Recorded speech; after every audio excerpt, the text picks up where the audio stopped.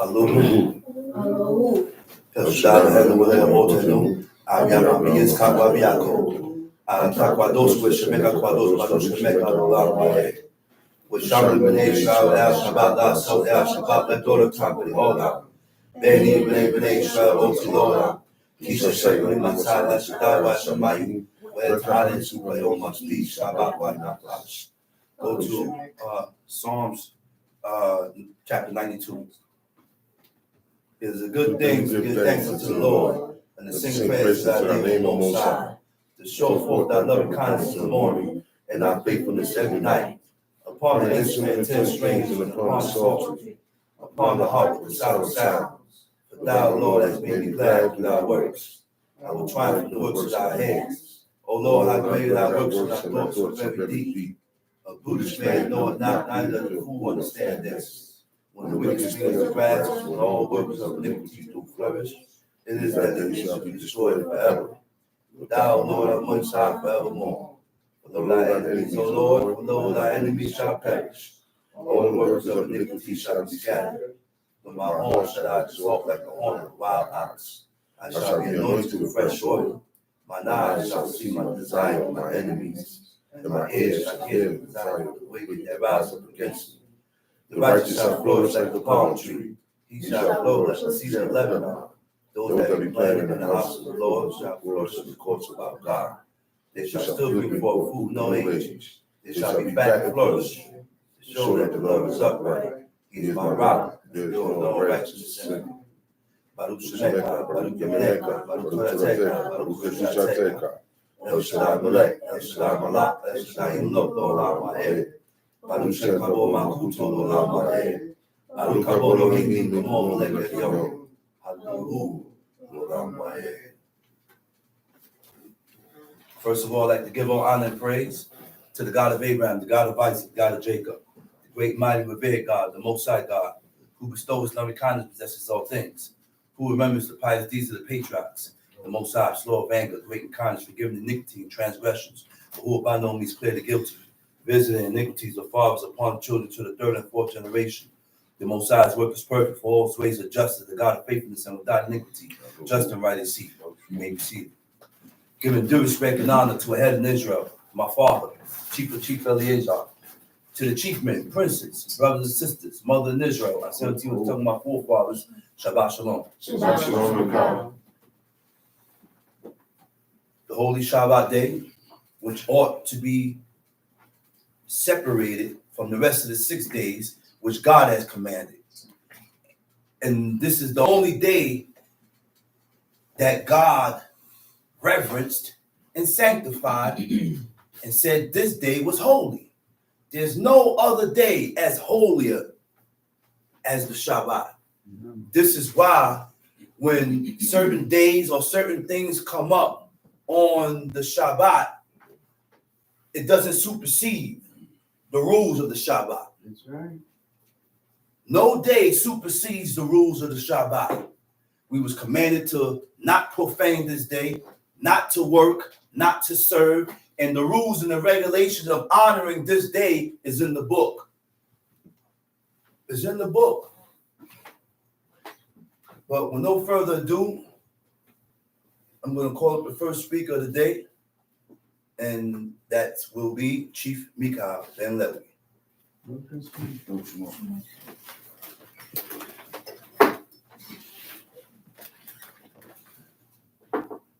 Come on.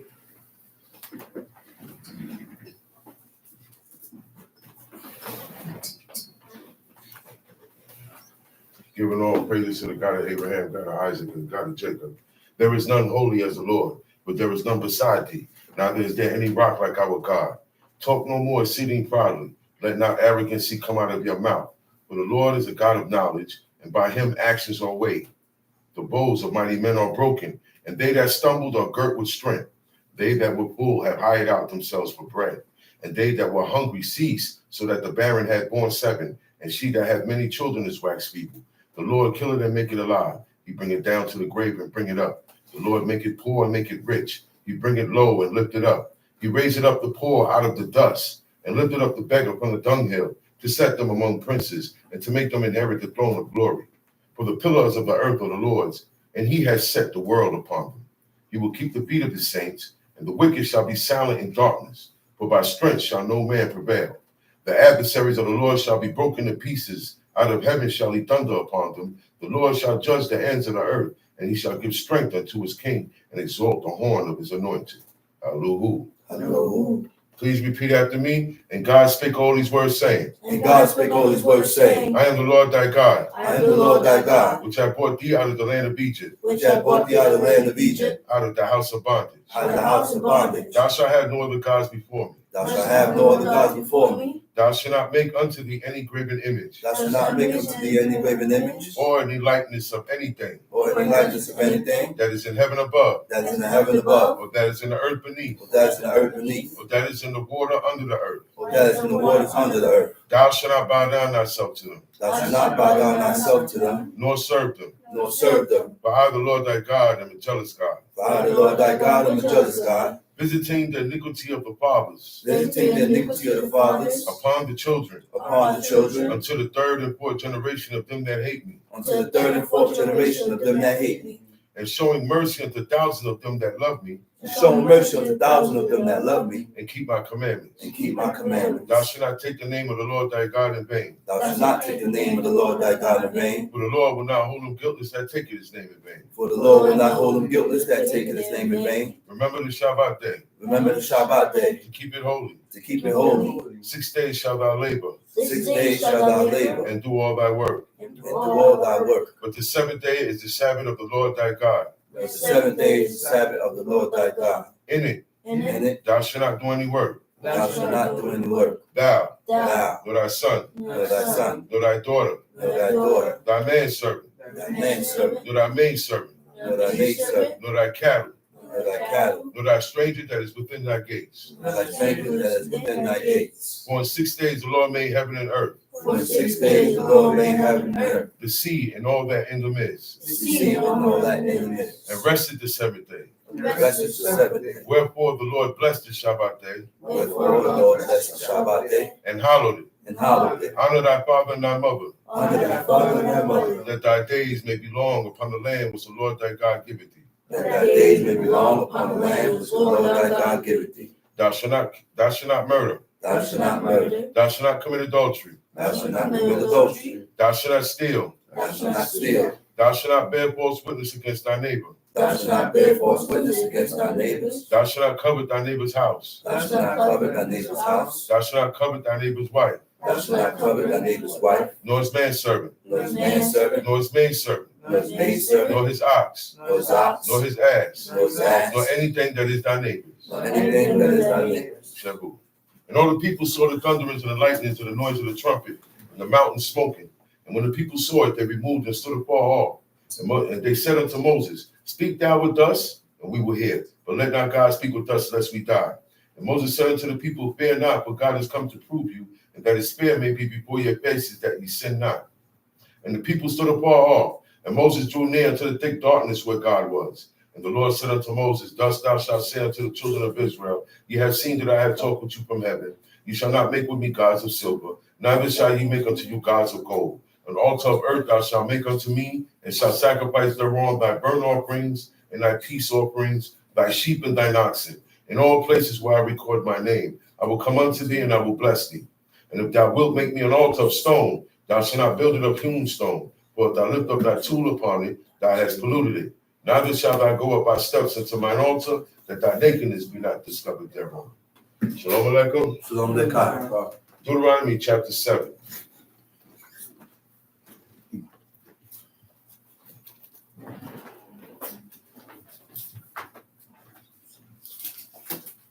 Got it?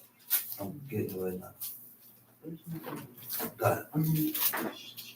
Deuteronomy chapter 7.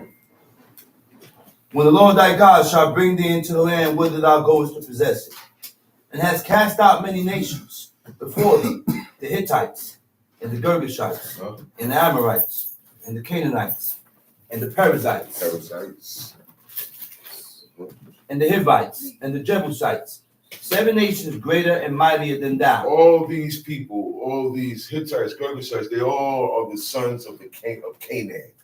They all come from a man named Canaan, and they all have their own tribes. These are called the Canaanites. These are the same people that Abraham did not want his sons marrying into. These are the same people.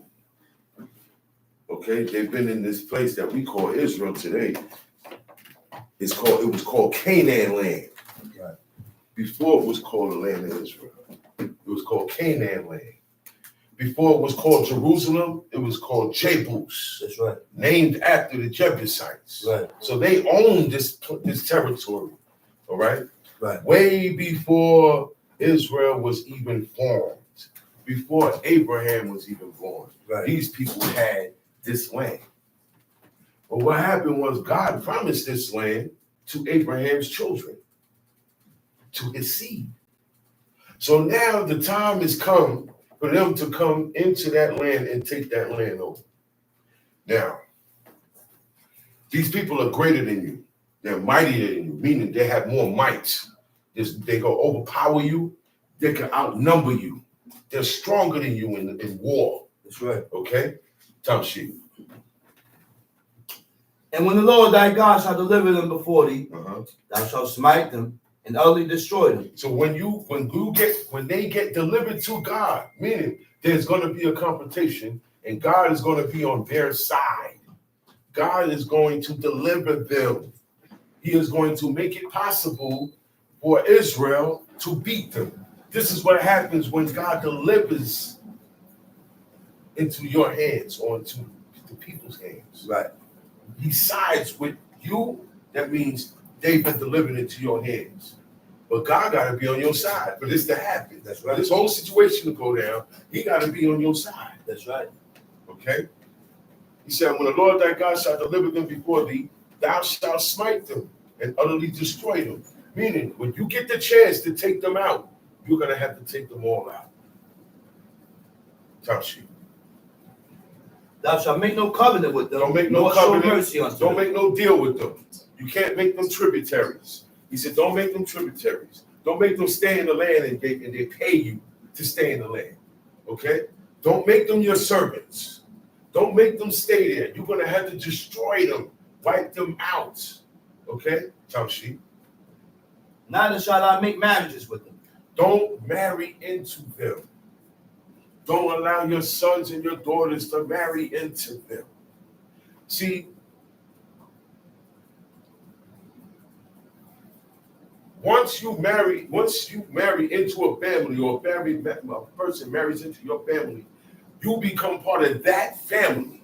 That's right. The daughter will become part of that family. Okay? That's right. That's why he said not to make down marriages with them. Your daughter, do not give to his son. Now, he's talking about the Canaanite son, Don't give your daughter, don't make a deal to get a marriage going between my daughter, which is Israelite, and his son, which is a Canaanite. Mm-hmm. Okay? He said, thou shalt not give unto his son nor his daughter, thou shalt not take unto thy son. You don't want to take a Canaanite into your family. That's right. That's right. In the Hebrew, it says, means To related to in marriage. That's right. You don't want to dwell with them because once you're related and married, once you're married, you're going to live together. That's right. So God said, I don't want you making no links with them. You don't make kids with them.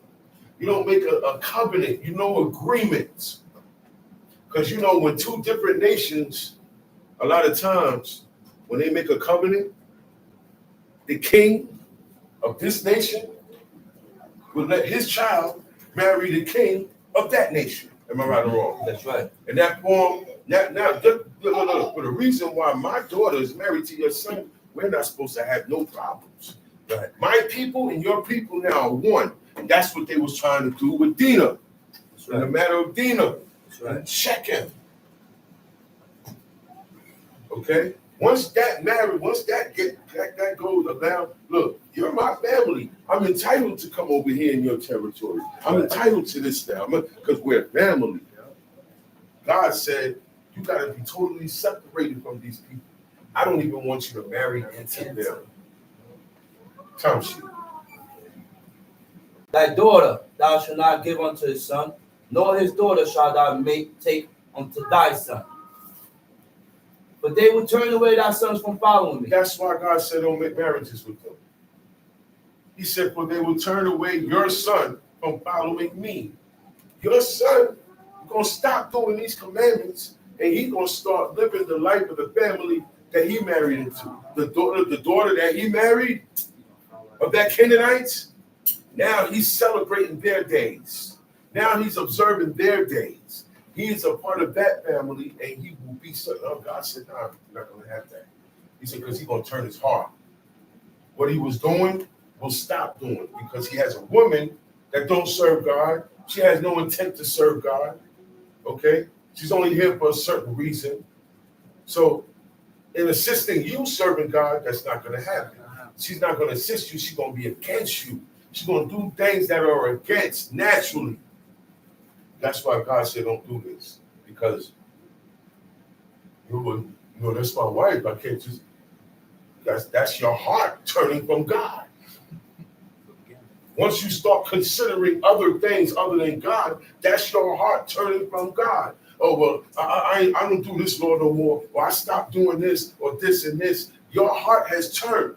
Why? In this situation, because of the woman you married. Yep, that's right. And we can see throughout the history, if the woman don't serve God and the man serve God, that's an obstacle for him. That's friction for him. Stumbling block. That's a stumbling block for him. Because she's going to do things that's going to get him in trouble with God. Because you are responsible for what your wife do and what your children do. That's right. He's going to hold you responsible. So now I go and marry a woman that don't serve God.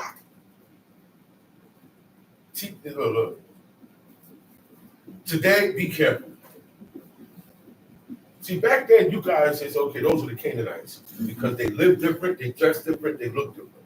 These are the Moabites. They look different, they dress different, they had to. Everybody had their own ID, dress code, and their territory. Today, it is not so. Everybody's mixed up. Everybody got Canaanite blood in them. Everybody got this in them, that in them, that in them. So you don't know who you marry until you marry her. Even in the Israelite nation, okay, a lot of look, it's ugly. A lot of situations was ugly, just like the heathen. Mm-hmm. Why? Because it got together just like how the heathen link up. That's right. God, that's why God said, man, I don't want y'all dealing with them. He said it will grieve me, man. If my son take a wife on one of these Canaanites, who's that? That's what Abraham said. Abraham. Yeah. Look, they all said it. Isaac. Mm-hmm. That's why Jacob wound up going on way back to the family. These chicks here, these local chicks, these broads, these females, they not trying to serve God. They don't want to hear that. So be careful. You can't force nobody. You have to get with a person that is willing to change their life to serve God. And that takes time and dedication and commitments, trial and tribulation. Don't just hop out there and marry somebody. Learn if you all right, first of all, how strong the man is how strong the woman going to be. How strong the man is how strong his sons and his daughters going to be. How strong the man is with God, with his laws, is how strong his house going to be, even after he departs. That's why God set this up. See, he's talking to the man. He said, he will turn your son away. Now you got a son out there that you never showed heathenism to. You have a daughter out there you never showed another God or idol. They never grew up in the church. But they live just like the heathen. They have acquired their ways, their actions, their thoughts, the way they react to things, how they think, their celebrations, their days. We don't have holidays. We have appointed times. Like this Monday is the Feast of Weeks. That is an appointed time. Right now, look. Right now, we in Jerusalem already. Everybody don't travel and went to Jerusalem. All males must appear before God in Jerusalem at this time. And all of our celebrations was before God. All of our celebrations is in Leviticus 23, Deuteronomy 14. Come sheep. Thy daughter thou shalt not give unto his son, nor his daughter shalt thou take unto thy son. But they will turn away thy son from following me, that they may serve other gods. He's going to wind up doing things that denotes that he serves another God. It expresses he served another God, because now he's going to be doing things, tolerating things that he didn't before he married this Canaanite woman. He's going to let certain things slide. He's going to let certain things come in the house that don't belong in the house. He's going to let her eat certain things. He ain't going to eat it. At first, he ain't going to eat it. He's going to let her eat it. That's not how you do it. Once you do that, your heart is being turned away. She's running it down. You can't compromise to break God's law or bend God's rules. And that's why God said, leave them women alone out there. Don't mess with the Canaanites. Make sure all these godly men left them women alone. He said, because they're going to turn their hearts. It's going to happen. He said that they're going to serve other gods, and then so will the anger. And now God is going to be upset. He's going to be angry. That's going to get him upset. All right? He said, something, and if you notice something, back here in the ancient world, the parents were the ones. The parents were the ones who arranged the marriages. Parents were there. The Bible is there. There was a broken homes. See, a broken homes means that whoredom was being done. That's right. Broken homes come from a broken relationship. It's never married. You understand what I'm saying? You look this way, she don't. What you expect out of that? Now you have children with them. Most of them children, and under that situation, it's not going to serve God. So all of this is going to get God angry. He says, so will the anger of the Lord be kindled against you, and destroy thee suddenly. Verse 5. But thus shall ye deal with them. He said, this is how you deal with them. Don't marry them. Don't make deals with them. Don't get cool with them. Don't accept them. When I give you the chance, destroy them. And this is how you deal with them. You shall destroy their altars. What is an altar? An altar. Y'all know what an altar is? An altar, okay, back then they would take big what we call boulders. In the book it says stones, but what we call boulders, we would take them, bring them together, okay? And it looked like a big building, okay? The Israelites had a ramp, like God said, right, on their altars. The heathens had steps. When you reach the top of the altar, this is where the animals get sacrificed. This is where they get bound in and they get sacrificed to God on the altar. Okay? God said when you get there in Canaan land and you go to destroy these people, you got to destroy their altars also.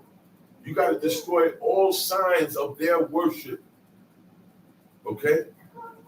They also sacrifice animals, but not to God. That's right. Okay? We were the only ones that did sacrifice. Okay? But our sacrifices was holy. That's right. It was separated. Okay? These sacrifices were accepted by God. The sacrifices of the heathen were not. That's why it's a certain procedure, okay, that goes with the sacrifices towards God. It's most holy. Can't be played with. Right? Those people's altars destroyed. They served other gods and demons on there. If somebody died in your house,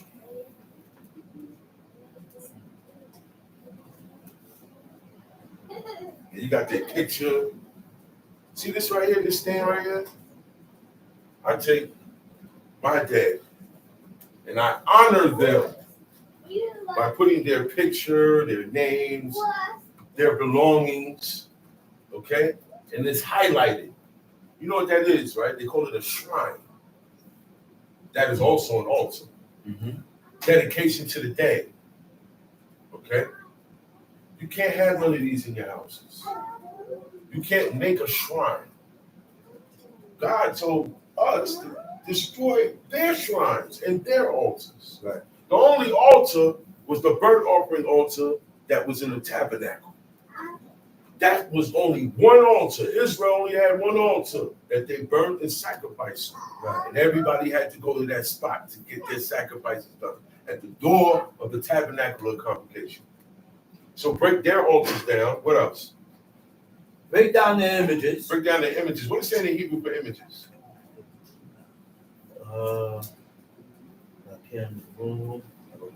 Matzebotan.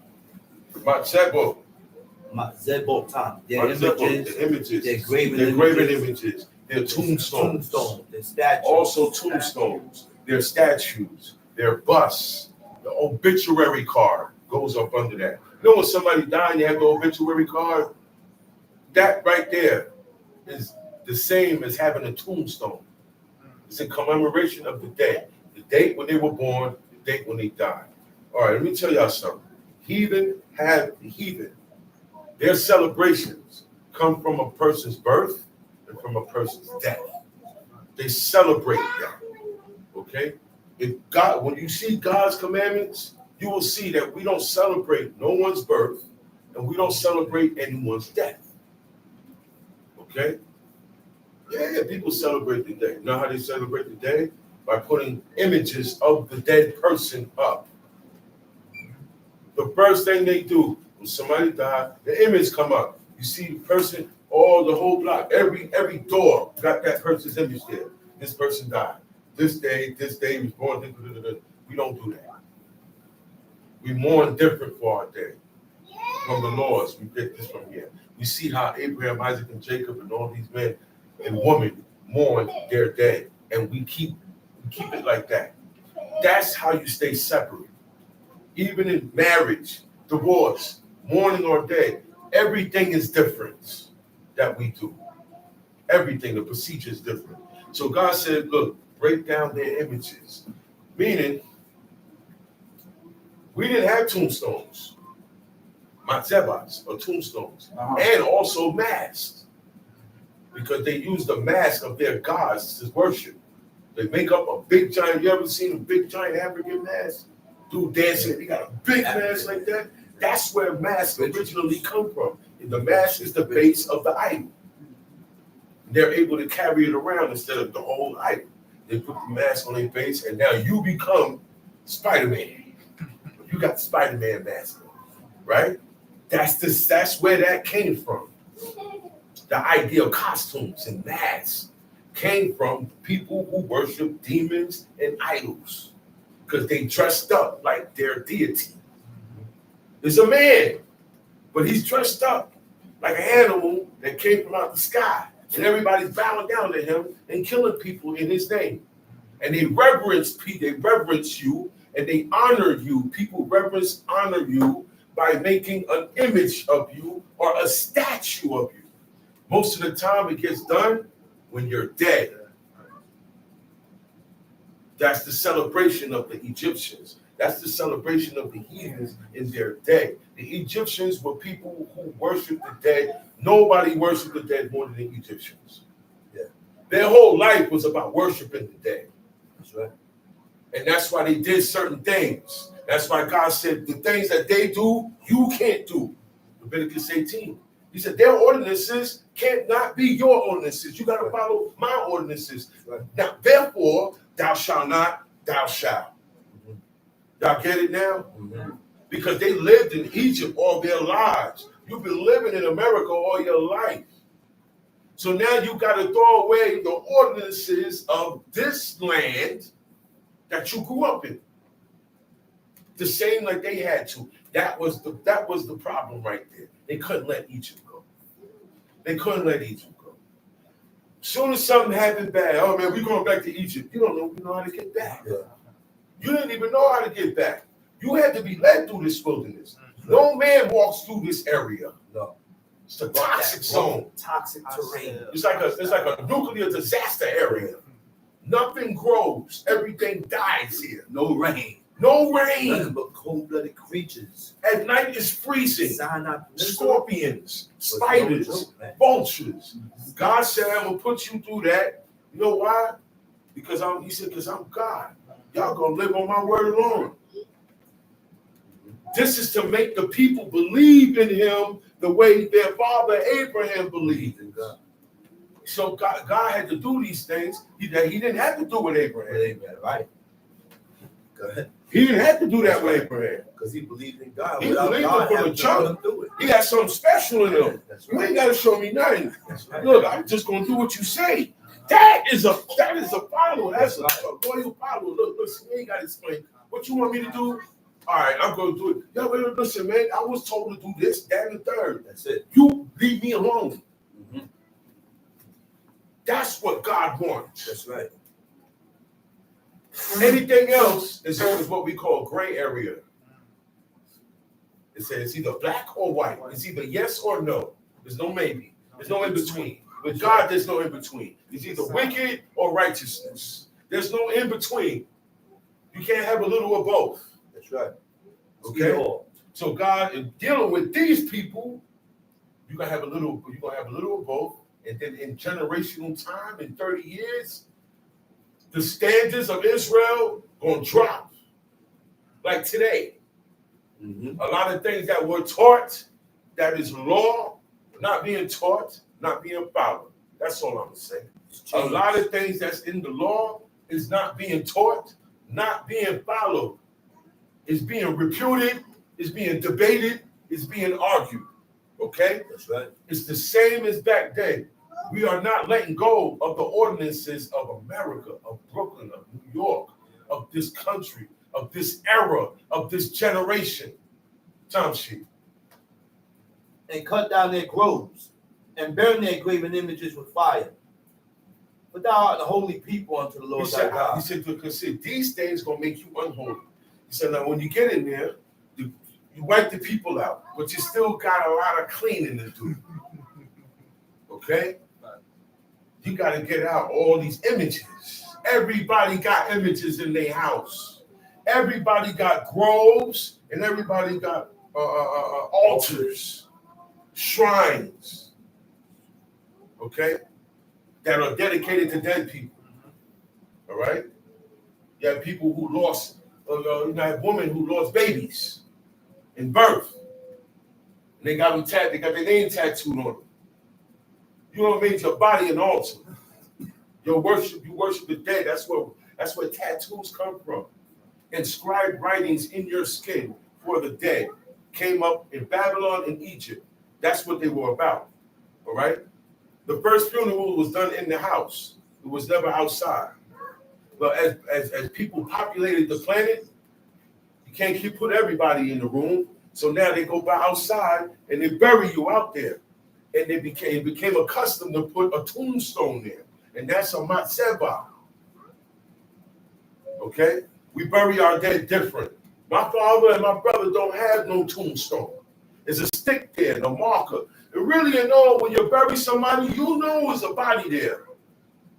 You know it's a bunch of dirt got digged out and put back. You can look and tell. Just put a marker there. Okay? One king got buried in his backyard. That's right. King Asa. He had a garden. He got buried in his own garden, his own land. Abraham said, look, I need a place to bury my dead. My family's getting to the point now. People are starting to die. People are of age. I need a spot. Cave of Machpelah. Back then, it was caves. You understand me? That's right. Before they were putting you on the ground, It would just put the body up deeper in the cave and leave it up in there. And that's what Abraham, Isaac, Jacob, and their wives, they were in the cave of Machpelah. Their bodies went up in that cave. Moses, Aaron, they went up in the mountain and went in the cave, found a spot, lied down, and gave up the spirit and died. They didn't get buried. Over time, modernization, everybody buries bodies now. Nobody does that. It was ancient days. There wasn't too much people out there. Okay? I'm gonna pour out a little bit of liquor. Put it there. Can't do that. I'm gonna roll up to my dead enemies or my dead homies. We can't do that.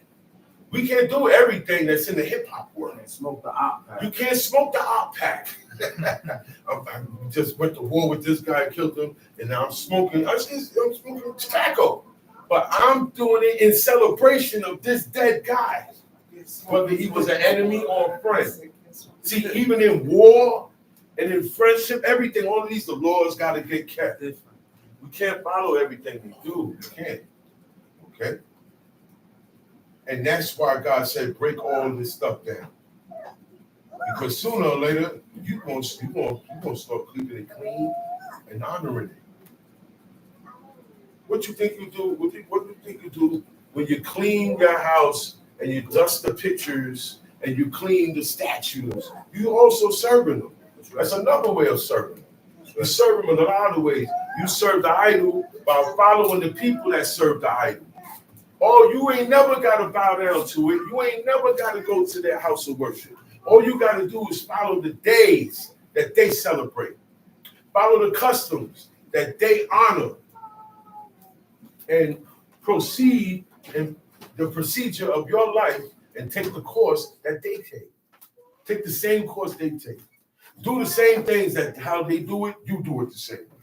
If they have this, we got to have this. If they do this, we got to have a version of everything the heathens do. I don't understand that. Yeah. When you're supposed to have your own thing. You're supposed to be unique. You're supposed to be different. You're supposed to stick out. You're supposed to be peculiar. Peculiar means, oh wow, you're special. That's right. You're sticking out. That's right. Because you don't live the way everybody else lives. That's right. And if you stay that way, people will respect you for that. That's right. Your boss will respect you for that. That's right. And if you don't, you gotta make a decision. There's times when you gotta make a decision, and this is where sacrifice comes in. Not everybody is gonna. I do Shabbat. I do that. Not everybody is gonna be accept that and honor that. Don't expect that. You had your chance where you was in a society where everybody was doing it. Now that's gone. Don't get mad because they don't want to accept the fact that you observe these days. All right? This is what God wants to see. Because look, maybe God hardened that person heart. Maybe he hardened your boss heart. Want to see what you want. See what decision you make. This is the sacrifice. I told you, you have to sacrifice. Okay? That's right. You only gonna get what you only get what you want by going after it. That's right. If I got a job and they still they're not budging. They still making me come in on Shabbat. If I don't go in, they're gonna fire me. Now most Israelites are gonna go in. Let's keep it a buck, right or wrong. Let's be truthful. Most Israelites are gonna go in, try to deal with it, whatever. Most of them are gonna live with that. Man, I gotta cut my bed for my job. I know. Look, this is how you know they're not supposed to touch their beard and their hair because they say I had to do this for my job. So that's not a good thing that you had to do for your job. Let's come on, common sense, right? So now for this job, if I have to do this, I don't want that job. But I gotta pay my bills. But I gotta get this done. But I gotta get that done. But I did it. You know what? That's what God wants to see now. Do you really trust in Him? Do you really believe what you read? Do you believe what you read? That's right. Because God ain't gonna let you. He ain't gonna leave you destitute like that. He's not gonna do that. He see that. Wow, you gave that up, and you're gonna go through it now. You're gonna go through it, but you're gonna hold. You're gonna hold, and that's what these people did. That's right. They went through it. They sacrificed to serve God, knowing what was going to happen to them. No, some of them knew they was going to die if they served God, and they still served God. I'm gonna put it to you like this. When I was in school, right, and kids used to act up in the class, right? You know what the teacher used to say? What? The teacher used to say, Martin Luther King and they used to say Martin Luther King and Malcolm X, these guys died so you can have an education. Sure. And this is how you honor that, how you repay them. Yeah. Well, I'm gonna use that same thing. I'm gonna use that same thing. These people that we read about sacrificed their lives, wives, children, whatever, to serve God. Ultimately, they lived and died to serve these commandments and to serve God. We chumping them out. Yeah. But we saying we ain't gonna sacrifice. We ain't got to do what they did. We don't have to live the way they live with these laws and still get what they got. Think about it. Mm-hmm. They died for it.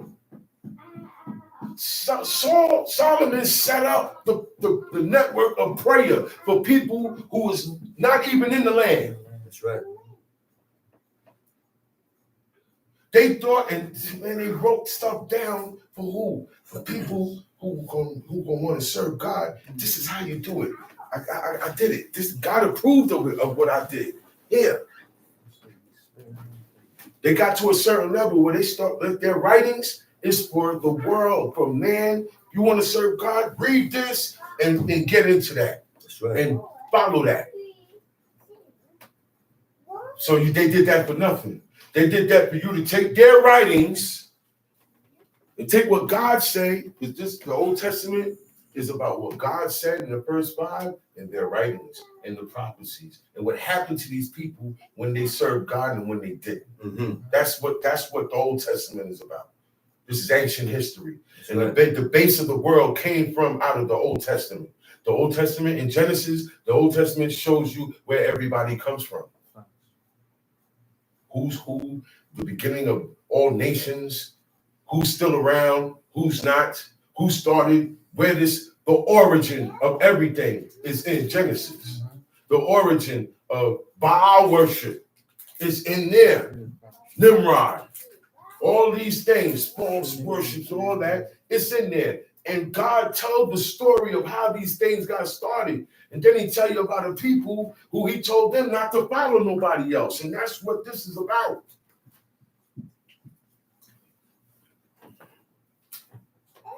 Back in the days, you wanted to be different. You wanted to, you don't want to be the same like everybody else. But today, everybody's the same now. Everybody got a one-mind principle, but not to serve God. Yeah. Remember that. The whole world, when they unite, it is not to serve God. Remember what God said at the beginning. He said, look what these people are starting to do. They all have one mind. He said, but look at what come to their head.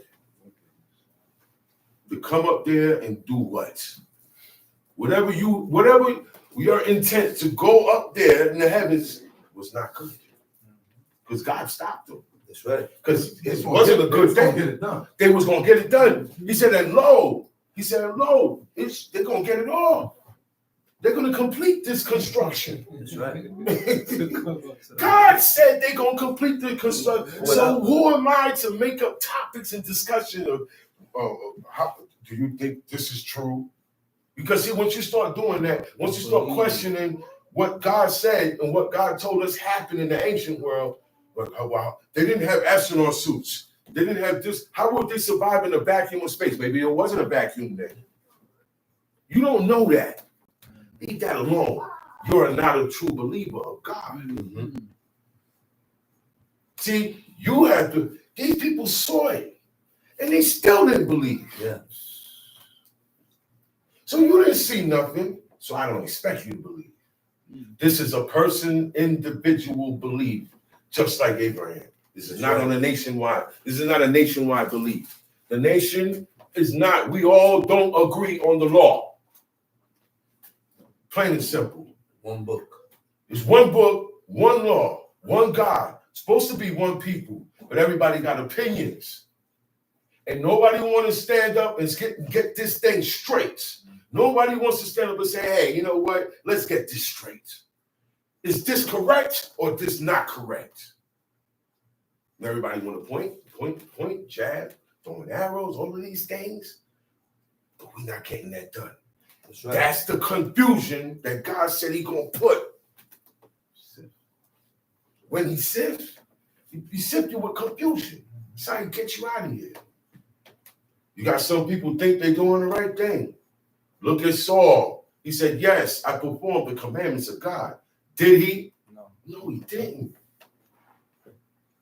Time sheet. But thou art a holy people unto the Lord thy God. The Lord thy God had chosen thee to be a special people. God chose you. Unto himself. This is why you had so much opposition. God chose you. So He expects you to live like this. Not the world. That's right. The world already chose. He can look, if God can look, well, are you the Lord? No. Ask God that.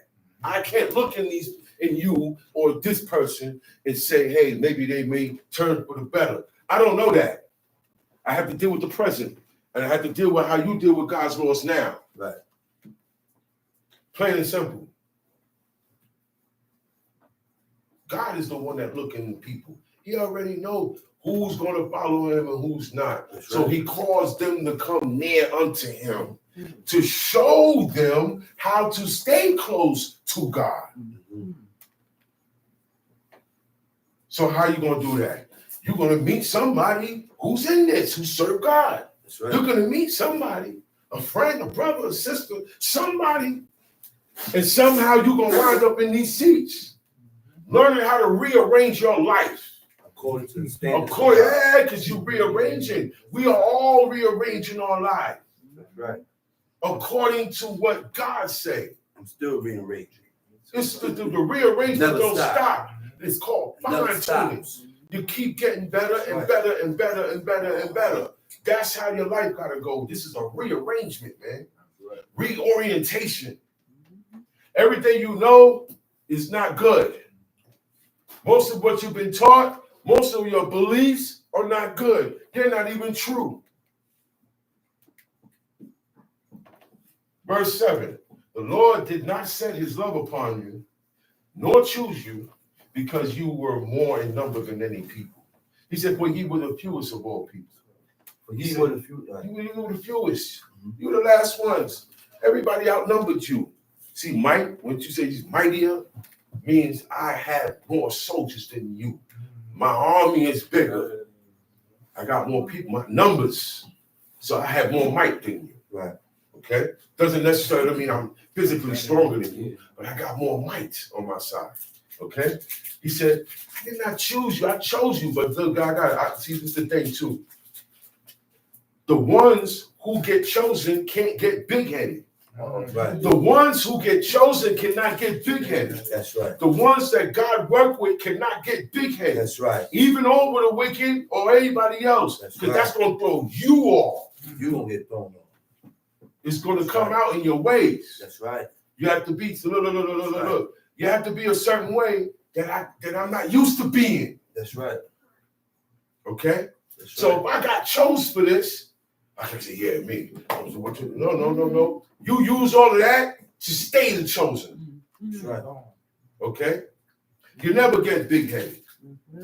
Look, sometimes the chosen say, who, me? I'm not good for the child. Yeah. That's a big child. What Moses did. Did Moses want that job? No. Did Moses want that job? No. Moses ain't want it. Moses said, no, some people. All right.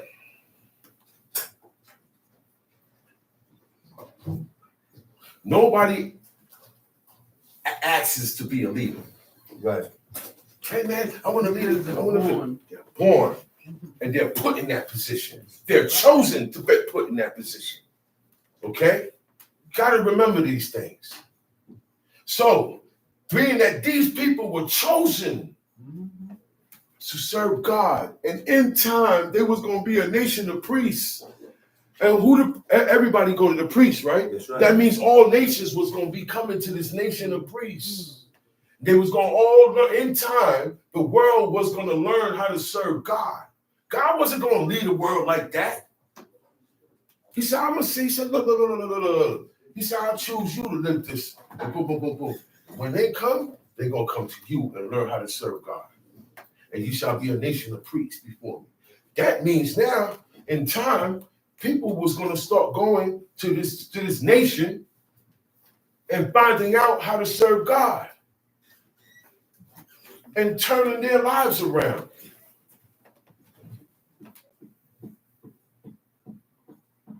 Ain't that something? Uh-huh. But we messed that up. We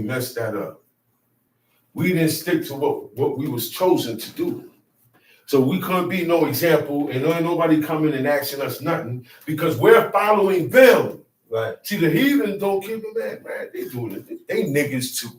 They're heathens too. They're Negroes too. They just dress funny. They're not gonna take it seriously. Tom sheep. But because the Lord loved you, This is why you got chose. and because he would keep the oath which he has sworn unto The your reason fathers. why God loved you because he made an oath with your fathers. Mhm. He made an oath with Abraham. He said, yo, Abraham, I dig you so much. And what you did is so commendable. You know what Abraham did? Listen. Today, people turn on God, turn on their parents. They turn on the God who they believe is God. Easy, very easy. Israelites turn on the Most High. No, there's no loyalty. There is no loyalty. In no house, no home. Okay? In no worship. There is no loyalty. Even with the heathen back then, they were more loyal than the heathen today in the church to their deity. They don't even follow their rules, much less the Israelites. So I look at this guy. He believed everything. He believed everything God said. God said, you know what, man? That's righteousness. Does that mean he's going to do it? He's going to do everything I tell him to do. Because he believed me. He's not going to question. He's not going to doubt me. You're not going to doubt me. Even if I tell him, go and kill your son. Abraham didn't doubt him. Abraham didn't have reserved feelings. God would have known. Okay? He said, because you did this and you didn't hold back and you was about to kill your only son for me, he said, now I know. See, look, God has to put you in a position to still see what you're going to do on your own. On your own. On your own. Okay? And then upon what you do, if you do the wrong thing, he harden your heart and keep you there. Just like he hardened Pharaoh's heart. You think Pharaoh's the only heart God hardened? Tell sheep. Had the Lord brought you up out with a mighty hand and redeemed you out of the redeemed you out of the house of the bondman, from the land, from the hand of Pharaoh, king of Egypt. Know therefore that the Lord thy God, he is God. He is God. He is God. The faithful God. He said, know therefore, recognize that the Lord your God, he is God. That's what he's telling them. He said, he is God. I am God. I'm the one. Not all them things that out there people calling God. You have to recognize this is the real one that you're with. This is the one here. This is God. You have many renditions in the world of who God is. Okay? But God told them he is God, the faithful God. Okay? Because see, all those other gods can't do nothing for you. So they're not faithful. That's right. There's things that are required and you're still not going to get it. So you're not faithful. He said, which keep it covenant. He make deals. Agreements. He make agreements. That's right. Pacts. Covenants. That's right. But you got to keep your part of the bargain. That's the God we serve. God is a deal That's the maker. God we serve. Ain't that son? Mhm. Look. You can break your hardened heart. Make a deal with God and stick to it and break that hardened heart. That's why he said, yo, man, you come at me this way, you come at me this way. Come make a deal if it's like that. If it's too hard, come make a deal with me. Keep the deal, and I'm gonna show you. God said, I will show you that I'm God, because I'm faithful. I'm not gonna let you make a deal and I don't show you my side. He said he's faithful, so he's gonna show you that on his side, it's a good thing. He got you. He said, which keep the covenant and mercy with them that love him. All these things come from the ones that love him. If you love God, that means you keep his commandments. That's how you show, wait, I want to love God. Do you keep his commandments? Yeah, well, then you love him already. That's how you love God. You can't love God the way you think you can love God. That's right. Or the way people say. That's right. You have to love God the way he said. Everything has to go the way God said. That's why God said it's a rearrangement. It's a different type of thinking pattern. What I look at as love ain't love. Because when I get mad at you, I turn on you. So I'm not faithful. God don't turn on you. God will punish you. That's right. He ain't going to turn on you. And when he punish you for your sins, that's mercy. Because you can wait, man. For some reason, you know why this happened to you. Your spirit knows. And you want to get right again, God. How many people don't left this way of life, the way of life, and coming back, right? They look, they know this is the right way to live. What's stopping them? Themselves. Their hearts have been hardened because they know better. Once you know better, presumptuous sin will harden your heart. That's right. Y'all understand that? It will make you stubborn. To where a simple order, you don't even have to come from God. You can't follow. Just think about it. A simple order you can't follow. Something wrong with you. Yeah. Why you can't? What is stopping you from doing this? What is stopping you from always doing the right thing? What is stopping you from being correct? What is stopping you from being fair? Tell she. And keep his commandments to 1,000 generations, and repay it them that hate him to their face. When you hate God, you love God, you keep his commandments. So who don't keep his commandments, hate God. That's right. That's what I get from this. He said he repaired them that hate him to their face, to destroy them.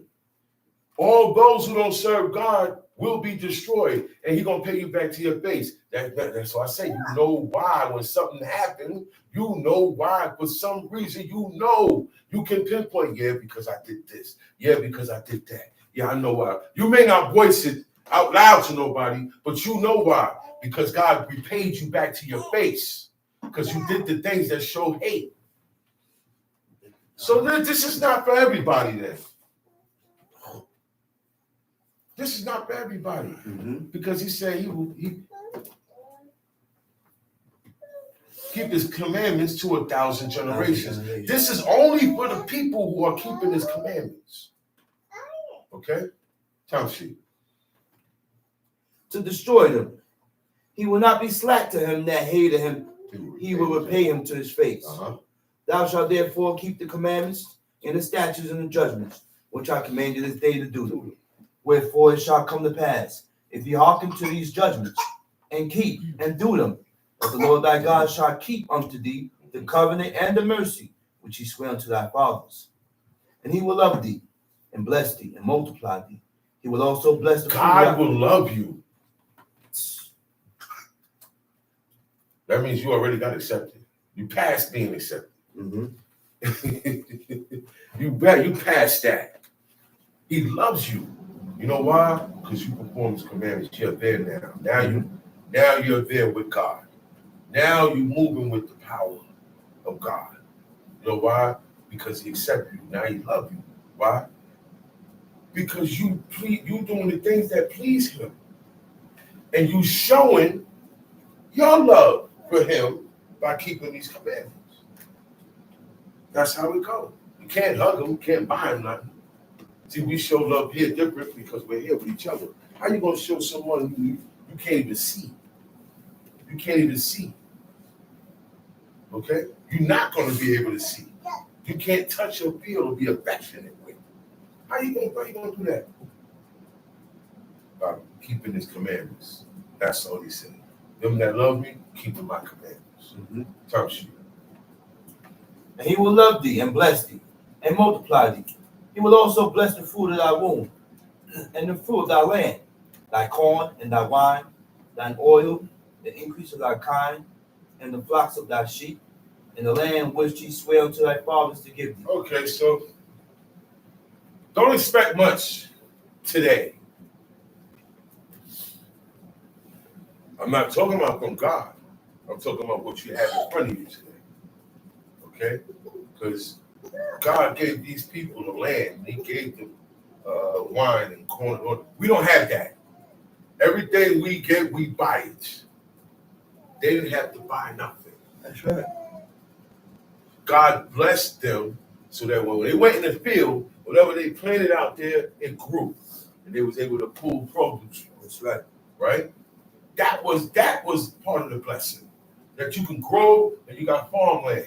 And you can eat and store and eat. And you got fields. And you got what? Flocks of sheep. We don't have that, do we? Do we have that? Okay. You got bank accounts now. That's what you got. Your personal stuff is in your bank account. That's your farmland. So everything, the system is different. We don't have this. So God will bless you. You're going to be blessed in other things. Because He's not going to bless you in this because you don't have this. You don't have the means to have this. Tell me. Thou shalt be blessed above all people. There shall not be male or female barren among you or among your cattle. Thou shalt. Now this show you what blessed is now. Blessed come in different forms. Another form of blessing of God is when a woman doesn't have a miscarriage or is not barren. See, Sarah, she was barren. When God caused her to be pregnant, God blessed her. They were blessed. She was blessed before she was able to get pregnant. You know when she was blessed? When God told Abraham at this time next year, you're going to have a son. Isaac. Right. Because God blessed him in that chapter. That's right. And his wife. Names got changed. We call that a promotion. Right or wrong? That's right. So a woman could be barren, but then God could always turn that around. I've seen that today. I know a lot of women that couldn't have babies, and all of a sudden, yeah, finally got prayer, I got my baby. God gave me a baby. That's who gave you the baby. God. Okay? Man and woman. I knew you said, well, my wife gave me this baby. She been no, God gave us these babies. That's right. See, it changed. The mentality, everything changed. Certain things you can't even say when you're serving this God. That's right. Tom Sheep. And the Lord will take away from thee all sickness, and will put none of the evil diseases of Egypt, which thou knowest, upon thee. So will lay them upon all them that hate thee. So we won't get sick. We won't get diseased. No disease existed amongst Israel when they're following God. Ain't that something? But God, I don't care what's wrong with you, God can turn that around like that. I've seen it. Without medicine. Make the doctor say, damn, this is a miracle. This is a miracle. They've never experienced this. This is not supposed to happen. You're supposed to die. You're supposed to stay with this disease. You're supposed to stay with this. This happened. But God, it's the blessing of God that does these things. It's the blessing of God that does these things. He's saying he will take away these sicknesses and will put none of the evil diseases of Egypt. Now, see, this was personal. Because in parentheses, it says, which thou knowest. Those people who God was talking to were the ones that came directly out of Egypt. So he said, look, man, I will put none of the evil. So who put those diseases on Egypt? God. He said, I will put none of the evil diseases of Egypt that was going on in Egypt. I ain't going to put that on you. So God was the one doing that to them. God is the one that does this to the people. God is the one that crippled come out the form. God did that. Ask him why he did it. But when we read, you will learn why these things happen. Why it happens. If you read. Part of curses, all these things are curses. Okay? All this is under the banner of curses. So somewhere along the line, the seed got cursed, and now this child came out like this. Tell you. Thou shalt consume all the people which the Lord thy God shall deliver thee. Consume them means wipe them out. Consume means to eat them all up. Get rid of them. Oh, that don't sound humane. Listen to me. All these people that all of a sudden think they have a better heart than God are wicked. Nope. They're wicked. That's right. You ain't gonna be more merciful than God. That's You can't be more merciful. Mercy comes from God. That's right. That's why humans are born with traits of that. Kindness. Because it comes from kindness, compassion, all that a welcoming arm. All that comes from God. Those are attributes, top attributes. God's attributes. Okay? Godly attributes. So don't tell me nothing about humanity. That's right. God tells human how to be human. Yeah. God tells us what to do, what not to do, to be cruel. God tells us what is cruel and what is not cruel to animals. That's right. God tells us what is cruel and what is not cruel to each other, to the children. Every word has a meaning that God defines. We don't define it. God defines it. God tells us what. If you do this, that shows you hate him. If I accuse you of something that you didn't do, I hate you. That's right. False accusation. But I'm not walking around, man. I'm not trying to kill you, but I hate you. Mm-hmm.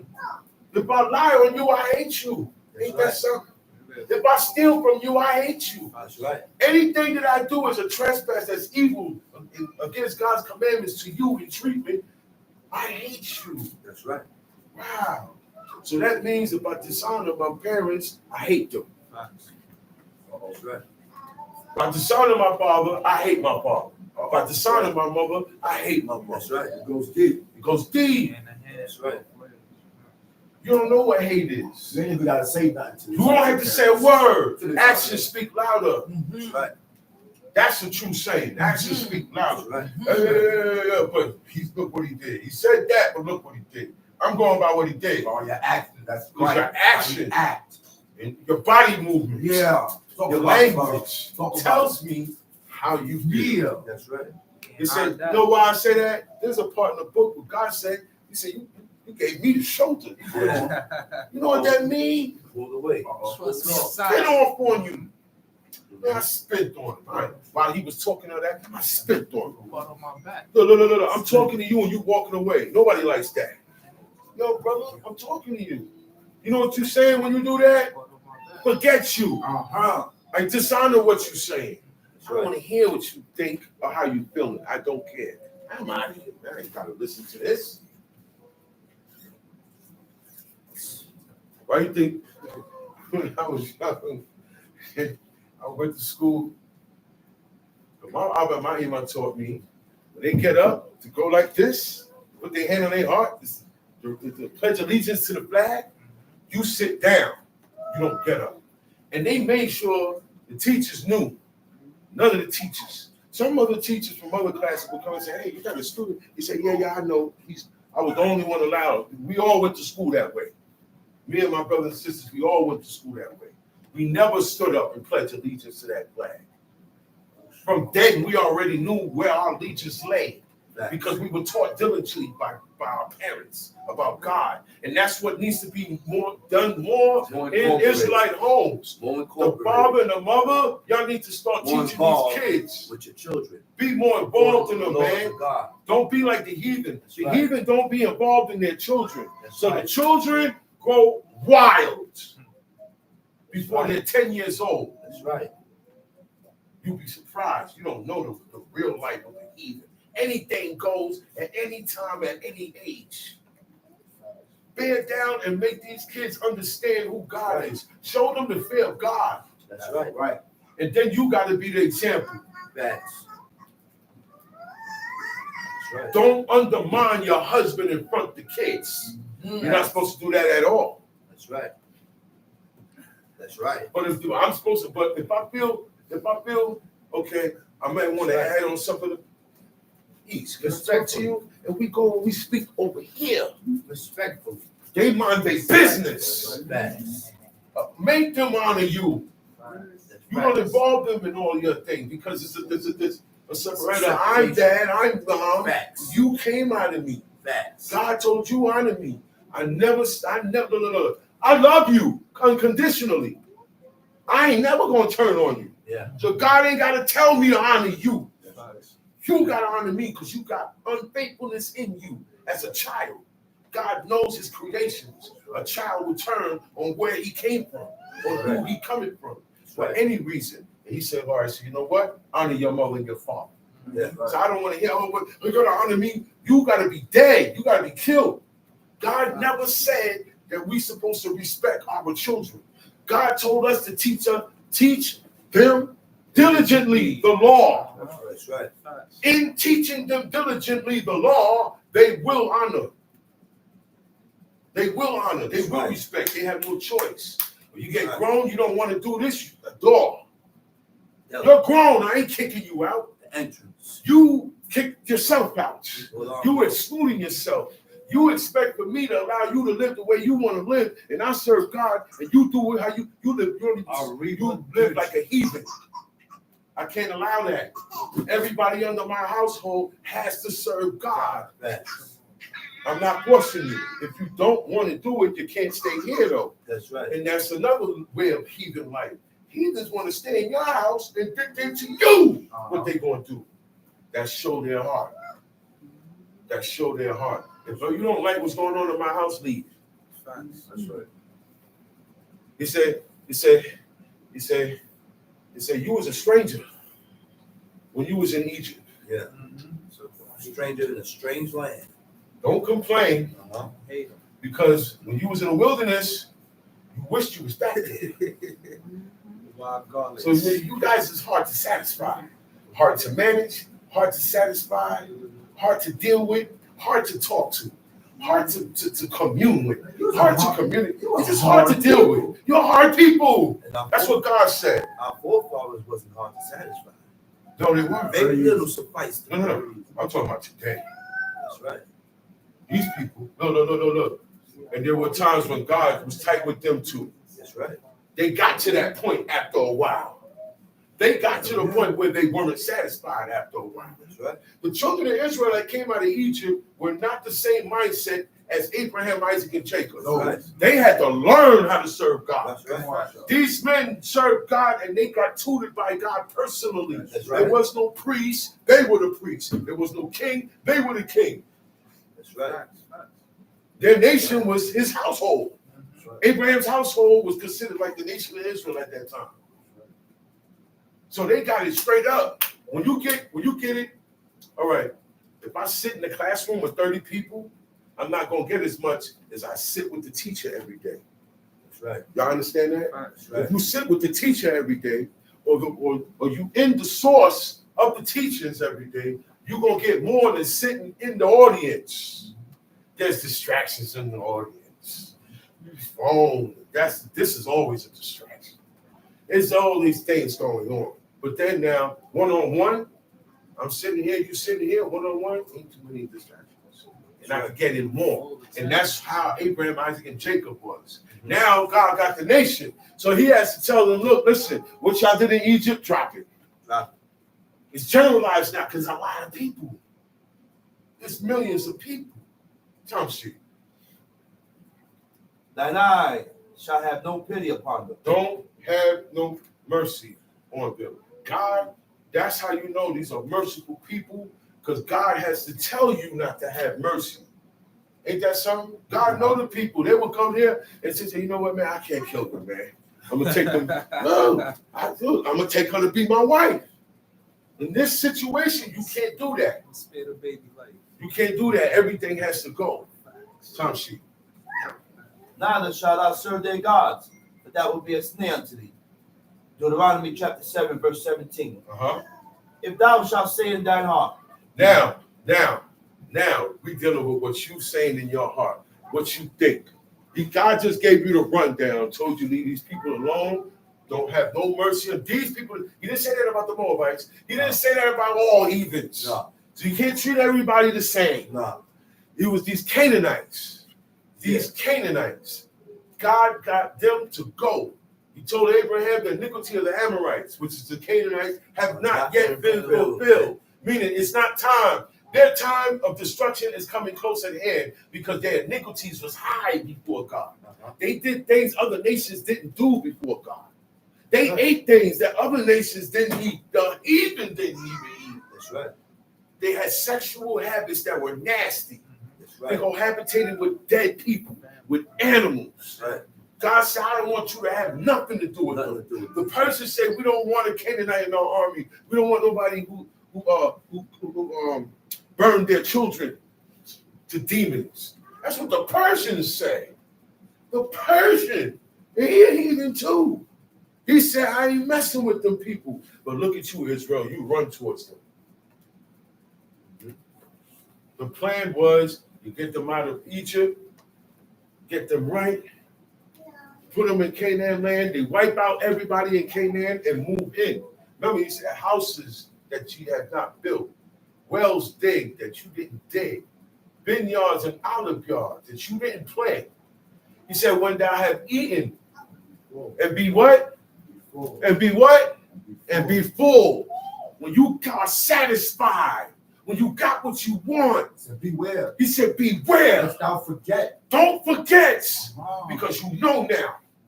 He said, beware when you got your $1 million. Beware when you got your house. Beware when I give you this. And you say, oh, thank God. He looked down. Now you beware.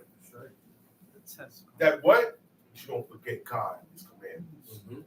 He said, don't mess around and have me move you guys in, kill all these people to move you in, and then y'all forget about me. And y'all follow the same people that I moved you out. Or you follow the people you came from. Because God said, Egypt, the ordinances of Egypt from whence he came, thou shalt not do. And the ordinances of Canaan, where I'm about to bring you, thou shalt not do. We can't live by the laws of the land. Well, today now, a little tricky. Because judgment, most judgment, first of all, to do judgment, you got to live by law. You got to live by law. Law has to be performed in order for a violation to occur, and judgment will be incurred. That's right. Judgment is the penalty and the consequence of a wrong done action against a rule. Okay? Once you go against this rule, there's a penalty. Oh, well, the penalty for this is $100. You got to pay $100, brother. Yeah. You go to court, surcharge, $360. All right, well, this charge here, you might have to go to jail for. You might have to go sit down for a couple of weeks or months or years and pay. Everybody that do time has a surcharge. Everybody that goes up do time and has to pay a certain amount of money. Because then now it messes your credit up and all that. Yeah, there's fines. This is called judgments, penalties, consequences, or actions taken against laws, rules, or established facts. Time sheet. These nations are more than I. How can I dispossess them? He said, if you say in your heart, because God knows how we think. He said, you know what, these people are. So, might look at them and say, there's a lot more people. We're outnumbered. There's more of them than us. He said, if you get that thought in your head, thou shalt not be afraid of them. That's a commandment. He said, I don't care how it looks, don't be afraid of them. Just by you being afraid of them is a violation. You know why? Because you're going to show that when you're afraid, you're going to show action to show that you're afraid. Right. The same way, if I'm a fear God, I'm going to show action to show that I fear God. Okay? He said, thou shalt not be afraid of them, but shalt well remember what the Lord thy God did unto Pharaoh and unto Egypt. Don't forget. Y'all guys were there. He said, don't forget what I did to Pharaoh in Egypt. And you guys were outnumbered then. He said, don't forget that. Don't forget what I did to these guys. Don't forget what I'm capable of doing. So in other words, God's saying, don't have no doubt in your head. Don't look at the enemy and start having doubts and getting scared and coming up with reasons not to go. He said, because I already showed you what I did to Egypt. And these guys were on top of the world. Mm-hmm. Everybody was scared of these guys. Everybody looked to this guy. This guy put in a lot of action. This guy's a killer. He's a shooter. He's a ooter. But then when something happened to him now, he ain't as bad as when everybody, oh, what happened? Oh, that happened? First world power. Oh, wow. Egypt got taken out. Mm-hmm. The word was Egypt got taken out by the god of slaves. You ever heard of that before? The history books say that's what they were saying. They said, yo, those slaves, we were slaves. Mm-hmm. We came out of Egypt slaves. God made us a people. But when we came and said, yo, those slaves, they got a God that's with them. And he fights for them. And he's undefeated.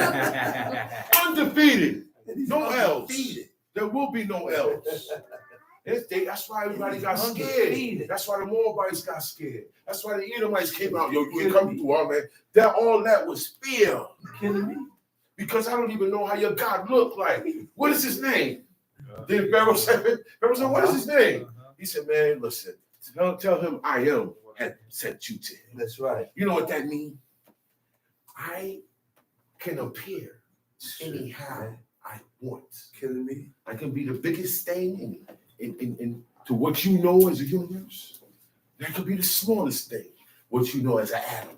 I can be smaller than that. Yeah. I could be right beside you and you don't know. Mm-hmm. I could come to you as fire, burning something, but it's not being burned. I could come to you in a whirlwind. I could come to you, look, man, anyhow. That's why God said, I am. You can't put a title or a name on me that you know about, because I'm not none of your gods. I'm not none of your gods. Remember, the pharaohs and the Egyptians, everything had a god to it. The god of paint, the god of magic markers, the god of cups, the god of water, the god of fire, the god of fabric, the god, all the heathens had a god for everything. And this is why God systematically went at their gods. Every plague is a direct shot at their top deities. Term sheet. The great temptations which thine eyes saw, and the signs and the wonders, and the mighty hand, and the stretched out arm, whereby the Lord thy God brought thee out. So shall the Lord thy God do unto the people of whom thou art afraid. I know you're afraid of these people because they outnumber you. You were not warriors. You were slaves. Remember that. That's why God said, don't forget your past, man. Mm-hmm. Don't turn on the Egyptians. Don't hate them. Because you was in their house. Okay? Yeah, but they was trying to wipe us out. Listen, man. When you got in the wilderness with me, you begged to go back with them. You said, I'd rather be in Egypt. But remember, you was getting beat in Egypt. But you was okay because you was able to, when you're not getting beat, you could go in the back and find some garlic. And you could find melons. Out here, you're not doing none of that. There's nothing to find. There's nothing growing. There's nothing to pick. Okay? But in Egypt, they wanted to go back. Listen, many times 10 times they wanted to go back to Egypt. God said, look, listen, let me tell y'all something. Do not hate the Egyptians. Do not abhor the Egyptians because you was a stranger in this house. He said, and don't abhor the Edomite because he's your brother. Okay? This thing is about controlling your thoughts and your feelings and your actions. It's doing the commandments and also controlling your thoughts, feelings, and actions. Aaron's sons got killed. because they burned strange incense, strange fire in the holy place of God. He couldn't cry. He couldn't mourn. God kill your child right now, tell you not to cry, or you gonna be able to hold that. That's a hard thing. That's why your dedication for God gotta be. When things like that happen, it make you more resilient. Say, look, God, the Lord give it, the Lord take it away. Blessed be His holy name. I'm not questioning nothing. That's what it is. That's what it is, man. That's not gonna stop me from serving Him. Right. That's His will. Yeah. I don't have to be here. I didn't have to be here. God didn't have to cause me to exist. He didn't have to He didn't have to make me exist to serve Him or to be here and know anything. I didn't have to exist. So whatever God says good is good. It's been a lot going on before I got to this planet. Who am I? And that's how we have to do it. Break the stubbornness. Because we're stubborn, man. We're stubborn with each other. We're stubborn for our own. I'm stubborn against my own hurt for myself. Then I'm stubborn with you, and then we both stubborn with God. Too much stubbornness. Time sheet. Verse 20. Moreover, the Lord thy God will send a hornet among them. You know what the hornet is, right? It's not a bee. The hornet is worse than a bee. A hornet's nest. You stumble upon a hornet's nest, please move away from the area very quickly. Don't hit that thing. Don't hit that hive. They will come out angry and they chase you. Hornets chase you. Okay? Bees, you can run from the bees, right? But not the hornets. The hornets, that swarm will come after you and they will bite you up, and they will kill you right there on the spot. You can die. Will paralyze you and you die. But God used those hornets. Further down in the prophecy, it said God hissed for the bee. He goes, psst. And the bee, see how you looked up? That's what the bee do. When God goes, psst, the bee look up. Go over there, swarm them, swarm those crops. The locusts, swarm this, eat that up. He said, and the fly that is in the uttermost parts in the caves of Egypt. He said, look, we over here in Babylon, right? God want a swarm to come here. He'll call for them, and they sitting up all in Egypt in caves in their hives. They'll come from miles away to come and hit this spot and go. That's the command of God. It rained here, but it ain't raining over there. That's the command of God. We was just talking about it because it rained crazy last night, right? But it don't look like that now. But that same rain don't travel somewhere else, and it's pounding right now. That's the command of God. You can't fathom that. You can't make no machine to control that. That's right. See, but they're controlling the weather. They're not controlling nothing. They don't control the weather. Man cannot control the weather. Don't let the news and all that stuff fool you. Yeah, they got a weather machine up there, but all it do is make the weather worse. Yeah. Because you trying to mess with the will of God. God control that weather. That's right. You can't control the weather. In order to the weather cannot be the same all over the planet. Y'all know that, right? It can't be the same. It's different the way God made everything.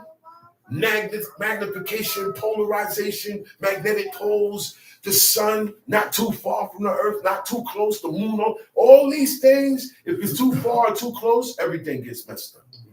It said God made the heavens and the earth in his infinite wisdom. That's right. Okay? That's right. He put this together with wisdom. When we sin against him, those things get turned against us. That's right. Okay? Because we turn it against the will of God. Time sheet. Verse 21. Thou shalt not be afraid at them, for the Lord thy God is among you, a mighty God and terrible. And the Lord thy God will put out those nations before What God you ever heard call himself terrible? All righteous, but he said he's terrible. You know why? That he could do the most terrible things to you. There's nobody better than God. Nobody more powerful. Look. Nobody to consort with him. Nobody to sit down and say, hey, God, look what you're doing with the people. There's nobody there. There's nobody that exists like that. There's no, he cannot be questioned. Yo, why you did that to the people? Why you did this? Why you did that? Who are you to question me? If you read, you will get the answer. All the answers is there, really and all. There's certain things God ain't tell us, and things he got, it's right there. He said, yeah, because, and this shall happen, because he did not.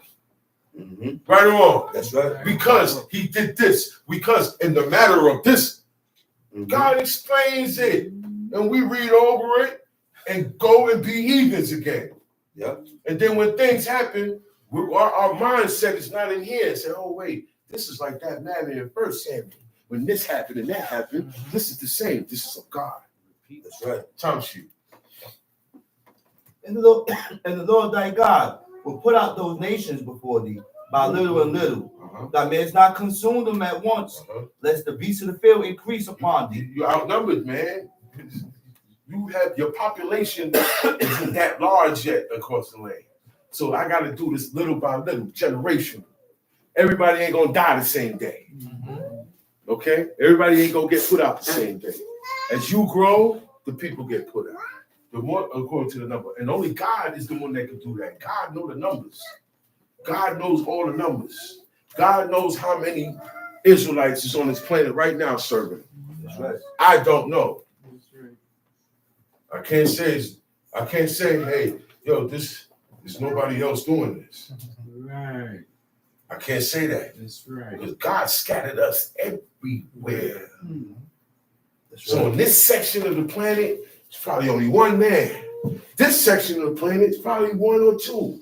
You don't know that. See, that's what God do. God said, I scatter and I gather. Our job is to teach the ones that he brings here. To teach the ones that we encounter and our children. That's right. Stop concerning yourself about the world. The world is not concerned about God or you. Okay? Come sheet. Deuteronomy chapter 7, verse 23.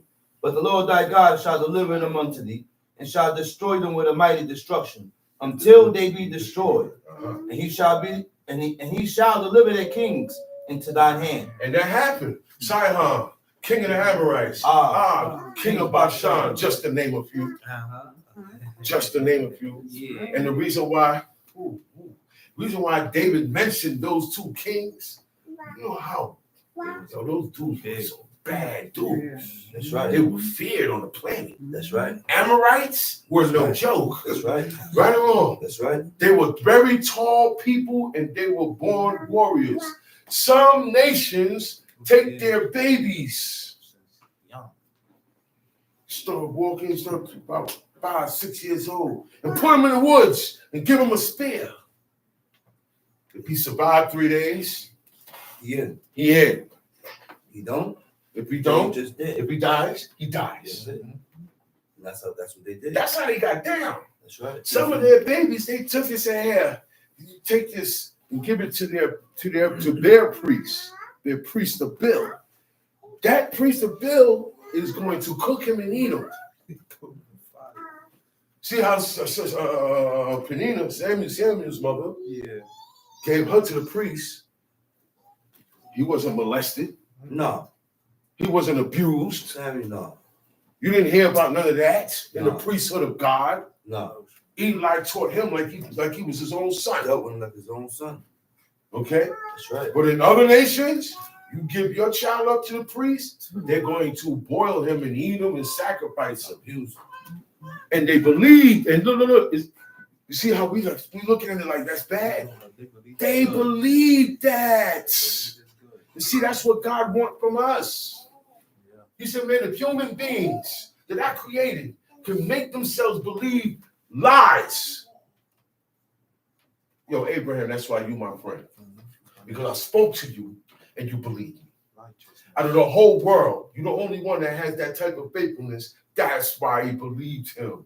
He had certain traits in him already. Abraham. God looked and seen it. That's why God stepped to him and said, walk before me and be perfect, because he was capable of walking before God and being perfect. That's right. We got to work ourselves in it. The man was already built for it. That's right. So that's why God said, look towards Abraham. That's the one. Look towards him. We wouldn't have had no Davids, no Moses, no nobody if it wasn't for that guy.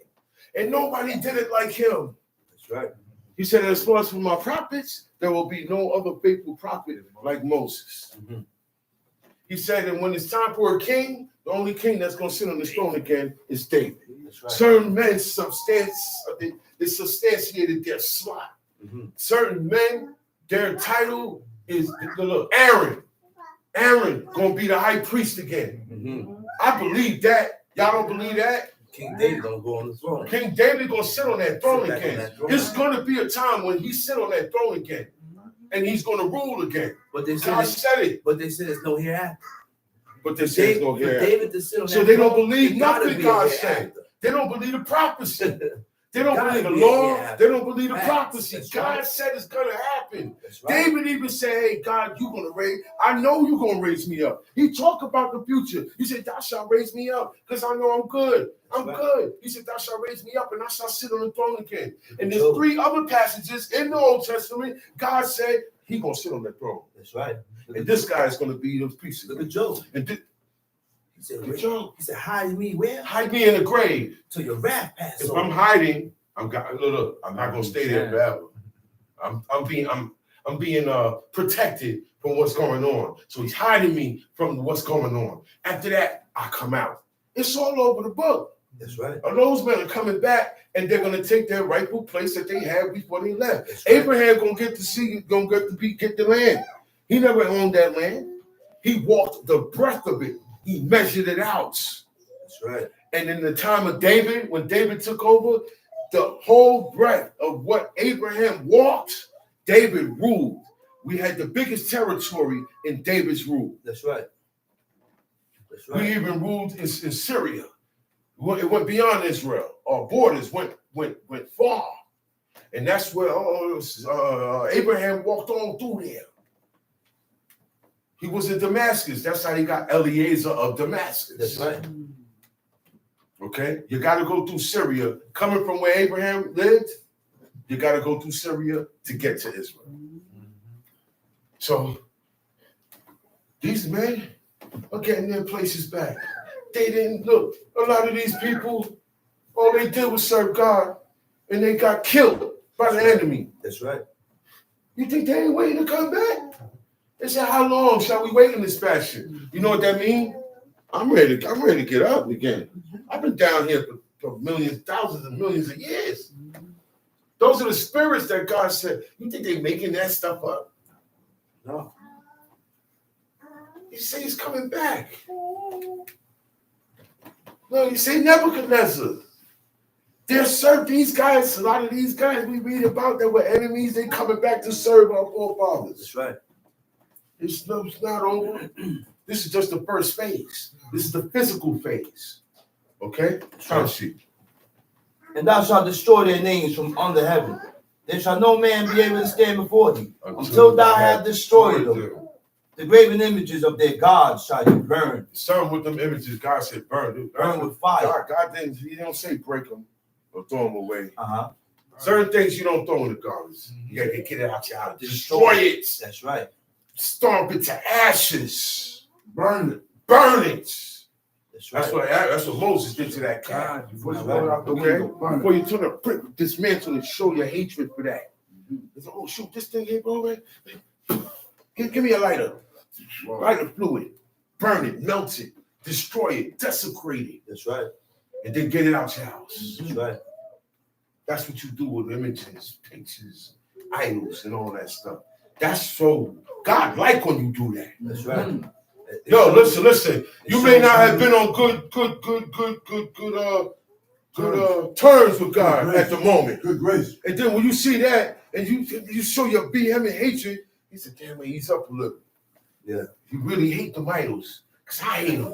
I like that. I like that. He's fair. He's fair. Absolutely. He said, yo, you know what? I'm give him a shot. Absolutely. Because he showed so much hate for that. Well, was the thing I hate. Or he showed so much love and he considered, and you know what? Nobody else. For the things I love.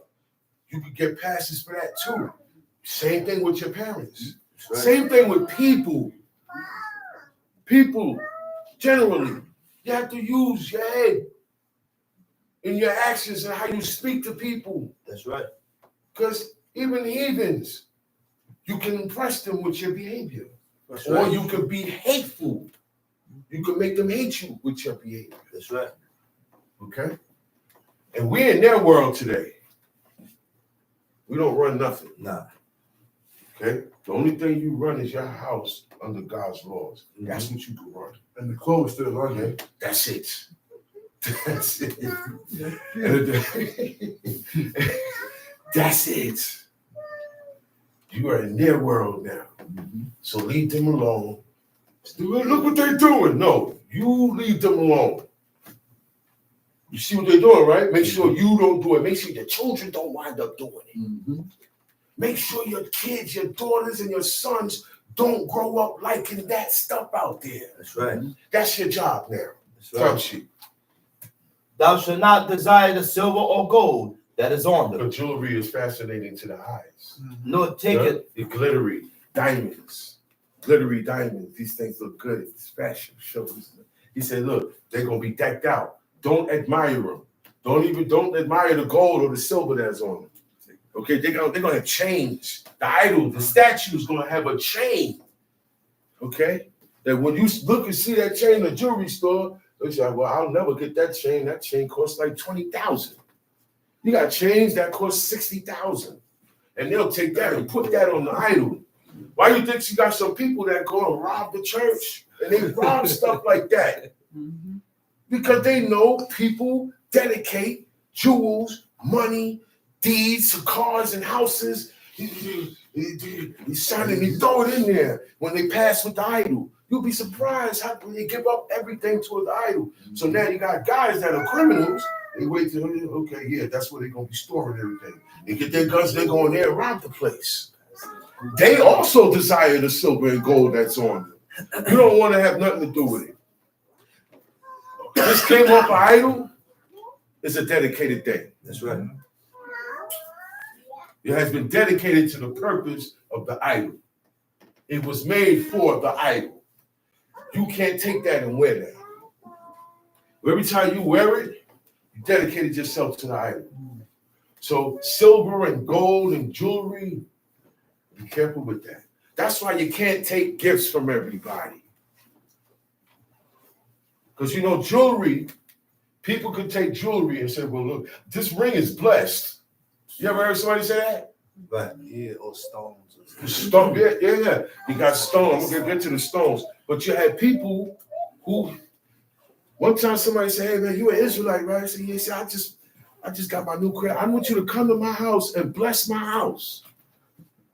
So I said, you want me to do what? He said, I want you to bless my new house. I just got a new house. You're an Israelite, you're a teacher. I want you to come and bless my house. So I said, we don't do that. I don't bless my own house. whatever y'all, because that's in the Christian world. That comes from the Christian world. Certain items are blessed. Meaning it's been prayed over by a man of their faith in their religion. That's all it means. Okay? We can't follow these people, man. Some shit. Thou shalt not desire the silver or gold that is on them, nor take it unto thee, lest thou be snared therein, for it is an abomination to the Lord thy God. Neither shalt thou bring an abomination into thine house. You can't even bring it into your house, so you got to know what an abomination is. So the only way you're going to know what an abomination is reading the book. Now, you have certain acts that people do that are abominable. Right. There are certain sexual acts that people do that are abominable. There are rituals All those people today talking about sacrificing lambs, those are rituals. That's And right. that act is an abomination. That's And right. that meat that from that offering that you eat is abominable. That's right. It has not been accepted by God. Right. Whatever has not been accepted by God is abominable. Right. Whatever God says is unclean is abominable. Right. If you have a scale in your house that don't work right, it is abominable. You got to get that out your house. Unjust weights and bad. A woman wearing pants is abominable. There's a lot of things that's abominable before God. Okay? And you read what? You read and learn. And so, but this is concerning physical artifacts that you bring in your house. Things with the pentagram, which is the 5-point stars, 6-point stars. Right. These things, all those signs, symbols, costumes, masks, obituary cards. All these things are also abominations. You can't have that in your house. False weights and balances, you can't have that in your house. Okay. In the scamming world, they got a machine that make cards. They make what they call it, gift cards. Right? That machine is abominable. Because you put false information in the air, you're printing up cards, hundreds of cards that got digital money on it, and you go to the stores and you buy stuff and you get the money back. All that's an abomination. The machine that you use to falsify information to use for a scam, that's an abomination. He says, so all these things you cannot have in your house. He said, lest thou be a cursed thing like it. Guess what? You're going to be cursed just like that abomination. You are cursed just like that cross. You are cursed just like that sign or that symbol that you have in your house. That's why if you are not accepted, nothing that comes from you is accepted. Now remember that. That's right. That's right. Because God said, if you got an abomination in your house, you're the same as that. That's right. You match. Sound sheet. Lest thou be a cursed thing like it, but thou shalt utterly detest it, and thou shalt utterly abhor it, for it is a cursed thing. It's a cursed thing. Okay, go to Genesis chapter 16. Genesis chapter 16.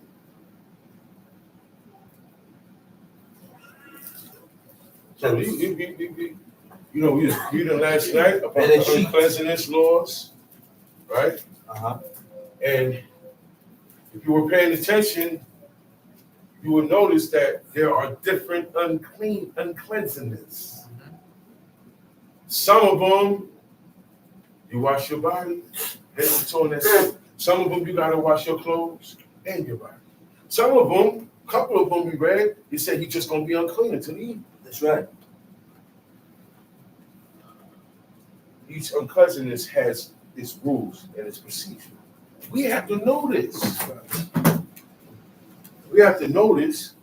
And even if you are not doing that yet, you have to respect and honor the one that's doing it. That's right. That's right. You have to respect and honor the persons, the ones that, you really dishonoring God. That's right. That's right. What Moses said, all that stuff y'all talking, it ain't for me and Aaron, disrespecting God. That's We right. only act on God's orders. That's right. I'm acting on God's orders. I'm performing His commandments. So no, don't get mad at me. Maybe if you was doing it, you wouldn't be mad. Right. Right, say it again, babe. Maybe if you was doing it, you wouldn't be mad. You got something on you, you're not supposed to get mad. You're supposed to say, yo, you know what? I'm gonna jump on that too. Especially That's supposed to inspire you. So until the time I do it, I'm gonna respect you doing it. Don't show me any hate. Yo, listen, man, you can't do this and this because of the law, and you get mad at me. Yo, listen, man, you can go ahead, man. You think you're doing something? You can go ahead, man. Don't do that. I am doing something. I am, and no, I am guess doing what? something. That's what the wicked say. I am That's doing what the wicked say. something. I mean, he ain't doing that. Wait. God said, "Thou shalt." I'm doing what God said. You say, all right, you know what? I'm gonna stay far away from you, brother. Shalom, right? I stay far away from you. That's all. That's the best thing to do. What you doing That's back the best thing to there? do. That's the best thing to do. You know what I'm saying? You ain't doing nothing. You ain't doing not one law. Not one law. You can't even do the Shabbat right. You're not doing one law. Name 3 that you've been doing for 5 years straight that you never stopped. Name 3. Name 2. Yeah, let's talk about it. Name 2. 2 laws that you got a streak with. Name 2. Name 1. You not name 1. That's right. You ain't got no. Now you ain't got time to think about nobody else. Nobody You else gotta but sit there myself. and That's think. right. Talk about it, man. Sit there and think. I'm really not doing that. I need to Talk get about it. I'm really not The doing more that. you sitting there and not coming up with an answer, that means you're not doing I'm nothing. not doing the damn You thing. got no effort, no nothing, Stop. no That's drive, right. no desire. Come That's on. right. That's right. Are you here just to be in the way? Are you That's right. being used for evil? That's right. Because a lot of people are being used for evil, too, evil That's purposes. Samson was good being used to be God had a controversy with these people. I got beef with these people. I don't like these people, the Philistines. So you know what? I want you to always have a problem with them. Yeah. All that was of God. That's right. But today, you can't say this is of God. This is you. This is you. That's right. God, you're not that. You wasn't born to be this way. Mhm. You can't put that on there. No. You're not a Nazarite. No. God didn't tell you to go to war with these people, the Americans. No. God said, man, he said, look, when by the time Babylon came, he said, God said, pray for the peace of Babylon. No, because you living in that. And that, you're going to have peace. You ain't got to You'll be live safe. for these people. You can pray for the peace of this land, and you better pray for the peace of America. You live in You don't follow their customs, but you pray for their peace. Pray that nobody kills the leaders of our countries and starts wars. Pray that we don't hear,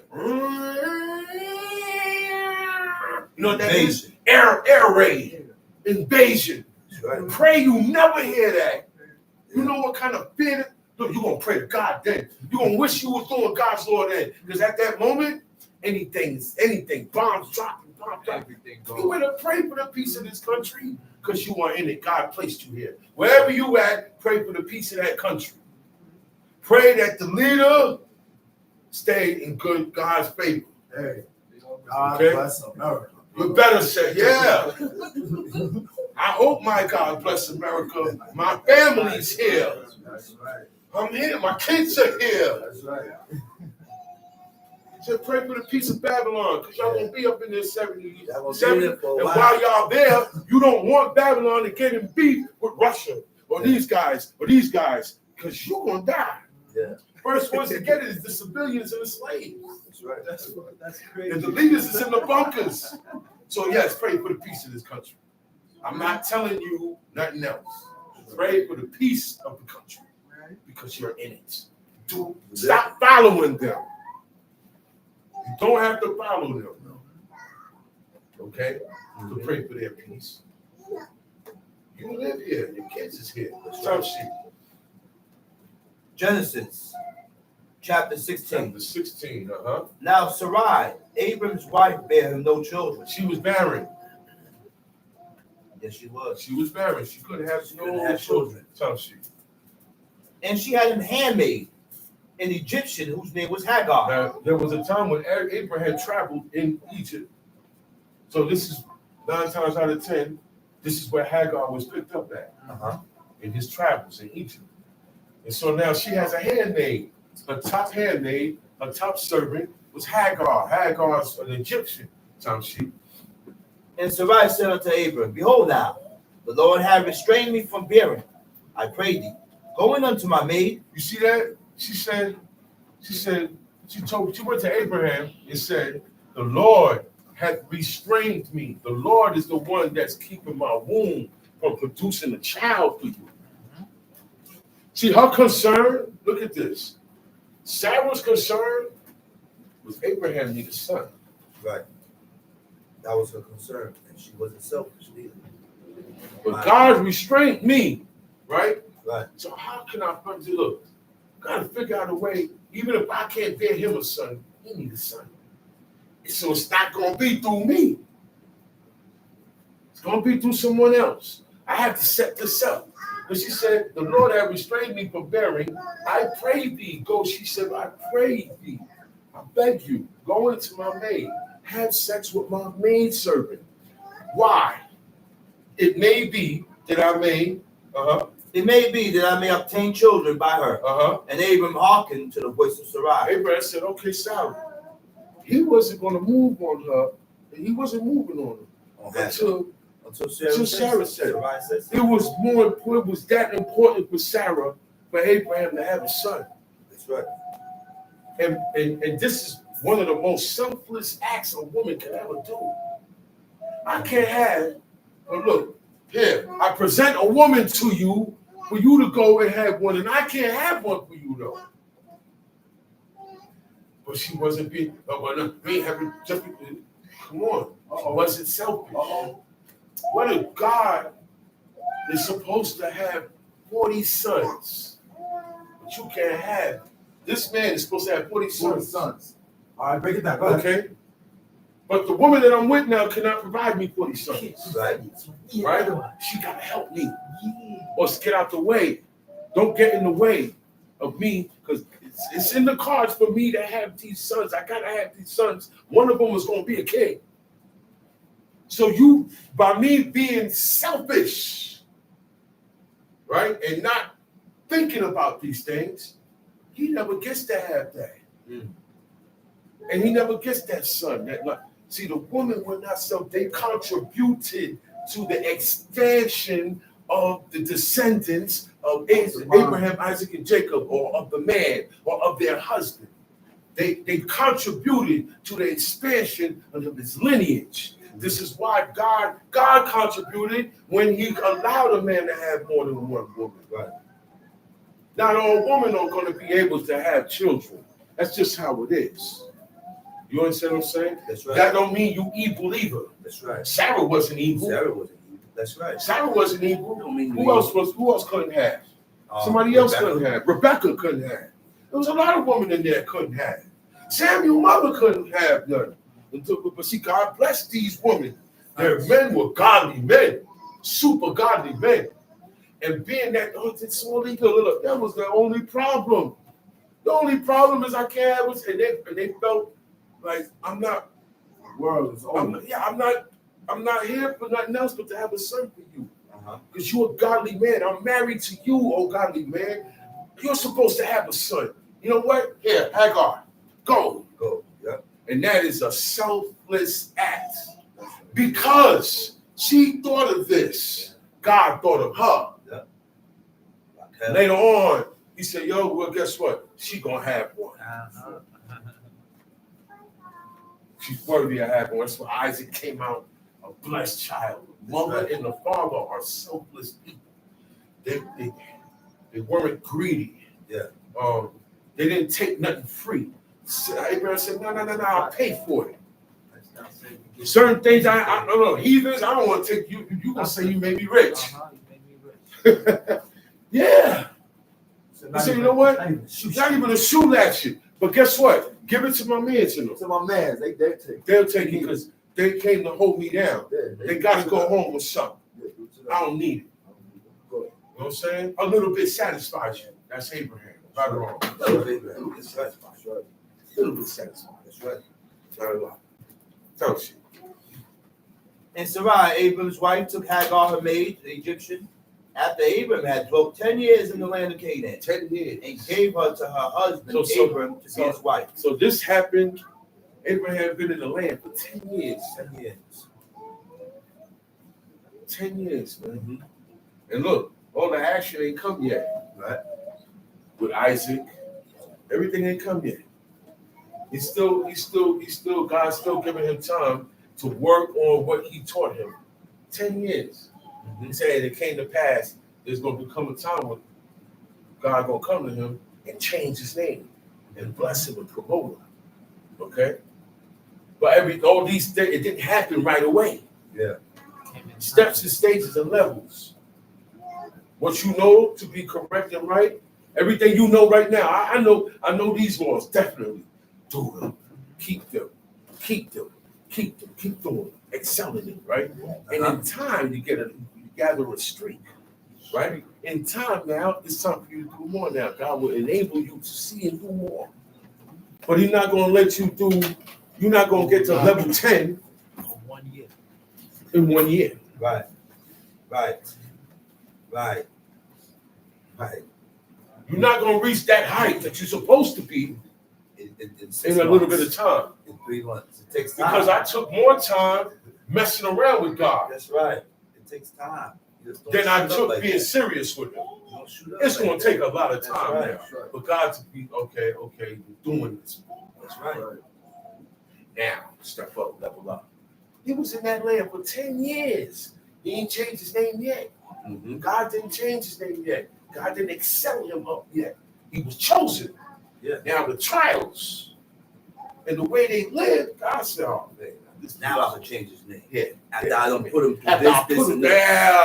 Now I can Now change your his name is this. Now I could do Now this with him. this. After I've this. done this and this in the past. And look, he gave him a promise, right? Yeah. But you gotta earn Learn that. how You gotta God learn it moves. and earn it and put work in. That's how And God he will level you up. That's right. He said, now I know. That's right. All this time I wasn't right. sure.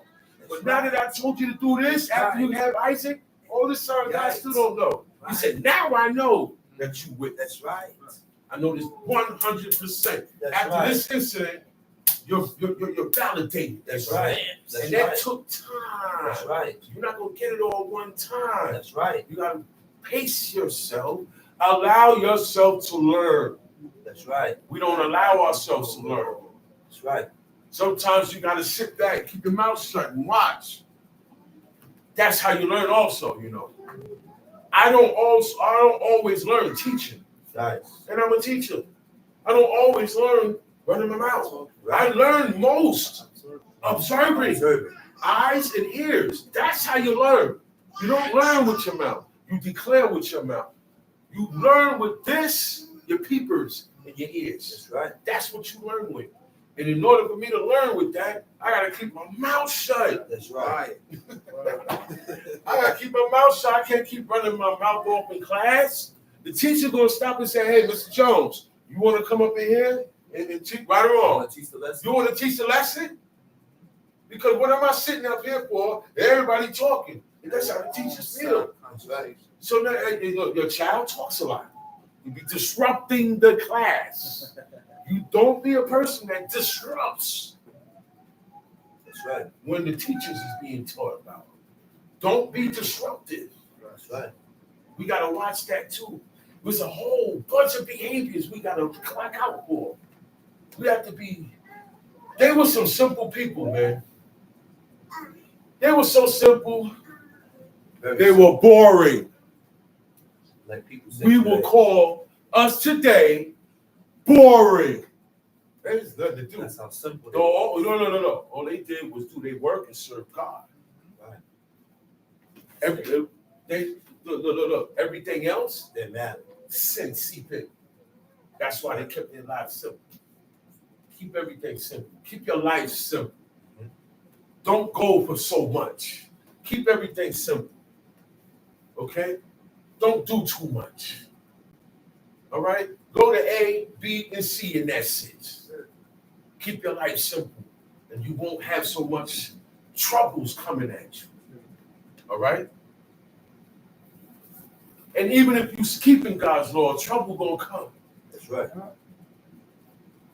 He said, rain on the righteous as well as the wicked. That's right. So understand that nothing that happens is to change your mind from serving God. That's why they said that. It rains on the righteous as well as the wicked. Because sometimes people say, man, why that happened to him? He did everything God said. Why God allowed that to happen?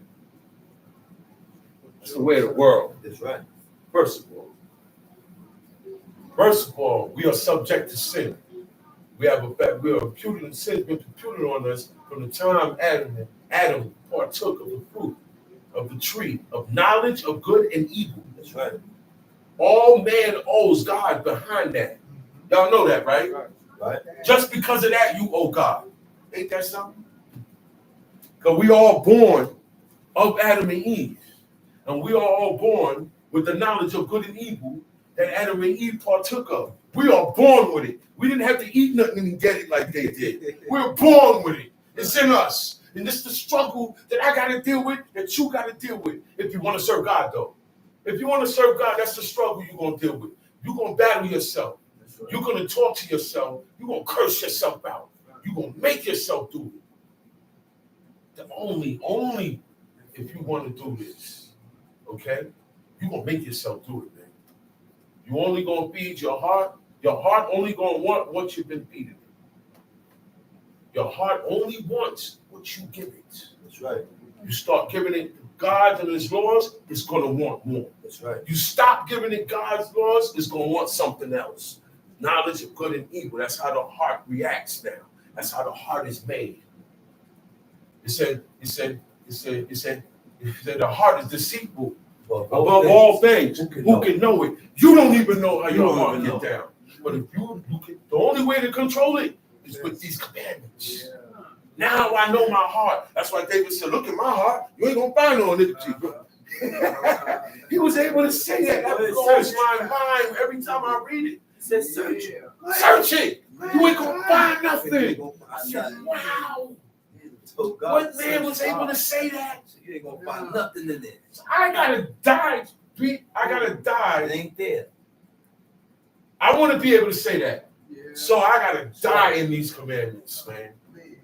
I got to live and die in these commandments. I want to be able to say that.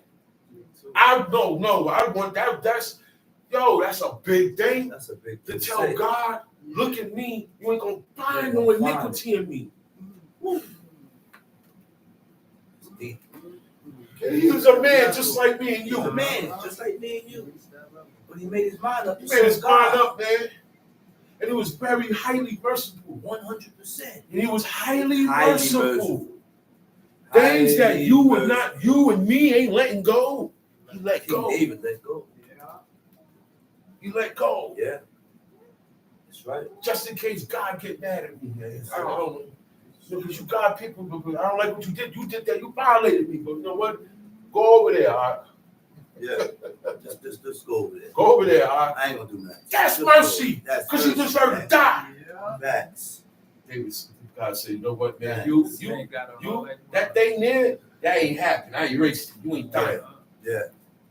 Because you let people pass that didn't deserve a pass. I can't do that to you. That's right. See how just God is? Yeah. Mm-hmm. He said, I can't do that to you. Your son rose up against you. Your sons, your own sons, brought up the sword. When I'm trying to take over your kingship, I'm coming to kill you, man. I'm defying you. That man, Absalom, for 40 years.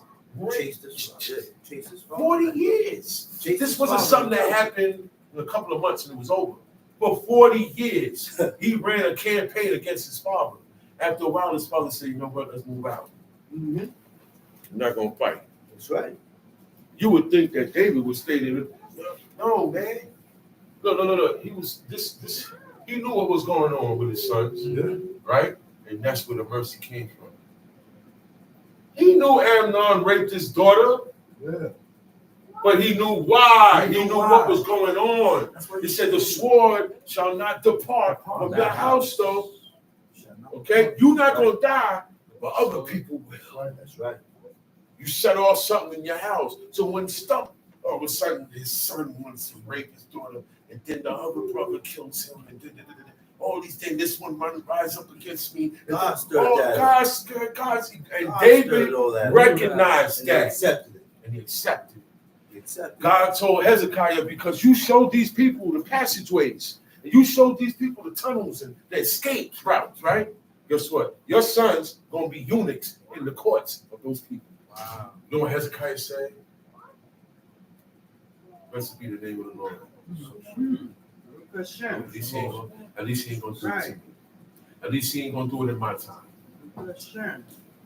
That was the only good thing that he saw out of it. He said, well, look, blessed be God. At least the mercy out of it is, I'm not going to see my sons being eunuchs. Like Zedekiah saw his sons getting killed. And then put the last sight you see is your two boys getting killed by enemies of God and you. And then you blind you and then chain you down. That's because you have forsaken your God. We forsook our king. That's the only reason why these evil and wicked people are able to dominate over you. Even the wicked people are able to dominate. Nobody's exercising truth and righteousness. Encouragement. We don't encourage each other. Moses said, I wish everybody was prophesying. I wish I wasn't the only one. Oh man, you're the only one supposed to be this high with God. No, everybody's supposed to be high with God, on a high level with God. There you go. It's not supposed to be one or two people or three people, or you know everybody else. No, we sell ourselves short. Right. We sell ourselves short. I'm not capable. You are capable of doing every command in here. You are capable of doing the desire of God. Or else he wouldn't tell you to do it. People have done it. We're reading about them now. And Abraham's wife took HACOL, her maid, the Egyptian, after Abraham had dwelt 10 years in the land of Canaan, and gave her the husband Abraham to be his wife. Genesis 16, verse 4. And he went in unto Hagar, and she conceived. And when she saw conceived means she got pregnant. Look, our people ain't play. They got pregnant. You look at your wife, she's pregnant. You spit next to her, that DNA jumping on her. They pregnant. They said the Hebrew woman are lively. They could push out babies, man. They could push out. And being that we are allowed to have more than one wife, right? Imagine how many sons and daughters was coming out of these people in the land of Egypt. God said, you going to be fruitful and multiply. You guys going to be numerous. The only way to get that done is a man going to have more than one wife. That's right. The only way to keep us like that. The heathens did it too. We wasn't the only ones that did that. Everybody, the Greeks, everybody did that. Everybody. They still doing it. But they say it's illegal. Because you know why? When a man has I got 2 wives. I got 3 wives. You know, all they spitting out is boys. You know what kind of an empire and descendants I have? Right there. I gotta hope they don't want no man to be that powerful within himself and within his family. What? Yeah, that's why you are not allowed to have, by law, they call you a bigamist. You can't marry more than one woman. And that's to keep the population controlled. You imagine having 20 sons?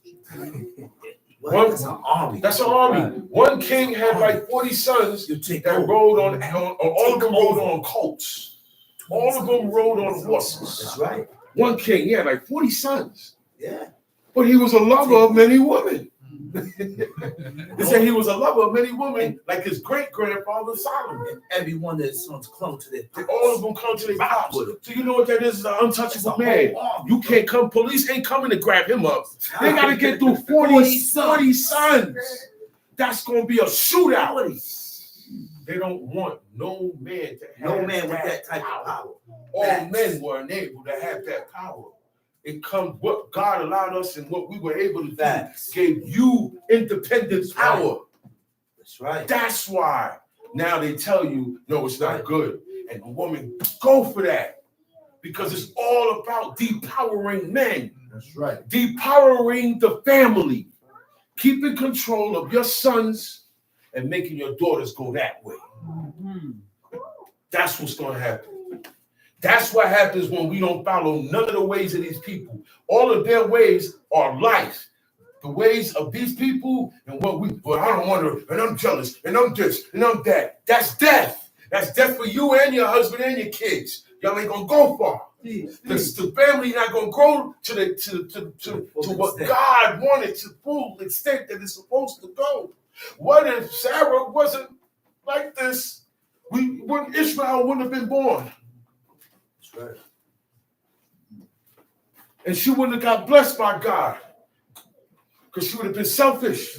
She wouldn't have got blessed by God like that. And she wouldn't have had Isaac. Yeah. Now who Abraham gonna have children? He gotta have his own seed. So they're gonna break up and he gonna get with somebody else. Don't that sound familiar? Don't that sound familiar? That's today. What if you were meant to have the son that's gonna really serve God?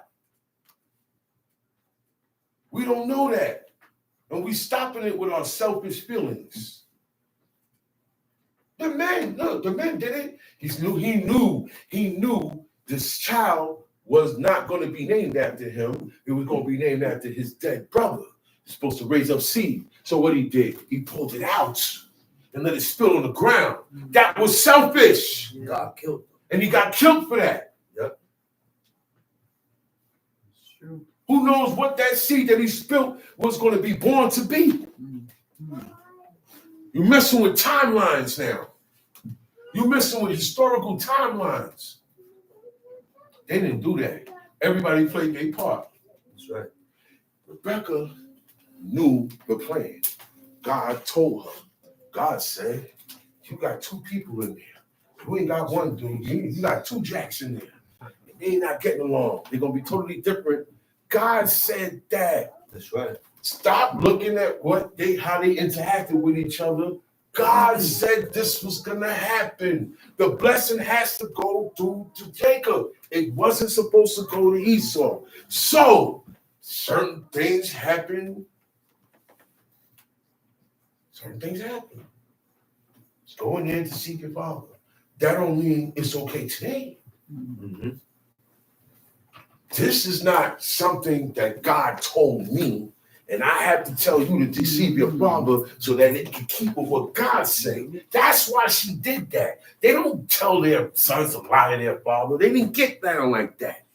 And nothing happened. It wasn't sin. Even though she said the sin be on me, it wasn't no sin on her. Mm-hmm. See, they get passes. A lot of things they got passes because they are the example of who to follow and not to follow. What to do, not to do. There are certain things that they did, leave it alone. It had to be done by God. It had to be done. These are God's real people. Okay? That's right. Time sheet. And when she saw that she had conceived, Uh-huh. her mistress was despised in her eyes. When Hagar realized she was pregnant, she started looking at her mistress, her master, and despising her. I'm pregnant now. I'm the woman now, not you. She got big-headed. Mm-hmm. She got big-headed. And she didn't want to follow Sarah's orders no more. Sarah told her something. She started behaving different, defying her. Okay? That's how it says she was despised in her eyes, because she started to defy her. She's still going against her because she figured, hey, I ain't got to go against you. I'm on the same level as you. Mm-hmm. Okay? And I'm the one with the pregnant. I'm the one with the belly. Time sheet. Verse 5. And Sarai said unto Abram, my wrong be upon thee. I have given my maid into thy bosom. And when she saw that she had conceived, I was despised. You know what that eyes. means? When she said, my wrong be upon me, if I look bad, if you look bad, I look bad. We're one. We're one. Okay? If you talking bad about my wife, it's going to affect me. Because that's on me too. If you talking bad about it, she's going to feel away because you talking about her man. Yeah, she went and told her husband. She's supposed to tell her man. She heard you talking about him in a derogatory way. Facts. She's supposed to tell her husband. Facts. You getting mad at her for that ain't your wife. That's right. She's supposed to come tell me That's right. that you were saying what you were saying when I wasn't there. That's right. She's supposed to come tell me. My son is supposed to come tell me. That's My right. daughter's supposed That's to come right. tell me. That's right. Say it What are again, you brother. talking about? Say it again, brother. They're supposed to come tell me. Say it again, You brother. want to run this around, man. My Yeah. wife's supposed to come tell me. You saying violating words against me. He gonna always tell me. Always. She gonna always tell me. Always. Look. Certain things I can't hide from my mother and father. But when they find out, the first person, they don't look at my brothers and sisters, they look at me. They say, you know about it? The first thing they want to know, did you know about it? Because if you know about it, you're the oldest, you're supposed to do something about it. If you can't do nothing about it, they don't listen. You're supposed to come to one of us, and we put an end to it. That's my command from my parents, from young. Did you know about this? No, I didn't. I'm glad I didn't know. Sometimes I say, look, don't tell Mick, because Mick gonna tell. I have to. So sometimes I get left out of things because this situation gotta go upstairs here. This is beyond me. He said the matter be too hard for thee. Right or wrong? That's right. If the matter be too hard, then now the judges, they go to Moses. If the matter is too hard in civil court, we go to Supreme Court. That's how it goes. So if it's out my hands, I gotta go. I'm going above your head, brother. I'm going to Iman. I'm going out. And you see, and we're able to do that with each other because of the honor. Hey, stop. All right. I mean, I want to stop, but I gotta stop now. Told me to stop. I gotta stop now. Yeah. So here's what. Kamasi aleka. My injustice was concerning thee. Ooh. My injustice was concerning you. My wrong was concerning you. Everything Yeah. was concerning you. Yeah. This went through you. Yeah. Look. You can't be out here misbehaving, girl. Because I'm going to hear about it. I'm your husband. Mm-hmm. I'm your man. They're going to say, yo, somebody going to say, hey, man, your wife was doing this. It's not a good report. That's right. So, and it's embarrassing. Yeah. On the man. It's embarrassing. Yeah. My woman said this, or she did this, or she acted out, or she got out of place and did this. Right. It's my job now, because she's my responsibility. I have to check that. Okay? That got to get checked. Even in the mafia world, the wife is acting up, and the man can't control her. The boss sends somebody over and says, hey, look, control your wife, or I'm gonna have to take control of myself. That's And right. she reflects, you are a representation of your husband. You make him look good. How you carry yourself, make him look good. That's right. Make you say, man, how he got somebody like her? That's how you make your husband look good. Mm-hmm. Yeah. And stay out, if she's not your wife, stay out of her face. Don't get too familiar. You gotta watch these things. He said, whatever injustice was done to Sarah was done to Abraham. Same thing with their one. That's right. Don't move That's with my, right. don't No, move no, like no, that no, with my no, no. woman, because you're doing it to me. Don't do that. That's why she said this is concerning you too. That's right. This matter is concerning That's right. you too. It's looking bad on That's you. right. You gotta fix this. That's right. Okay. That's right. I know you hate my wife. I'm not gonna like you. That's right. You got a problem with my woman. See, we gotta settle this. We gotta solve this problem. Okay. There's always gonna be a problem once you have a problem with my wife. That's right. That's why I make sure she stay in line. Right. Even if something wrong being said, Right. she stays in line. Stay in line. Stay in You your always place. stay in line. That way you stay Stay in the your right. place. You be the one that's correct. Right. Stay in Your place. behavior shows sometimes the behavior shows who's the one that's in the right. Mm-hmm. And they're gonna say, hey man, but yo, man, your wife, she still ain't saying nothing, yo. That's recommendable. That's prestigious. Women are supposed to be prestigious in Israel. You know what prestigious means? When people look at you, they evaluate you at a high. They look at you in high standards. Okay? That's right. That's why when some people come and see that, they bow to some woman. Men bow to certain women because she is of a high standard. She's of a high standard, or she's married to a man of a high standard. Uh-oh. Renowned known for serving God. No. She said, thou knowest my husband did serve the Lord. Yeah. She was able to pop that She's able jump. to talk. Right or wrong? That's right. She was able to talk that. She was able to say, yo, y'all know my husband did God's law. She could talk like that amongst men. Give her the juice. That's right. Who did? Read about who did in the Apocrypha. Man, what she did, the men wasn't able to do. Yeah. Where she got that strength from? Her husband, Manasseh. And that guy served all types of idols. Yeah. Yes, he did. He served all types. He messed with all types of harlots. Yes, he did. He murdered people. Yes, he did. He did it. Nobody messed with more hoes than him. Yeah. Manasseh. Okay? Nobody. Manasseh. Manasseh, because in order to worship a lot of those deities, you gotta mess with the whores. You gotta mess with them.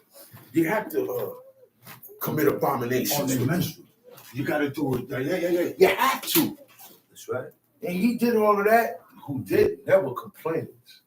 She never complained to God. Yeah. And guess what happened? That man corrected himself And was put back on the and throne. was put back on the throne. What man was put back on the throne after he went to Babylon? Nobody.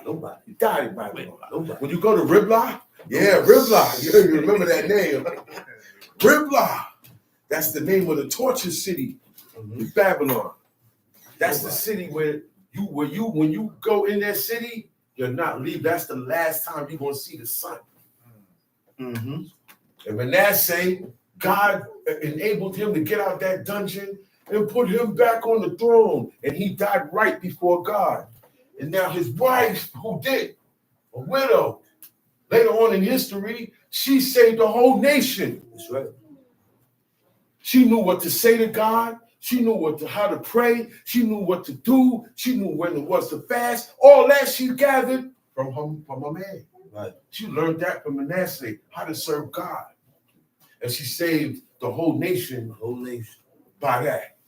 That's right. So, right or wrong, I stay in my place. If you're over me, right or wrong, there is no right or wrong. That's right. If once you have authority over me, I'm just going to do what you say, and that's it. That's the best way to do. Don't question your superiors. Right or wrong. Even in the army, you don't question your superiors. That's right.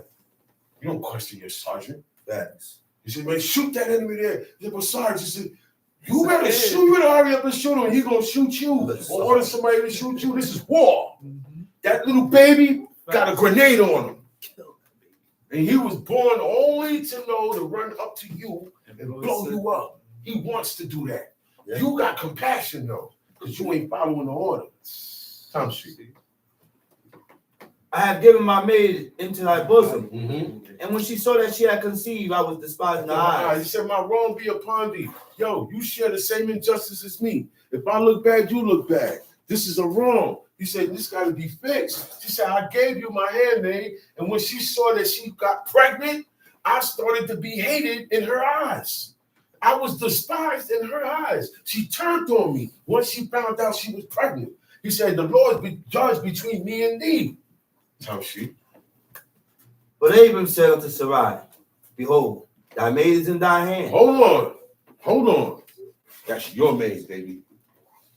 That's your maid. You run her. Do with her as you please, because that's your servant. You're her master. You're her mistress. He said, Tamshi. Do to her as it pleaseth thee. And when Sarai dealt hardly with her, she fled from her face. So she started getting hard with her. Okay? She couldn't take it no more and she ran away. That's what we do. We run away. When it get hard, when it get heated up, we run away and go somewhere else where it's cool. And you can rub yourself down and pleasure yourself and feel cool to the oil. And then when that get too hot, you go somewhere else. That's us. She ain't supposed to be leaving. She ain't got you a servant.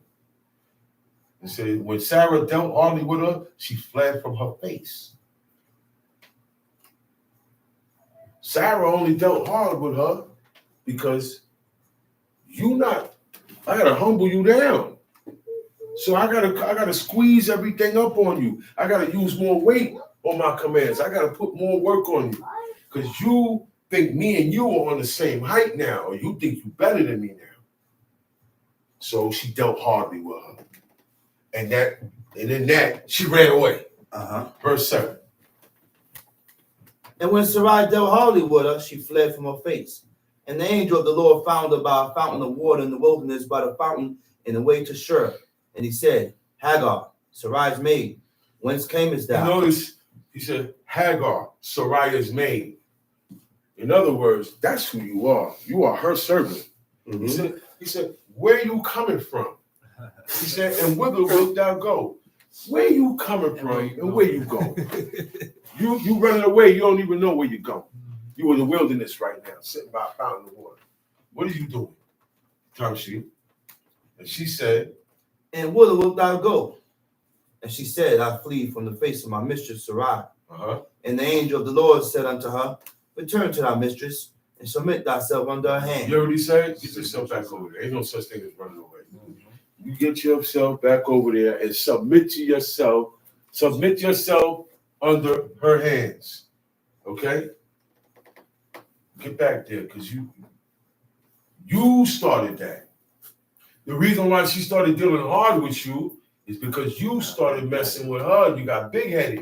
You started not following her orders. So I have to show you that me and you ain't on the same level. So I got to deal with you a little harder now. Okay? But nah, the angel told her, get back.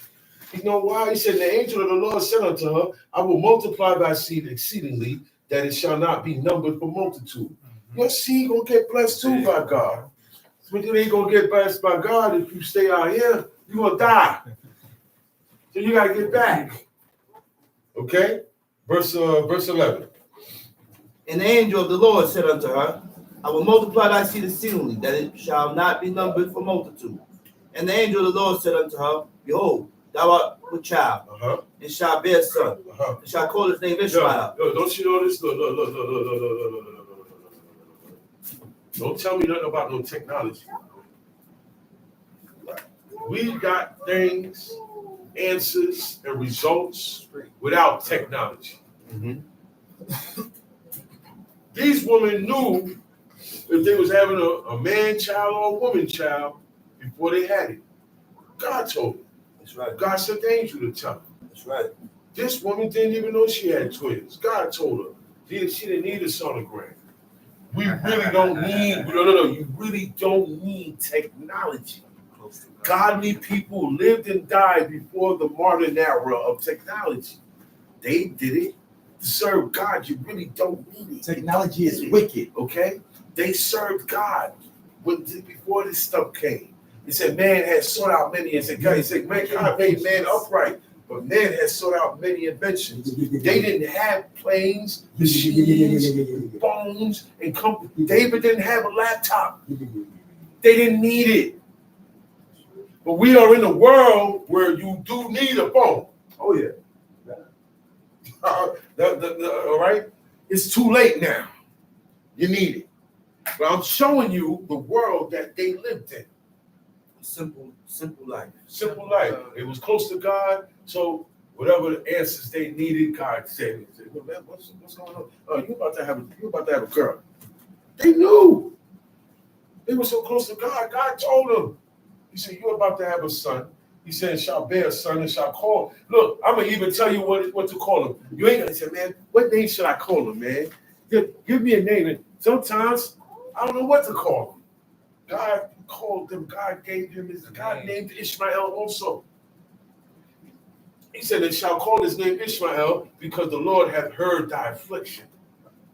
I heard you. I heard when you was in here crying out. Time sheet. Verse 12. Go to verse 12. And he will be a wild man. He's going to be a wild man. Ishmael is going to be a wild man. Now, what kind of wildness, right? Read.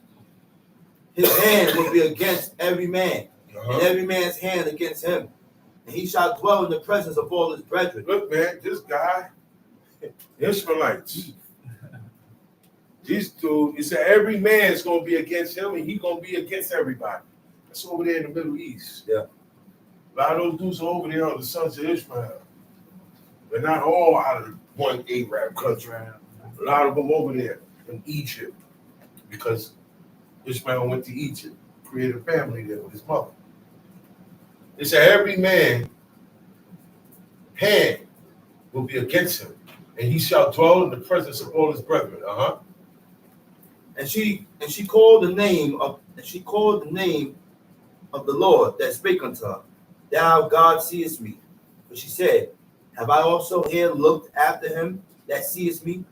Wherefore the well was called Be'er Lahai, because it is between Kadesh and Bered. And Hagar bare Abram a son.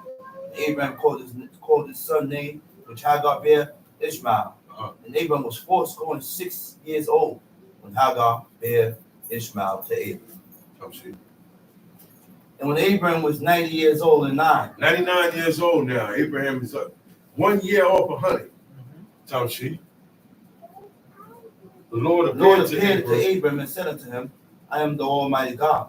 Walk before me and be thou perfect. Wait a minute. It sounds like he's just meeting them, right? He's reintroducing himself. I've got more stuff to drop on you now.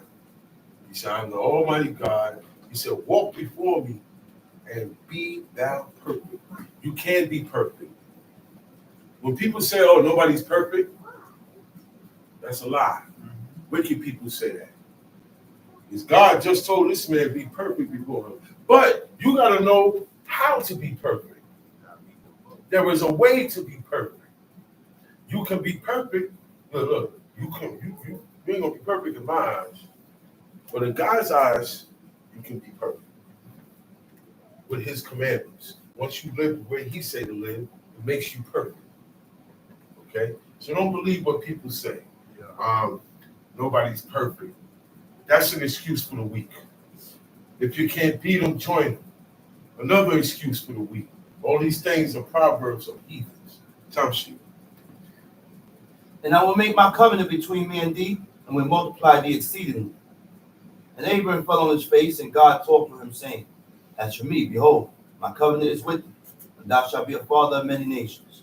Neither shall thy name any more be called Abram, but thy name shall be Abraham, for a father of many nations have I made thee. He's leveling up now. He said, look, your name ain't Abram no more, it shall be called Abraham, because the father of many nations have I made thee. You're going to be not just the father of the Israelites. You're going to be father of Arabs. You're going to be father of Ishmaelites. You're going to be father of many children of, and you wind up being called the children of the East. Okay, and by the time we got to Jacob, and he left to go back to Padan Aram, it said he was among the children of the East. Most of them come out of Abraham line. Tamshi. And I will make thee exceeding proud, and I will make the nations of thee, and kings shall come out of thee. And I will establish my covenant between me and thee, and thy seed after thee, and their generations from the everlasting covenant to be a God unto thee, and to thy seed after thee. And I will give unto thee and to thy seed after thee the land wherein thou art a stranger. Where you a stranger at right now, your seed is going to own this. These people that run it, their seed is not going to own this tomorrow. Ain't that something? Everywhere Abraham walked in the future, the children of Israel acquired it. That's great, man. How the Most High set that up. Right? And that's great, man. In the future, everywhere this man went. He said, all the land of Canaan for an everlasting possession. Meaning, we're still supposed to be there. Nice. What happened? Everlasting possession means we're supposed to possess that land forever. But we don't possess that land. There's others that's there now. They're not following the commandments either. What happened? Because we ain't possessing that land now. We're not possessing nothing. We're being possessed. Tamshi.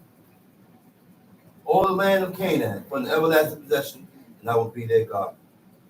And God said unto Abraham, Thou shalt keep my covenant, therefore, thou and thy seed after thee, in their generation. This is my covenant which ye shall keep. This is my deal. Between me and you, and thy seed after thee. Every man child among you shall be circumcised. This is the beginning of the covenant. This is what gets you in the covenant. This is what gets you to be able to come and make deals with me. You gotta be circumcised. Every man child shall be circumcised. Up until this point in the earth, nobody was getting circumcised. Man did not come up with circumcision. No man came up with that. That's just God came up with the idea of cutting the foreskin off of a man's blood when he's born. Nobody came up with this on the planet. This was introduced to a godly man. You understand me? Abraham was different. From the time of Adam until Abraham, nobody was moving like this. Okay, you know what? I'm going to substantiate the nation out of you. So guess what? You got to come into this covenant with me and make this deal. And the sign of this deal is you got to cut off the foreskin of your flesh. That's the sign. That shows, look. It's not just my word. A piece of my flesh has been cut in honor of me being in the covenant with God. Now you can serve God. If you don't do this, you can't serve God. If you don't circumcise yourself, what you do doesn't count. You are not recognized yet because you're still a heathen. You won't be able to get to a certain level until you have that foreskin cut. So God told him, every man child among you shall be circumcised. Verse 11, and ye shall circumcise the flesh of your foreskin. It shall be a token of the covenant betwixt me and you. It's a sign of the covenant that me and you got. That what you're doing there, every time you cut it, a son come and you cut it, you show that you are in agreement and in a documented covenant with God. I'm going to deal with God. That is the sign, okay, that you are in covenant with God. Timesheet. And he that is 8 days old shall be circumcised among them. Now today, they're trying to stamp that out. The hospitals is the ones that do it. Nobody has common knowledge today of circumcision. All right? Back then, everybody knew circumcision. All of Israel knew circumcision because you had to circumcise your son on the 8th day. We didn't have hospitals. We didn't have to go by hospital rules. When we had children, the children was born in the house. Right or wrong? Right. That's why today, when you have a child that was born in the house, it's special. Because most kids is born in the hospital. They say, oh man, I was born in the house. They said, well, why you was born? Man, we couldn't get the car broke down. I had to come out here in the living room. Back then, everybody born in the house. So I have control over, okay, no, I wait till the 8th day and then I cut the flesh. Right. Now today, not all hospitals do that. Right. You have to go to like a Jewish hospital, a Jewish-owned hospital, or a Jewish-ran hospital. Okay? And sometimes it's hard to get that done because they want to be racist. Yeah. Sometimes they're not going to want to get done because of your skin color. They don't want you to serve God. They're selfish also. Tell you. Every man child in your generations, he that is born in a house or bought with money of any stranger, which is not of thy seed, he that is born in our house, and he that is bought with money must needs be circumcised. However he got in the house, he's living in the house now. This man's living in the house, whether he was born in with money, however, he needs to be circumcised. Time sheet. And my covenant shall be in your flesh for an everlasting covenant. And the uncircumcised man, child, whose flesh of his foreskin is not circumcised, that soul shall be cut off from his people. He had broken my covenant. And now just remember, Joshua had to circumcise all the children of Israel. Again. Why? Again. Why? Because their parents didn't do it. When they was in the wilderness, serving other gods, complaining, Moses, you got a complaint. They wasn't taking care of their business in the house. But you got a lot to say. You got a lot to say concerning God's commandments. And your son ain't even circumcised. You not even circumcised. That's not good, man. As soon as the person finds out that, oh, I'm supposed to be circumcised, that's supposed to be the first thing a man's job is now. So in order for me to get to be accepted, I got to do this. Yeah. And the reason why that happens is because today now a lot of people get circumcised for health reasons. A lot of people don't know about this here with Abraham and circumcision. They don't know that this is only, it was only for people who are entered into a covenant with God. That's right. That's all it was for. Everybody else, it wasn't for that. But everybody starts doing it now too because hygienic reasons. See? Hygienic reasons. God never, nothing was wrong with the hygiene. So you got to understand that. People will stop eating. Oh, yeah, I don't eat flesh because, they be putting this and that in there and there. Well, I don't eat it because I don't know if it died of itself. The reason why I don't eat it is because God said it, because of what God said. The reason why this person don't eat it is for health reasons. That's the only reason why. Touch you. And God said unto Abram, as for Sarai thy wife, thou shalt not call her name Sarai, but Sarah shall her name be. And I will bless her, and give thee a son also of her. Yeah, I will bless her. And she shall be a mother of nations. You see, kings of people shall be of her. She had to get blessed first. She said, yeah, I'm going to bless her. She's going to have a seed. That's why I said God blessed her, and he showed that she was blessed when she had Isaac, because she was barren. When she showed a selfless act, God said, yeah, I'm going to bless her too. She had the same mind frame as her husband, don't you? Then Abraham fell upon his face and laughed and said in his heart, shall a child be born unto him He laughed. that is 100 years old? He ain't laughed at God. He's not trying to. What it is sometimes surprise, wonderment, a wonderful thing can happen. And it makes you laugh. You're happy. You smile. You're like, oh wow, I'm gonna have a child at this. That's what he did. Yeah. I'm gonna have a child at this age. Nobody's having a child at that age. Yeah. He's about to hit 100 years old. 100 years old. At 100 years old, you're looking to die. You're not looking to have children. It's over. Yeah. Nobody's looking to have children at 80 years old, let alone 100. So he says, shall a child be born unto him that is 100? But the reason why these things are going on, see, God did miracles, did certain acts amongst Abraham and his wife to show that he's God and he's with him. He has to show them. He's going to show them. Okay? So he said, wow, look, these amazing things is happening. God is causing that to happen. These blessings that will come upon you, it's going to be so much. He says, shall Sarah, that is 90 years old, bear? 90-year-old woman bearing child, going through labor pain? That was something else. Have you ever seen anything like that? Have y'all ever seen a 90-year-old woman pregnant? Not today. No. Have y'all ever seen that? No. That's why you know it is of God. Touch you. And shall Sarah, that is 90 years old, bear? And Abram said unto God, oh, that Ishmael might live before thee. And God said, Sarah thy wife shall bear thee a son indeed, and thou shalt call his name Isaac. So look. All right, you had these sons here, but you had that son with her. Or you had that son with that whore. Listen, man, that's my son.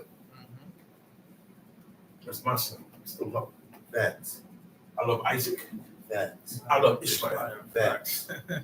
Okay? Those are my sons. They came from me. All right? Facts. I don't look at them the way you look at them. Facts.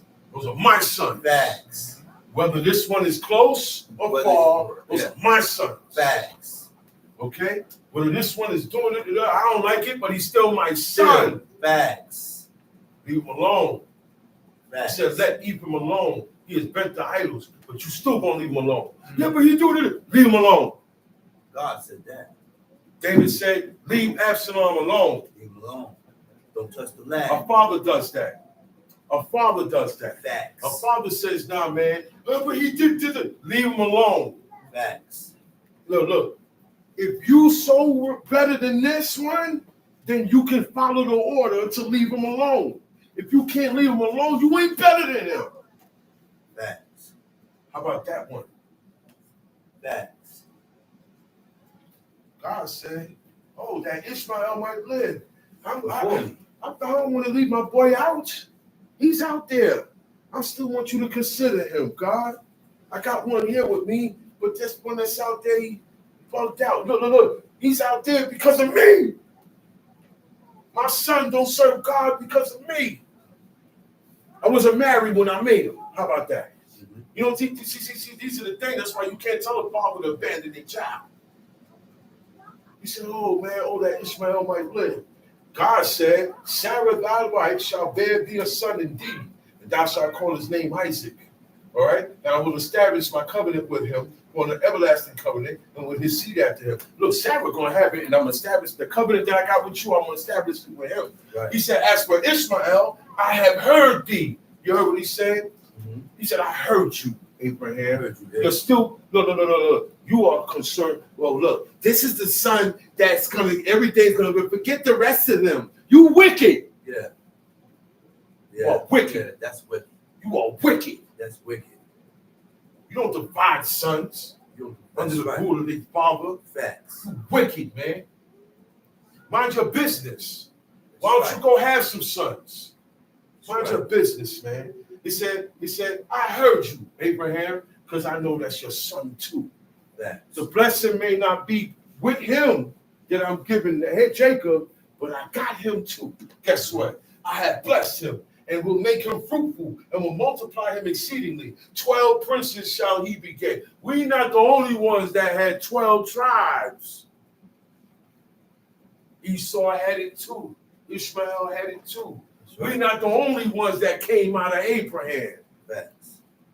I'm not the only one that came from my mother and father. See the heart we gotta have. If we don't have that type of heart, we're gonna hate each other. Facts. Time sheet. But my covenant will I establish with Isaac. When Sarah shall bear unto thee at the set time and next year. He said, but he said, I'm gonna bless your son, but the deal goes through Isaac. That was the only difference. This one got something different. Time sheet. And he left off talking with him, and God went up from Abraham. Abraham took Ishmael his son and all that were born in his house. Now, what made Ishmael not get that covenant? His mother's an Egyptian. Right. So you gotta watch you marry. Because your kids is gonna be half of you and half of their mother. Sometimes they be more of their mother than the father. Right. Right or wrong? Right. He said, man, he looked like his father, but he act just like his mother.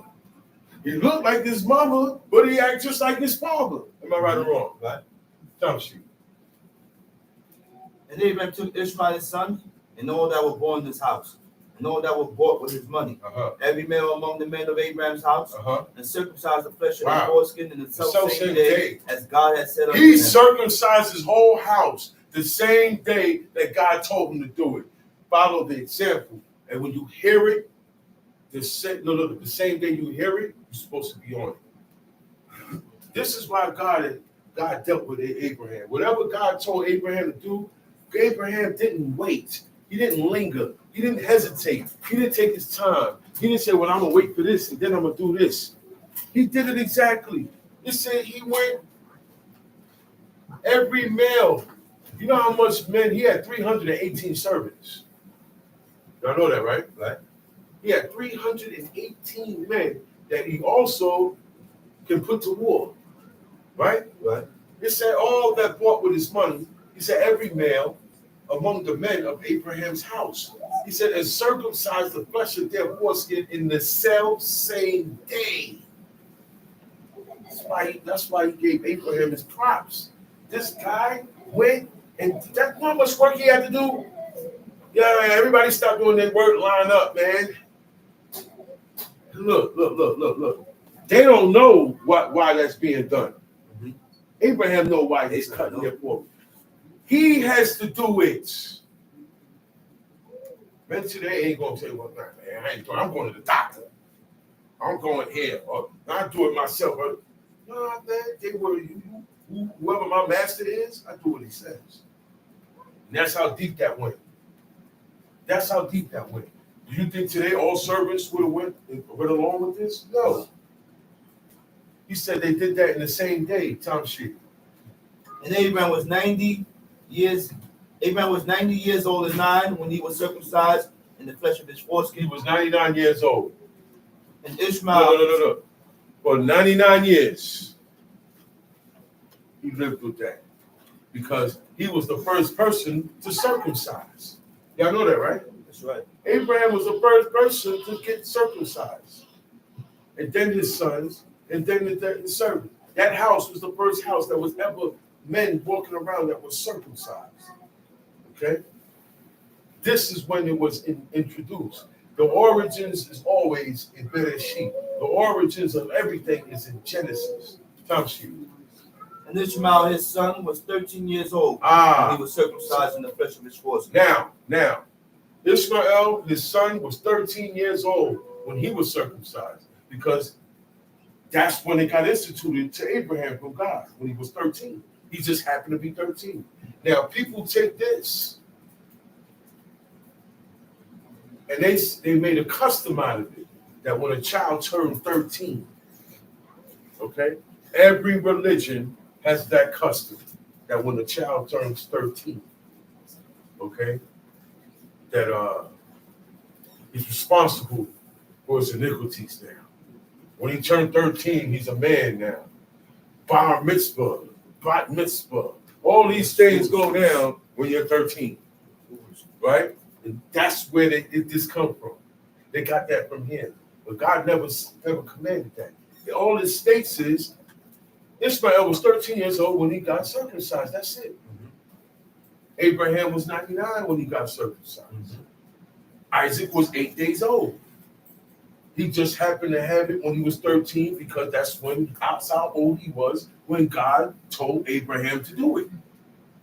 It doesn't mean when you turn 13, something special happened to you. Okay? In every religion across the world, when you turn 13, they have a party. They have in a Jewish society, bar mitzvah, bat mitzvah. In African society, they pierce the genitals of the girl and the boy that just turned 13. Okay? Well, at 13, nothing happens at 13 years old. Okay? Nothing. In Israel, nothing. This man just happened to be circumcised when he was 13. Right? Time sheet. In the self-same day was Abraham circumcised, and Ishmael his son. See? Him and both his sons, all of them. Abraham, Ishmael, and the men were circumcised. Time sheet. And all the men of his house born in the house and bought with money of the stranger were circumcised with him.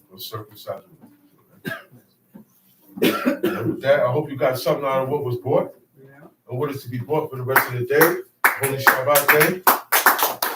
I bid you out of turn of my forefathers. Shabbat Shalom. Shabbat Shalom. And I call upon the next speaker indeed, Chief Shammah ben Lewi.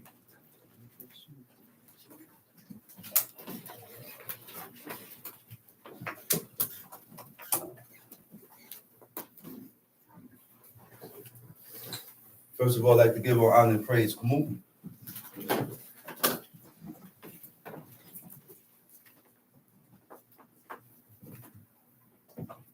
First of all, I'd like to give all honor and praise to the God of Abraham, the God of Isaac, the God of Jacob, the great, mighty, revered God, the Most High God, who bestows loving kindness, possesses all things, who remembers the pious deeds of the patriarchs, the Most High, slow of anger, great in kindness, forgiving iniquity and transgressions, but who will by no means clear the guilty.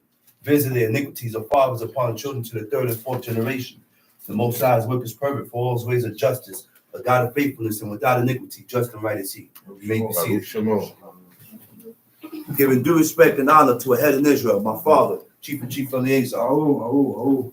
To the chief men, princes, brothers and sisters, I say unto you the tongue of my forefathers, Shabbat Shalom. Shabbat Shalom to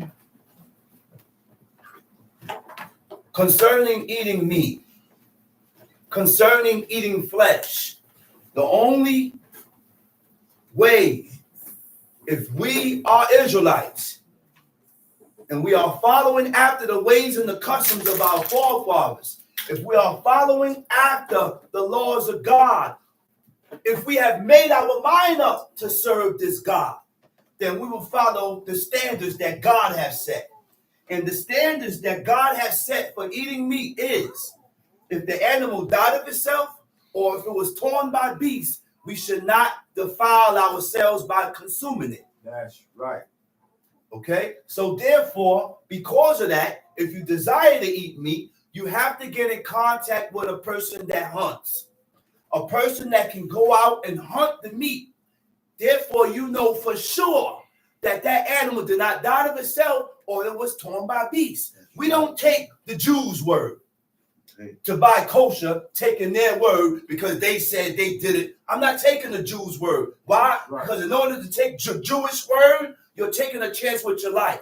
That's right. I don't go and buy halal meat, taking chances from the Muslims that serves a deity. 360 deities. And they combined all these 360 idols and called it ALLAT. And we take their word and buy their meat. Why do we take chances with our lives concerning the laws and the commandments of God? That's right. So therefore, it behooves you not to buy these meat out these stores. That's right. Because you don't know how it died. You don't know if it was torn by beasts. Right. And according to the law, anytime I eat meat of that nature, I defile myself. That's right. You know, my brother said this. I love this saying. One of the biggest forms of love, that we can receive from God and man is correction. That's deep. That's love. And and it shows that all through the book when we read. God said, love your neighbor. Then another part, love your neighbor like you love yourself. Then another part of the book, it says, he said, correct your neighbor and suffer not iniquity on his account, which means if I don't correct you, then it goes down as if I had done the same thing. We don't go into the law. Let's go into Leviticus chapter 10. Why chapter 10.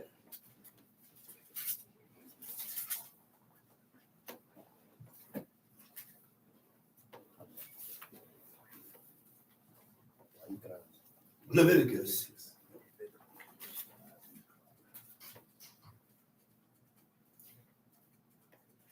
And Nadab and Abihu, the son of Aaron, took either of them his censer.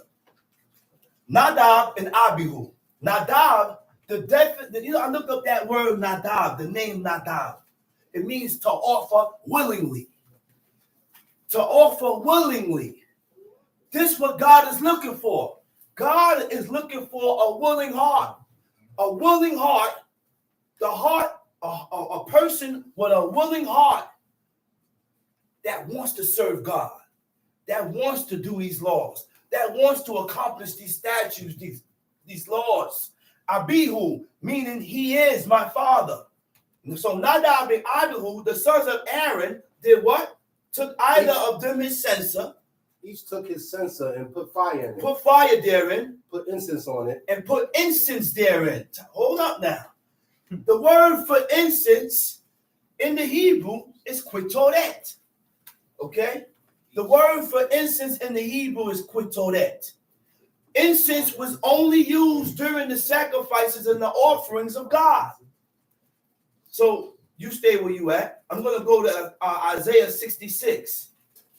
I'm going to go to Isaiah 66. Stay where you at. He said, thus saith the Lord, the heavens is my throne. The definition of throne is kis-e. It means the seat of honor. He said, the heavens is my seat of honor. He said, and the earth is my footstool. You want to mess with a God like that? Huh? He said, where is the house that ye build for me? And where is the place of my rest? What is that? The only one that had the thought to build God a house was King David. Huh? The only man living ever thought about building God a house was King David. But the reason why he couldn't build a house was because he was a man of war. He had too much blood on his hand. So the cleanest son, the next cleanest man after him was Shalom, was Solomon. Despite the fact of everything King Solomon did, how he went into and dealt with all these strange women, he went into witchcraft, he went into and did a lot of things. And he loaned his heart to folly just to tell us and inform us what not to do. So now, because of that, while he's doing all this, guess what? His wife stayed in this place. His wife never came up to King Solomon and corrected him. The nations. Right? The nations stay in their place.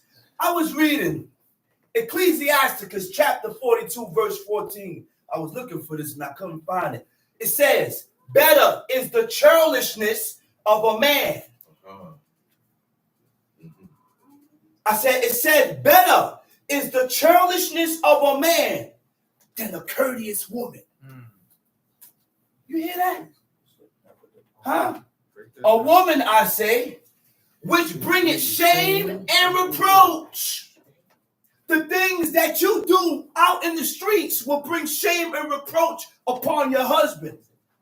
But what I do don't bring shame on you. I said, what the man do don't bring shame on the wife.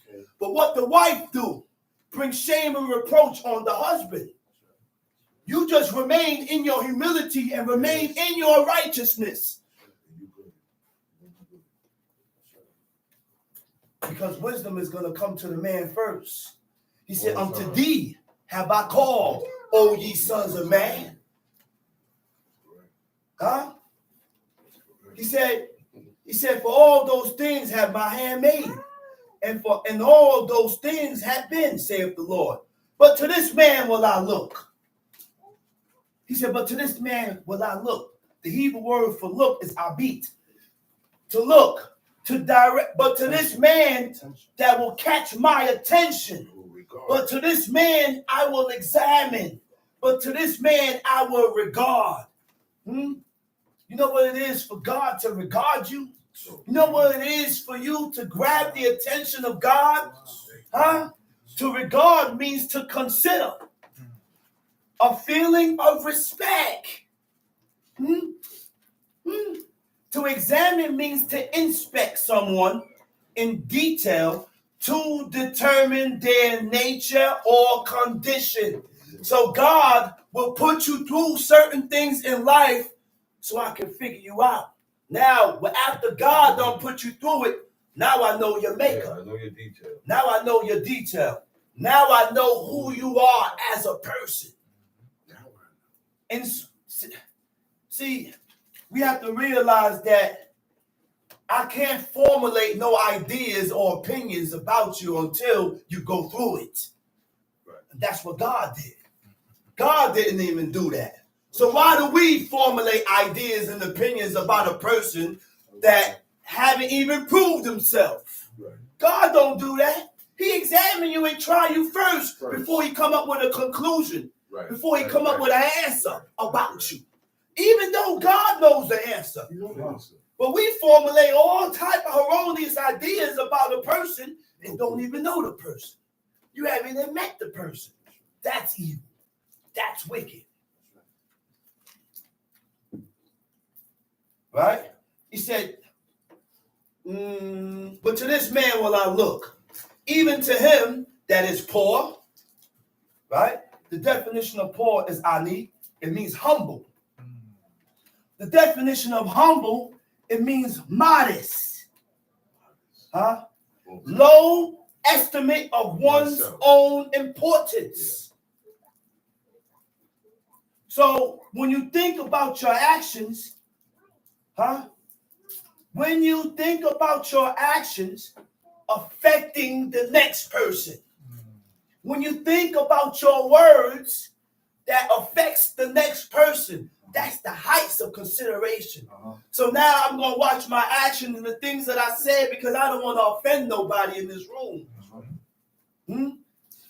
So now, he said that look even for him that is poor and of a contrite spirit. A contrite spirit is what? Naker Ruach. Naker Ruach is a smitten and afflicted spirit. A contrite spirit, or a person with a contrite spirit, is grieving and repentant for sins or shortcomings, because I have came up short with God. Those feelings and those grieving don't go, because you always have to remember that there was a time that I have came up short with God. So because of that, I walk through and I live the rest of my life with a guilty conscience. Penitent meaning feelings of regretful pain for sins or offenses. He said, he that killeth an ox is as if he slew a man.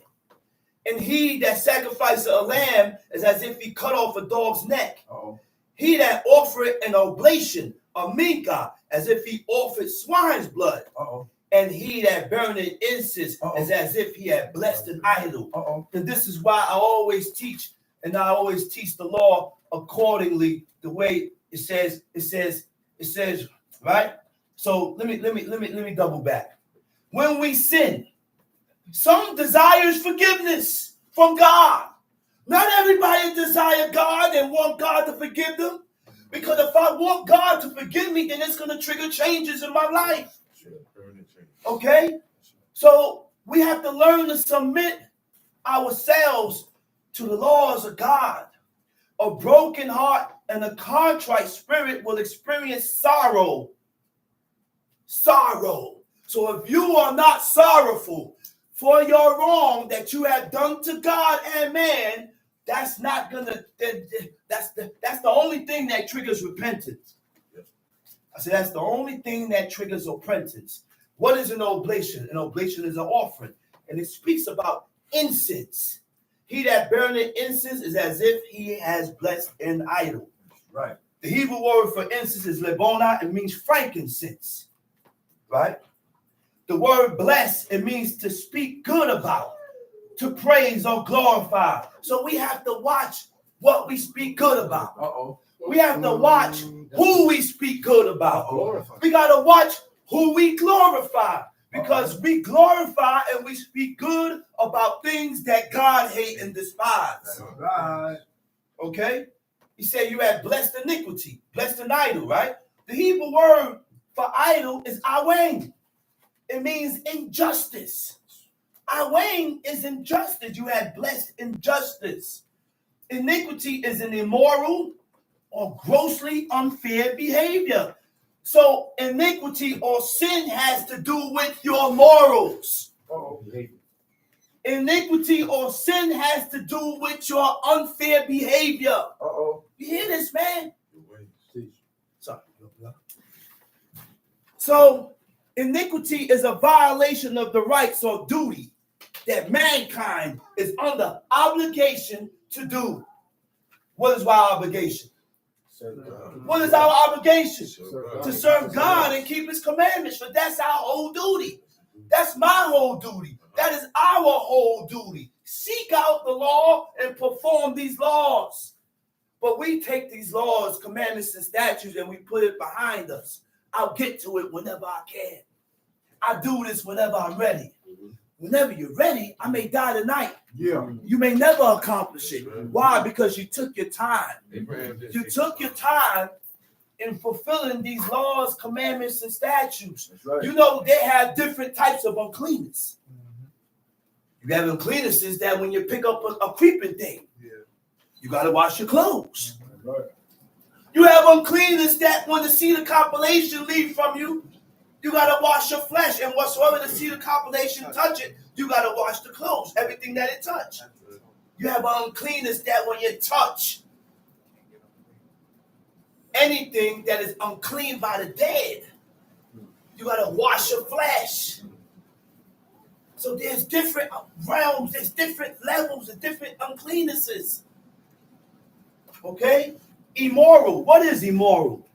Immoral means not conforming, not accepted, not conforming to accepted standards of morality, not agreeing to accepted standards. What are the accepted standards? The accepted standards is in the book. The accepted standards are the laws, commandments, and statutes of God. That's right. The ways of God are these accepted standards in order to get God's attention towards me. Who don't want to gain God's attention? Huh? Who don't want to gain God's attention? Because when you have gained the attention of God, guess what? He's guiding your feet now. God is going to guide your feet. And when God guides your feet, he will not allow you to slip off or waver or shift or fluctuate. That's right. So what is morality? Morality are principles concerning the distinction between what is right and what is wrong, what is good or what is bad behavior, according to the standards of God. Morals. Huh? That's your morals. Time sheet. How I behave. That's right. Gee, you got time sheet. Leviticus chapter 10. And Nadab and Abihu, the sons of Aaron, took Leviticus chapter 10, what verse? From the top. Nadab and Abihu, the sons of Aaron, took either of them his took censer either of them their censer. and put fire They thereon. put fire in the And censer, put incense and they thereon, put incense thereon, and offered and strange they fire. offered up strange fire before God, which he commanded them not. So these two guys offered up strange fire before God, a fire that God did not command it. They did not follow the order. See, there's an order. There's an order in life. There's an order in marriage. There's an order in the sacrifices. There's an order with dealing with your house. The problem is that we come out of our place. We come out of our place with God. Go ahead, read. And there went out fire from the Lord. And there went out fire from God. So now they're in the holies of holies. They're in the temple, in the sanctuary, which means fire. There was no roof. Fire came from God and did what? And devoured them. And they died before the Fire Lord. came from God and consumed them. There are certain things in this book that when we play with it, it's immediate action. When you're dealing with these sacrifices and offerings, there's immediate action. There is things that we can do in our lives that will bring us to a cut-off state of mind. God will cut you off, and you'll still be living. You'll still be alive, but God will cut you off. Ain't nothing get unclean to live. No. Time sheet. Then Moses said unto Aaron, This is that the Lord spake. Look what Moses said. He said, oh, hold up. Moses went to his brother. He said, oh, this is what God is talking about. Go ahead. Saying, This is what God is talking about, man. What he said? I will be sanctified. I will be sanctified. Hold up. Wait a minute. Now we're going to learn what it means to be sanctified by God. He said, I will be sanctified in them that come nigh me. When you begin, the priest was close to God. Okay? We don't have no more priests. Okay? So now there are laws. When you start picking up in these laws, commandments, and statutes, you begin to get the attention and gain the attention of God. You get close. Now, it prohibits actions. Your actions and your ways are limited. Are limited. He said, what? Read that verse over. He said, I will be sanctified in them that come nigh me. So now, what does it mean to be sanctified? The Hebrew word for sanctified is quadash. It means set apart or consecrated. So when you're set apart, it means to become different from others. That's right, T. I cannot be the same like you. God has given us these laws, commandments, and statutes to separate us from the people that we live amongst. Huh? That's sanctified. Talk about it. The woman, our woman, the daughters of Zion can be sanctified. Don't look like the woman. Don't look like Betsy. Put on your robes and your garments and flare them out so that you don't show your shape that is only supposed to be for your husband. Say it again, brother. Huh? Say it one more time. Huh? That's only supposed to be for your husband. But we have lost the shame. We don't have no more shame with ourselves. So therefore, we're revealing things to show ourselves and gain the attention of other men. That's not being set apart. What does it mean to be consecrated? Consecrate means devoted to a purpose. Devoted to a purpose. You know what's the purpose? My purpose, your purpose, our purpose, supposed to be the same purpose. Let's serve God and keep the commandments of God. That's it. Let's serve God and keep these laws according to how we read. They ain't supposed to be 3 and 4 and 5 and 6 and 8 different camps. It ain't supposed to be camps all over the place. No, but you know why? Every camp do the law differently. That's right. I said every camp do the law differently. So now, when a person is devoted to a purpose, guess what you do?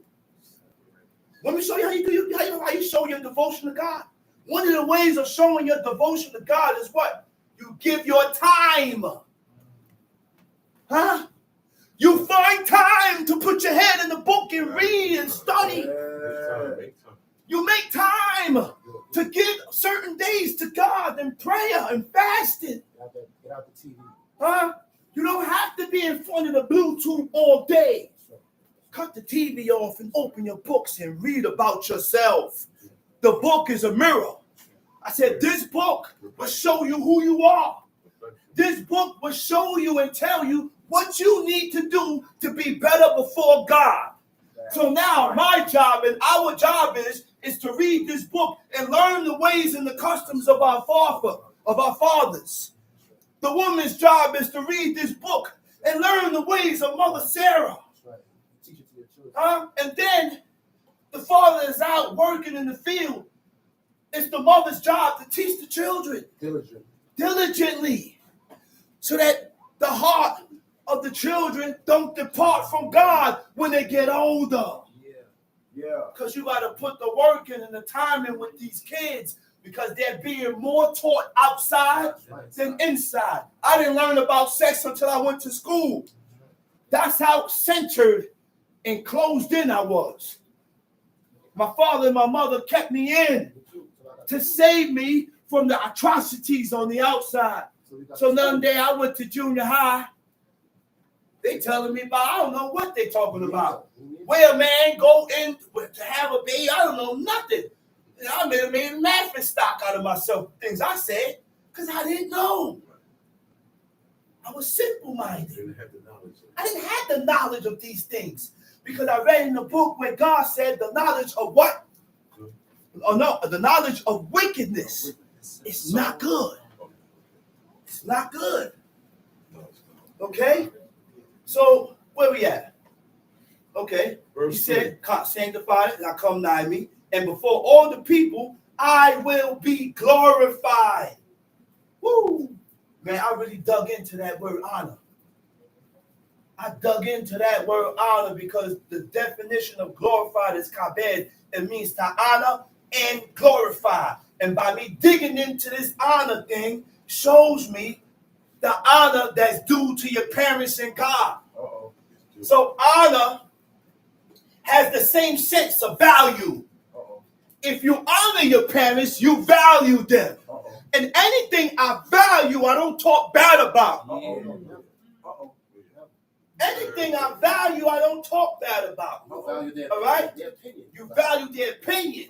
You value their suggestion. That's a part of honor. They suggested it. If you honor them, all right, Ima, I don't want to do this, but this you suggested it, you got that. That's right. You got that. Because there were certain things and certainty. I don't know, man. But hear suggestions of our parents. Shabbat, I want you to And but then Ema, you're ready to reject and throw down the mother's suggestion. That's right. Guess what? You know what I'm talking about? Me. Come on, man. I read and study to find myself, man. I don't read and study to find you. Right. I read and study to see where I'm coming up short at. Because God see it. No, I ain't doing that no more. My mother's suggestion is a command. And I'm not going to say nothing to contradict that. Even if she agreed with Even if she, that's right. She said, I still See, violate. we got to learn what honor is. Violate. We have it. We don't got it all. I said, this is a lifetime job. God is keeping you alive so you can correct yourself and reach a certain height in righteousness. That's why God opened your eyes to certain things. Huh? He said honor has the same sense of value. That which is valued or esteemed is honored. Honor is giving value to others. That builds reputation. So by me talking bad about my father, you done damage his reputation, which there's no honor in that. All right? It means to treat with great consideration, to esteem highly, and to treat with deference. You know what deference is? Deference has to do with being humble, submission, and considering others before yourself. Oh my goodness. So it's my job to consider you before I consider me. Who did that in the book? King David. Who else? Moses. He considered the nation and told God to blot my name out the book. Destroy me, wipe me out. I don't want to be here. For the sake of the nation, keep these people alive. Huh? Put in my father's house. Huh? They don't deserve it. They don't deserve it. He said, man, listen. He said, put it on me and my father. That's right. What verse we at? 4. And Moses called Mishael. Look at another time. Oh, man. Moses was a heavy man. The people is at the grounds of Mount Sinai. They built a golden calf. They made themselves naked and it was worshiping the golden calf. You know what Moses said? He didn't say, they're wicked. You're abominable people. Kill them, God. Kill them all. He didn't say that. No, he said he pleaded for the people. He said, God, don't kill these people. He said, because if you kill them, then your name gonna get. Thought of God's name. He thought about the name of God. So I say that to say this. When you decide to walk off from God, I'm not asking God to kill you because you walked off. I feel sorry for you. That's right. That is the ways and the customs of godly men. That's right. I feel sorry for you when you walk off from God. And I will stay in your ear to try and keep bringing you back, to get back in favor, to do these laws.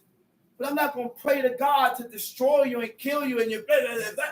I got to give you words of encouragement to bring you back. If I keep telling you you're blocked, you're evil, you're this, then you're going to push me away. You're going to get pushed away. Moses didn't do that. That's godly men. Jonah wanted God to wipe out a whole nation. Different men. And when he wanted God to wipe out the whole nation, God commanded him and said, go in the ship. Go in the ship. He done went in the ship and went opposite of Tarshish. Went to Tarshish. So now he's in the ship. The ship, God caused an uproar in the sea. Everything shaking and jumping all over the place. Jonah in the bottom, sleeping. Next thing he said, listen, the shipmaster come. He said, man, I serve the God of the sea and the dry land. He said, oh, it's you. Next thing he picked them up, tossed them over. God commanded a fish to swallow him. And he lived in the belly of a fish. But while he was in the belly of a fish, he considered himself. He corrected himself. And this is why correction is the highest form of love. God desires and wants you to correct yourself before I have to put you in the dirt. Before I have to kill you, I need you to correct yourself, son. I need you to do right, son. And when that belly of the fish spit him out, he said, I'll go. He said, now he came back with the same command. Listen, I need you to go to Tarshish and tell these people. He said, okay. He ran. It was a 3 days journey, but it took him 1 day. He ran. I bet he listened then. This is what God is looking for after being corrected. Huh? Obedience. Obedience. Obedience. He accepted it. He said obedience is better than what? Sacrifice. Than sacrifice. Tom With Sheep. the rod. And Moses called Mishael and Elzaphan, the sons of Uziel, the uncle of Aaron, and said unto them, come near, carry your brethren from before the sanctuary of the camp. Uh-oh. So they The went, fire that God sent from heaven consumed these men in their clothes, but the fire was commanded by Not to God burn the not to burn the clothes. Come on, man. Let's read. so they went near and carried them in their coats Uh-huh. out of the camp, Uh-huh. as Moses had said. Uh-huh. And Moses said unto Aaron and unto Eleazar and Uh-huh. unto Ithamar, Uh-huh. his sons, Uh-huh. uncover not Uncover your not heads, your head, neither rend your clothes, neither rend your clothes. lest he die. Watch who you mourn for. I said, watch who you mourn for. You gotta stop mourning for people that disregard God. You got to. You got to. Why? Because there's certainly look. We gotta watch who we mourn for, man. We gotta watch who we mourn and cry for. Because the person that you're crying for and mourning for is despised in the eyes of God. They have violated certain laws that calls for this reaction. Right. He set up no balloons. Huh? He set up no balloons. Tom Sheep, But let your brethren, the whole house Go of back. Israel, be lest well, he die. And what? lest he die, and lest wrath come upon the people. Just by him crying, said you're gonna bring wrath upon the whole nation. I said the priest can bring wrath upon the whole nation. A father who is the head of a household must watch his ways and how he live with God, because what he do can bring wrath upon the whole house. So it's not a light thing to be a head or a leader or a head of a household. It takes heavy responsibilities, because God will visit your sins and the things that you did in your whole house. Your wife get hit, your daughters get hit, sons get hit, everybody get hit, all because of what you did. Tom Sheep. But let your brethren, the whole house of Israel, bewail the burning, Bewail the burning which the Lord hath kindled. which the Lord had kindled. Verse 7. Verse 7. You shall not go out from the door of the tabernacle of He the said, listen, congregation, Aaron, he said, don't leave from the door of the tabernacle of the congregation. lest he die. I'm going to kill you if you do. Because the holy anointing oil is upon you. Tom Sheep. For the anointing oil of the Lord is upon you, and they did according to the word of Moses. We always got to be on point. Don't allow your emotions to cause your spirit or your body to sin before God. That's why he told Aaron, he said, listen, I don't care what's going on. He said, don't leave. That was his son. Don't leave. Yeah, that was his sons. But right at this point in time, God don't care about his sons. Apparently, they was in different sections. Aaron already had the mentality, said, man, I gotta go check on my boys, man. Moses. God came to me and said, remain here. The holy anointing oil is upon thee. If you leave here, I will kill you. can't leave, brother. And it's simple. Oh, look, you don't get emotional when dealing with God, because these things are what cause you to move in a way that's not accepted. Go ahead. And the Lord spake unto Aaron, saying, do not drink wine, Do not nor drink wine, nor strong drink, nor strong drink. thou, nor thy sons So with that's, thee, uh-huh. when you go into the tabernacle of the congregation, Tom Sheep. lest he die. Tom Sheep. It shall be a statute forever throughout your generation, Uh-huh. and that ye may put difference That between ye may put what? Difference between what? Holy and unholy. Holy and unholy. The word unholy means profane or common. You know what profane means? What a difference between that which is defiled or worldly things. Huh? The worldly things means what? A person concerned with material value or ordinary life. You know what ordinary life is? What you're not concerned with. I ain't concerned with ordinary life. I'm not concerned with getting a house. I'm not concerned with getting a car. No, I'm concerned with honoring my mother and my father.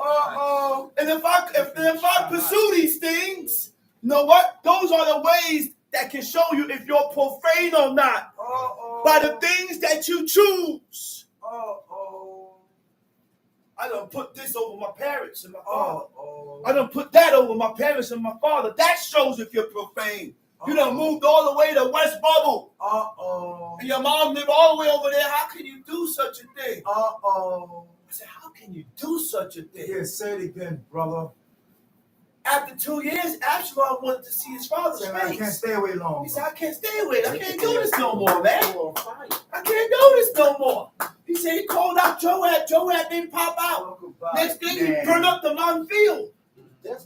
Burn this field. Joab come out. He said, yo, man, but guess what? You know what's the key in that? That was his son. And even his son followed the protocol and the order not to just walk up on the king like that. King David told you. And he had men there. Benaiah. He said, don't see my face no more. That's what he said. That's right. That's what he told him. Tom, where we at? Verse 10. And that ye may put difference between holy and And that unholy. he may put a difference between holy and unholy. We cannot buy fish from the Chinaman. That's right.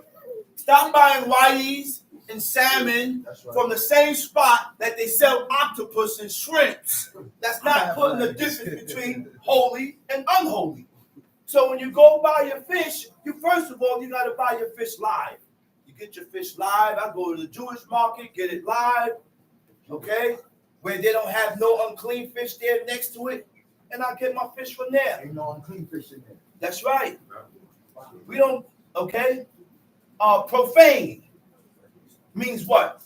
A person has lack of respect for the things God holds sacred. You have lack of respect for the things God holds in high regards. One of the things is the Shabbat.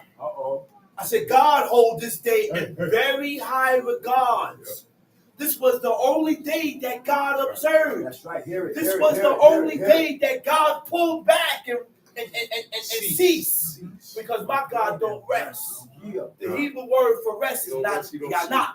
It means to desist or to stop from working, to cease from creating. So therefore, there are rules and regulations on how to keep the Shabbat from not profaning it.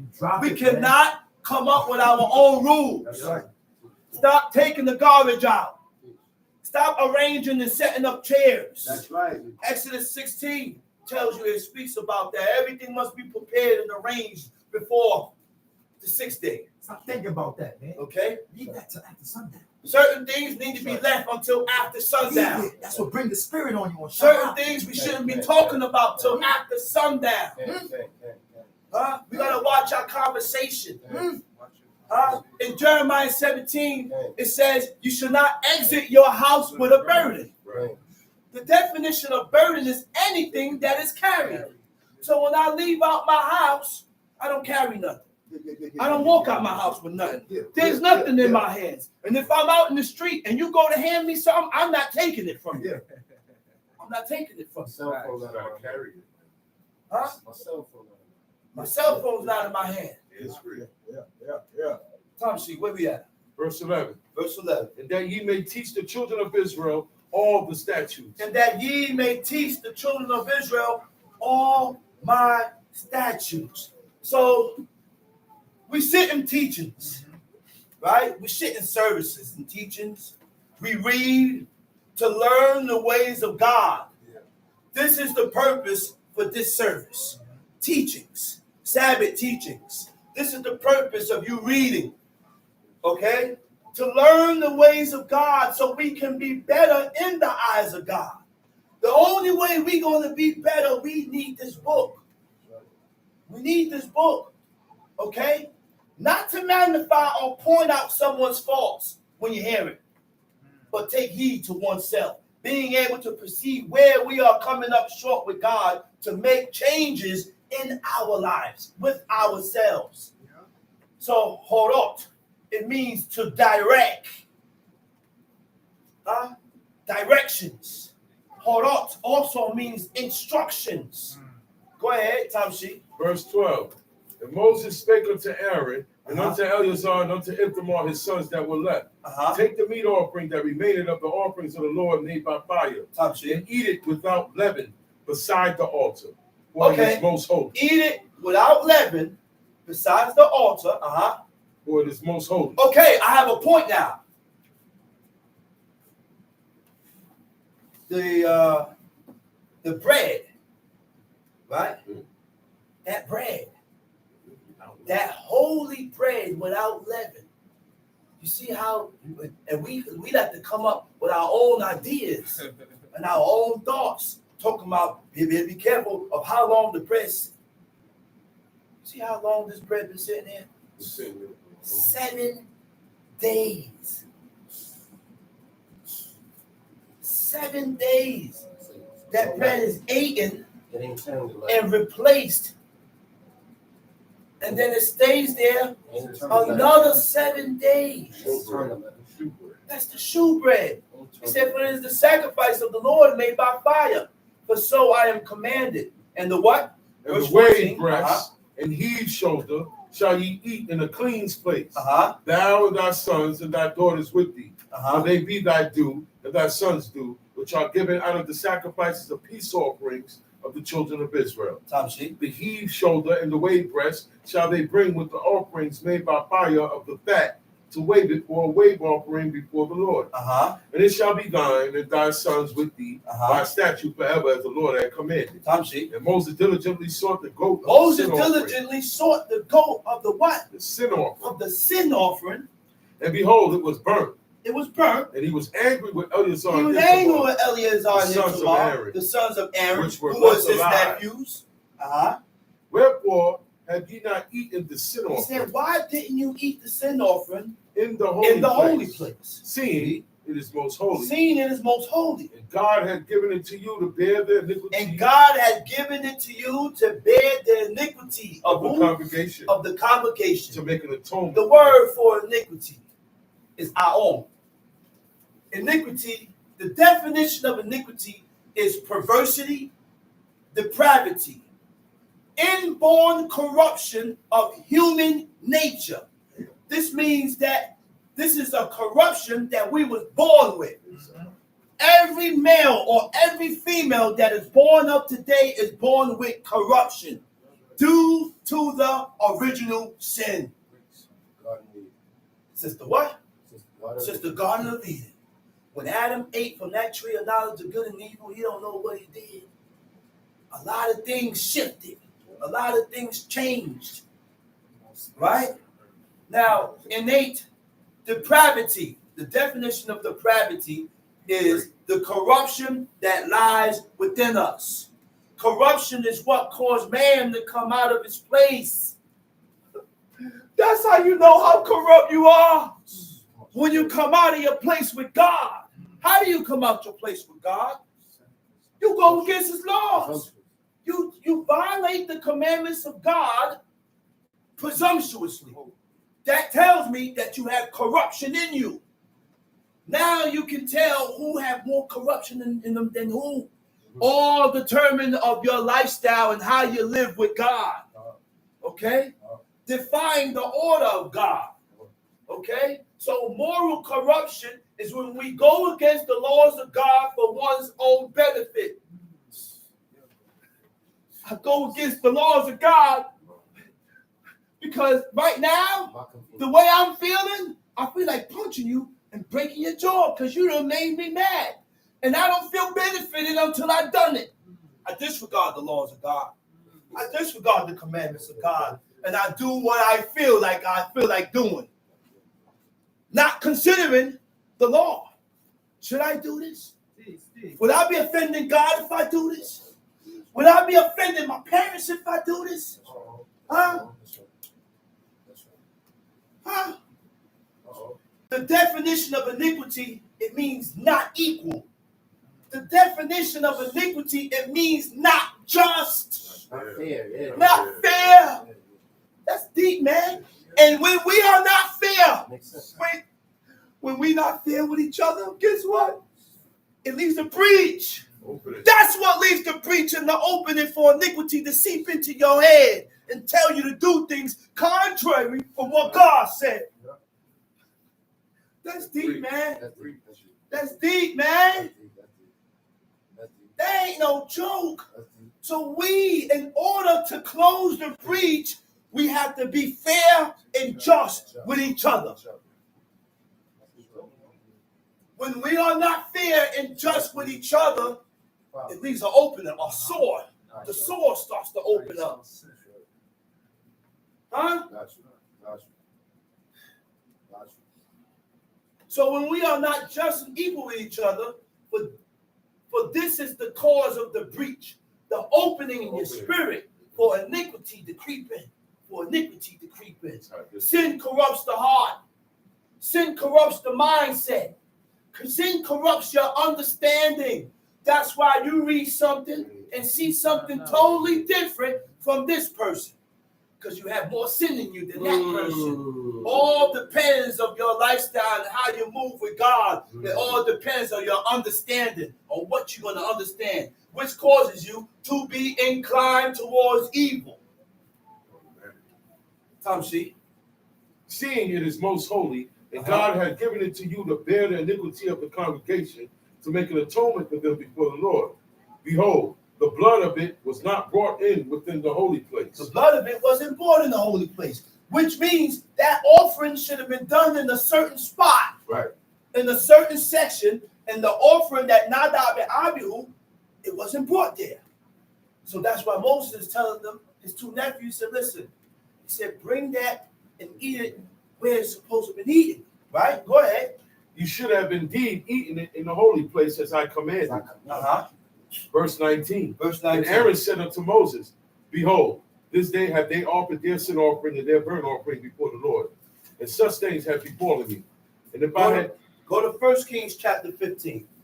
He said, and 1 Kings chapter 15. I'm going to finish it up. He said, and such things has befallen me. Huh? Who said that? Aaron. He said, man, basically he's saying, man, consider my situation, man. I just lost my two sons. I can't even cry. Right. The boys, the brothers lost their brothers. As I lift them off, how do you think they felt?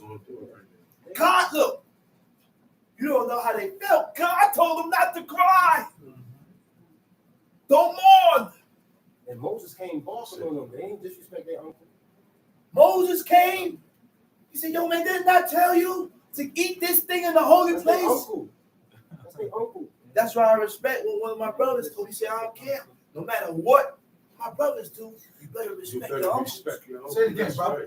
He said, no matter what your uncle or your auntie do, you better respect them. Ways of God. Ways Say of it again. God. Ways of God. Now this is the ways of God. Say it again. How you teaching your children? So when we go against these ways Say it again. and we do things contrary from what we read, you are on the path of destruction.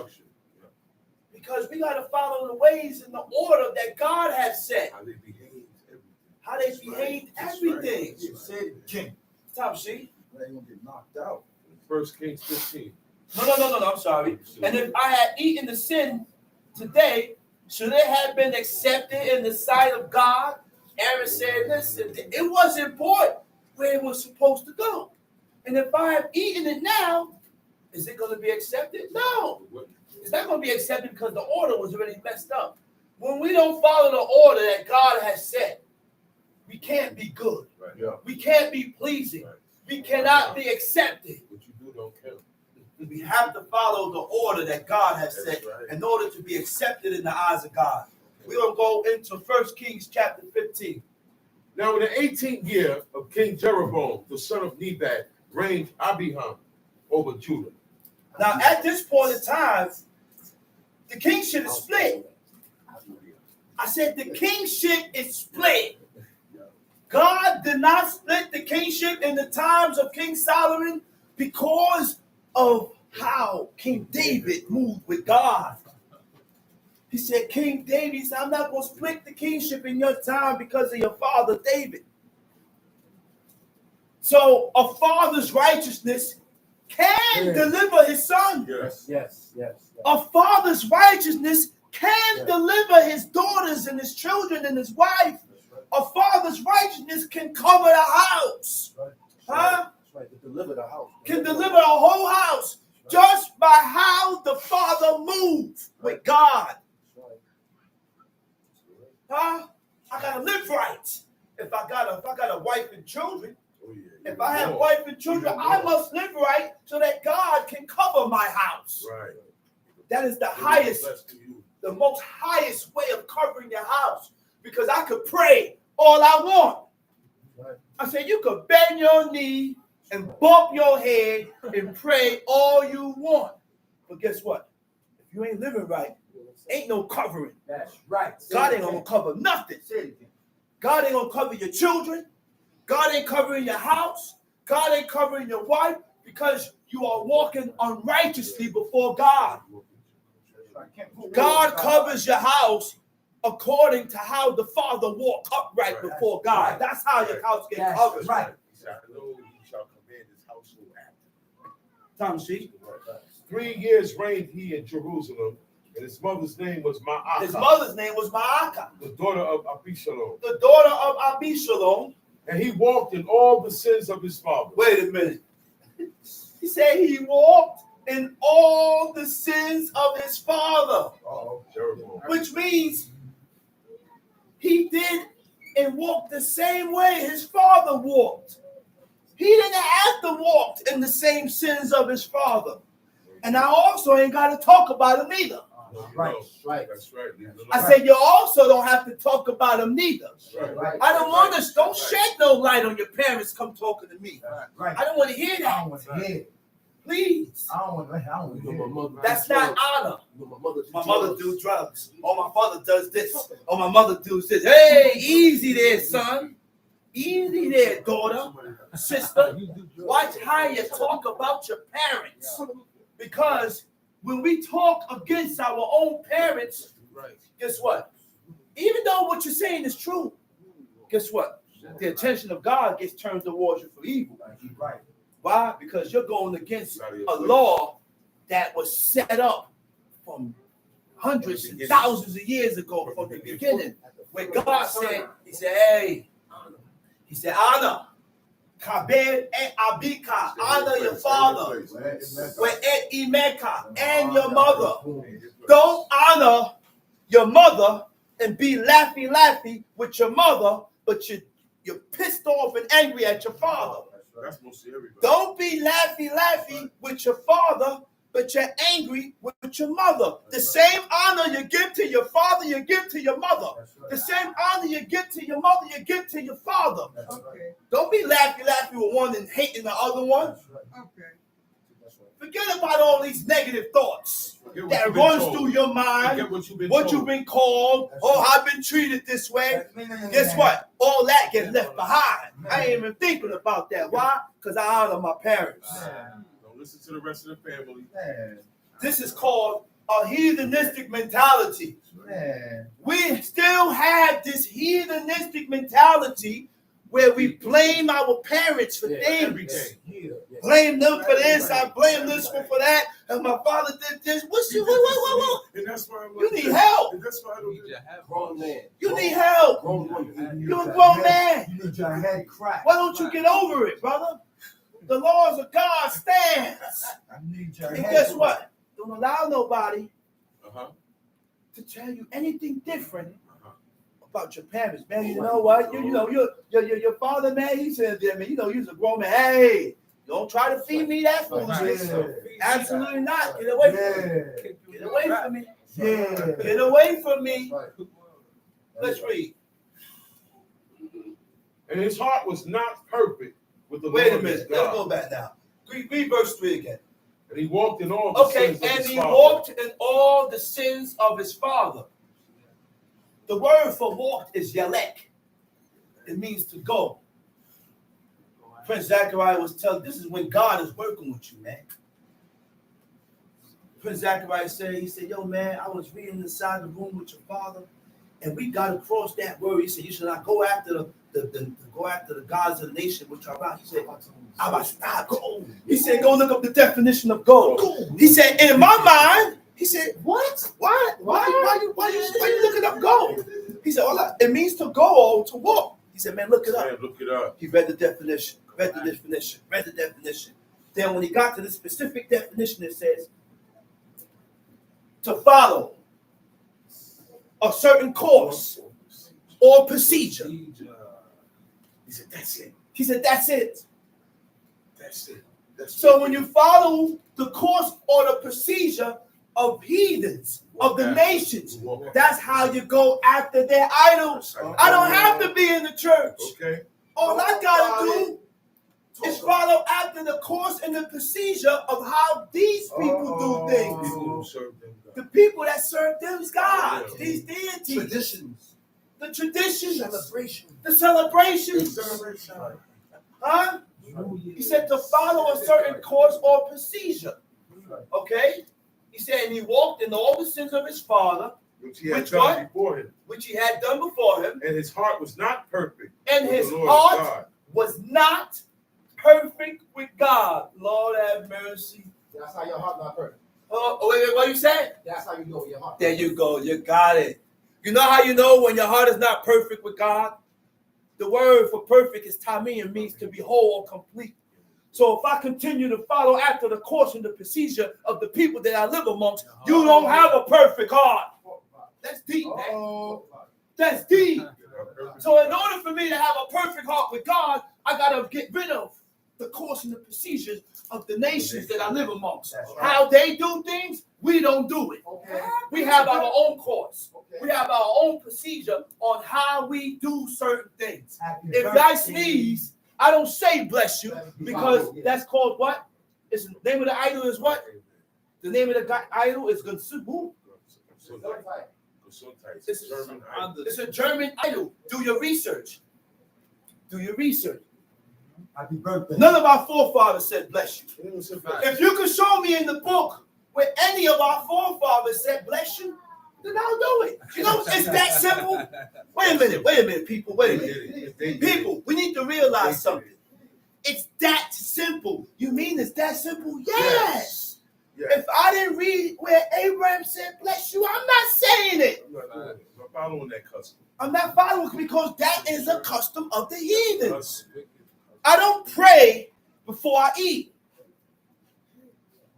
You know why? Because in Deuteronomy it says, eat. And when you have eaten them before, then bless the Lord. So I eat first, and then I bless God. I don't say prayers first and then go eat, because that also is a custom or a procedure of the heathens. Don't say grace. Okay? Ain't no grace. That's their custom. Tom sheet. Where we at? And his heart was not perfect with the Lord his God. So perfect, the Hebrew word for perfect is shalem, right? Shalem means whole or complete. To be whole, it means it goes into ways of thinking, ways of how you feel, and acting. How you act. You see the things we gotta correct before we become whole before God? Go ahead, read. And his heart was not perfect with the Lord his God, as the heart of David his father. Verse 4. Nevertheless, for David's sake, did the Lord his God give him a lamp in Jerusalem. There you go. You see it again. He said, nevertheless, only for the sake of my servant David. He said, I left a lamp in Jerusalem. David been dead, but his righteousness was so strong that it was able to cover generations. It covered his son, It covered his son, Abiam. Yo, All the way down the line. yo, man. David was a bad man. King Yeah, he David was was no a joke. bad man. He wasn't no joke, man. Tom Sheep. Nevertheless, for David's sake did the Lord his God give him a lamp in Jerusalem to set up his son after him and to establish Jerusalem. Because David did that which was right in the eyes of the Lord. You know the definition of Jeroboam is? The people will contend. That's what it means. That's what his name means. The people will contend. And that's what he did. And that's what he did. His destiny. That was his destiny. Be against. He was the first king of the northern kingdom of Israel. Yeah. When the kingdom split, He was right? the first one. At the death of Solomon, and the 10 tribes split off from Judah and Benjamin. When the kingdom split, the 10 tribes immediately split. See, these tribes had to split because of what God said. God said it. God said it. He said, you're going to rent the Take off kingdom. his garment and cut it and twirl it. The prophet. He said the same way. And he ripped 12 out of 10 pieces. No, that was with Judah and Jeroboam. Yeah. You talking about when I think I know you're talking about. I don't know yet. He said the kingdom under Solomon's son Rehoboam. Idolatry was introduced at the beginning of his reign. Tom Sheep. Because David did that which was right in the eyes Because of the David Lord. did that which was right in the eyes of God. And turned not aside from anything And that he turned not commanded him. aside from anything that he had commanded him All the days of his life. all the days of his life. Save only Save in only. the matter of Uriah the Hittite. You want to mess with that? Got the add on. You want to mess with that? Can't show about it. But God favored him. God favored him to the point where he looked at him. He said, don't worry about it. Nathan, go to King David and tell him that your iniquity is erased. Thou shalt not die. You can't question God about why he saved David and why he Leave did that this. alone. One person came and said, why you talk so good about David after the things David did? Look at what? You said, you out your mind. I want to I talk said, you out of your mind. God said, David, my servant. Yeah. God ain't calling you his servant. That's why. We see why. Top sheet. And there was war between Rehoboam and Jeroboam all the days of his life. The rest of the acts of Abiam and all that he did, are they not written in the book of the Chronicles of the kings of Judah? And there was war between Abiam and Jeroboam. And Jeroboam. And Abiam slept with his fathers. They buried him in the city of David. And Asa, his son, reigned in his stead. And in the 28th year of Jeroboam, king of Israel, reigned Asa over Judah. And 41 years reigned he in Jerusalem. And his mother's name was Ma'akah, the daughter of Abishalom. And Asa did that which was right in the eyes of the Lord, as as David did David his father. Read. And he took away the Sodomites. He took away the Sodomites. Now, the definition of Sodomites in the Hebrew is Qadesh. Right? Qadesh. The definition of Qadesh is male temple prostitutes. Male temple prostitutes were part of Canaanite worship of Ash, Ashtoreth. And it was common throughout the ancient world. Common. Everybody did it. The Incas dedicated young boys as temple prostitutes.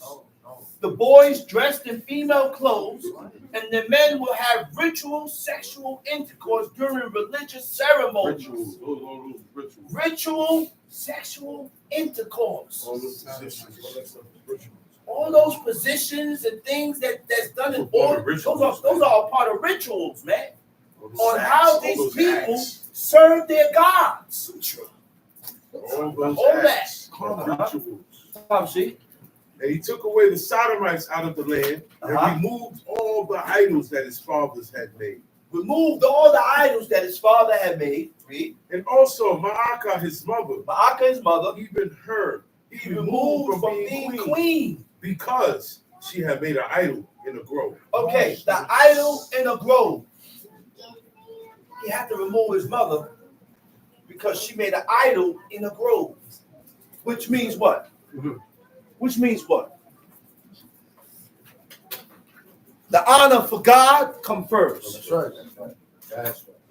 The honor for God come first. That's right. My parents cannot come into my house and watch TV and cook. This is my house. So now, all due respect, mama or papa, I live one way according to the law. You can't do this here, mama. That's right. Teach. Because if you allow these things to happen in your house, God is going to charge you. That's right. This is why when you have made your mind up to serve God and do these laws, you got to get out of your parents' house. That's right. You got to get out of your parents' house because there ain't no setting up no zik wrongs in your mother's house. There ain't no laying down no order and getting no comments out of your mother's house. Can't do that. This is your mother's house. Can't do that. You can't do that. Can't Can't take the idols down. Those are her idols. Those are her deities. Now you just sounded me up. It says an idol in a grove. You know what's the definition for that? It said Mithlezet Asherah, a monstrous idol. It wasn't no regular idol. It was like a gargoyle, a scary, demon-looking idol Demonic. that was stashed inside of a grove. That's like it's pieces, like 5-year-old pieces. Yeah, it got Yeah. Right, things like that. Boom, things like that. Tamshi. And Asa destroyed her idol and burned it by the brook Kidron. Asa destroyed the idol and burned it by the brook Kidron. But the high places were not removed. He didn't remove the high places. Nevertheless, Asa's heart was perfect with the Lord all his days. Wait a minute. He said, even though he didn't remove the high places, he said his heart was still perfect with God. Ain't that something? We get a key. The high He said places were the not high removed. places, what Asa didn't remove the high places. But his heart was still perfect. He said, but his heart was still perfect, That's deep. That's deep. which means you can still be dedicated to God, But you mess can up earn, over here. but still have a perfect heart with God. Leave him alone, man. Leave him alone. Mind your business. Huh? That's why you should know yourself. That's exactly. That's why, like the brother just said, we don't need to be taking heed and watching nobody. Because I don't know what's your standards and your position and your level with God. I don't know that. So therefore, I have to continue to look upon myself, correct myself. The only thing God said was to reprove, rebuke, chastise. Right back to him. That's it. That's the Lord. Top sheet. And he brought in the things which his father had dedicated, and the things which himself had dedicated into the house of the Lord, silver and gold and vessels. And there was war between Asa and Baasha. It was King war of between Israel. Asa and Baasha. All their days. And Baasha, king of Israel, went up against Judah and built Ramah, that he might not suffer any to go out. So he said, hold up. He said that Asa had a perfect heart with God, right? You know what a perfect heart is? A perfect heart with God is a responsive heart. You know what a responsive heart is? A responsive heart that is drawn towards humility and commitment, obedience to God, which is opposite to being stubborn when you refuse to yield to the laws of God and his ways. A responsive heart is a heart that when you hear about yourself, you react. Respond. You respond. Take responsibility. You take responsibility and you respond to it as far as to take the correction or to correct yourself to become better. You make the necessary corrections with yourself to become better before God. Tom Sheik. That he might not suffer any to go out or come in to Asa, king of Judah. Then Asa took all the silver and the gold that were left in the treasures of the house of the Lord and the treasures of the king's house, and delivered them into the hand of his servants. And King Asa sent them to Ben-Hadad, the son of Tabrimon, the son of Hezion, king of Syria, that dwelt at Damascus, saying, there is a league between me and thee. Between me and thee. And between A league is an agreement. Now, these two guys said there's a league between me and you. Go ahead. What's the next one he said? And between my father and thy father. He said there's a league between me and you because this league Really? stood really because the league started from my father and your father. That's why we Because your father and my father went into an agreement, therefore the agreement still stands between their children. That's godliness. That's right. There can be nothing happen between me and you. No discrepancy can happen between me and you because of the agreement between your father and my father. This is the ways of God. This is righteousness. The book shows us how to be godly. What are the ways of godliness? How to be righteous? How to gain God's attention? Go ahead. Behold, I have sent unto thee a present of silver and gold. Come and break thy league with Baasha, king of Israel, that he may depart from me. You hear what he said? Now he asking them to break the league. Break the agreement. Break the agreement. Break the one you got with that guy. Go ahead. So Ben-Hadad hearkened unto King Asa and sent the captains of the host which he had against the cities of Israel, Right. and smote Ijon and Dan and Abel and Maacah and all Cinero with the land of Naphtali. And it came to pass when Baasha heard thereof that he left off building of Ramah and dwelt in Tirzah. Then King Asa made a proclamation throughout all Judah, none was exempted. And they took away the stones of Ramah and the timber thereof, wherewith Baasha had built it. And King Asa built with them Geba of Benjamin and Mizpah. The rest of all the acts of Asa and all his might, and all that he did, and the cities which he built, are they not written in the book of the Chronicles of the kings of Judah? What verse you at? Bottom of 23. Nevertheless, in the time of his old age, he was diseased in his feet. And Asa slept with his fathers, and was buried with his fathers in the city of David his father. And Jehoshaphat his son reigned in his stead. And Nadab, the son of Jeroboam, began to reign over Israel in the second. Nadab, the son of Jeroboam, he's reigning in Israel. In the second year of Asa, king of Judah, reigned over Israel. 2 years. 2 years. And he did evil in the sight of the Lord. Evil in the sight of God. And walked in the way of his father. And he walked in the ways of his father. And in his sin. Wherewith he made Israel to sin. Wherewith he made Israel to sin. How can you cause Israel to sin? We gotta be careful with these teachers and these heads coming up on this beamer, teaching people and telling people things that's contrary from what it says in this book. Talking about this can't do the law this way, this can't do the law this way, and this can't do the law this way, when there's only one book and there's only one way to do the laws of God. There's only one way to do these laws. There's only one way to accomplish this. So we got to be careful of what we teach these people, because then we will begin to lead the flock astray from God. If you have a bald face, you shouldn't be up here teaching. You shouldn't be up here teaching with a bald head, because now my image is telling and showing and telling the people, that it's okay. Chief Hoogle got a bald head. It's okay. So I'm gonna bald my head. That's what they're gonna do. Chief Hoogle bald his face. So I'm gonna shave my face. Don't forget Kohen Hoogle. He ain't got no Come on now. He got no fringes on. He ain't gonna wear no fringes. Come on now. We gotta read these laws. All right? Leviticus 19, was it verse 27 or 26? He said, you should not round the corners of your head. Neither shall you mar the corners of your beard. Right? Right. When you go into the Hebrew, it says something completely different. That's right. Because the rounding of your heads was a Hamitic custom. And you could only round the child's head is when you was born. Child is born 4 or 5 years old, you could put it on and round their heads and shape their heads, but in the Hebrew, it don't say such a thing.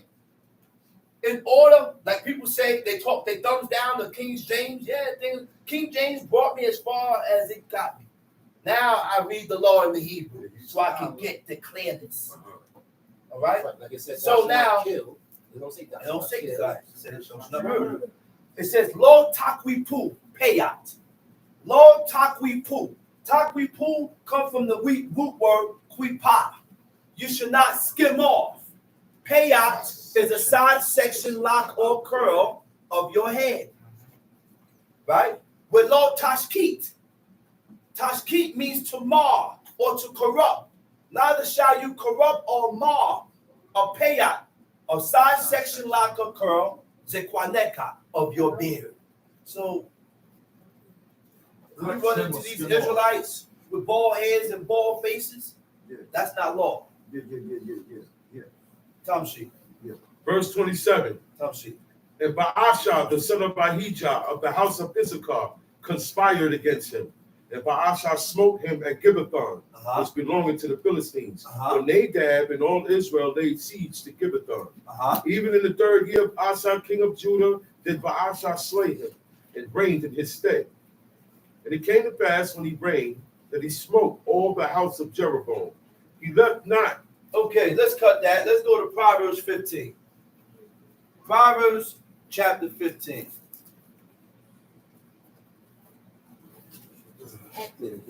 In order to gain the attention of God,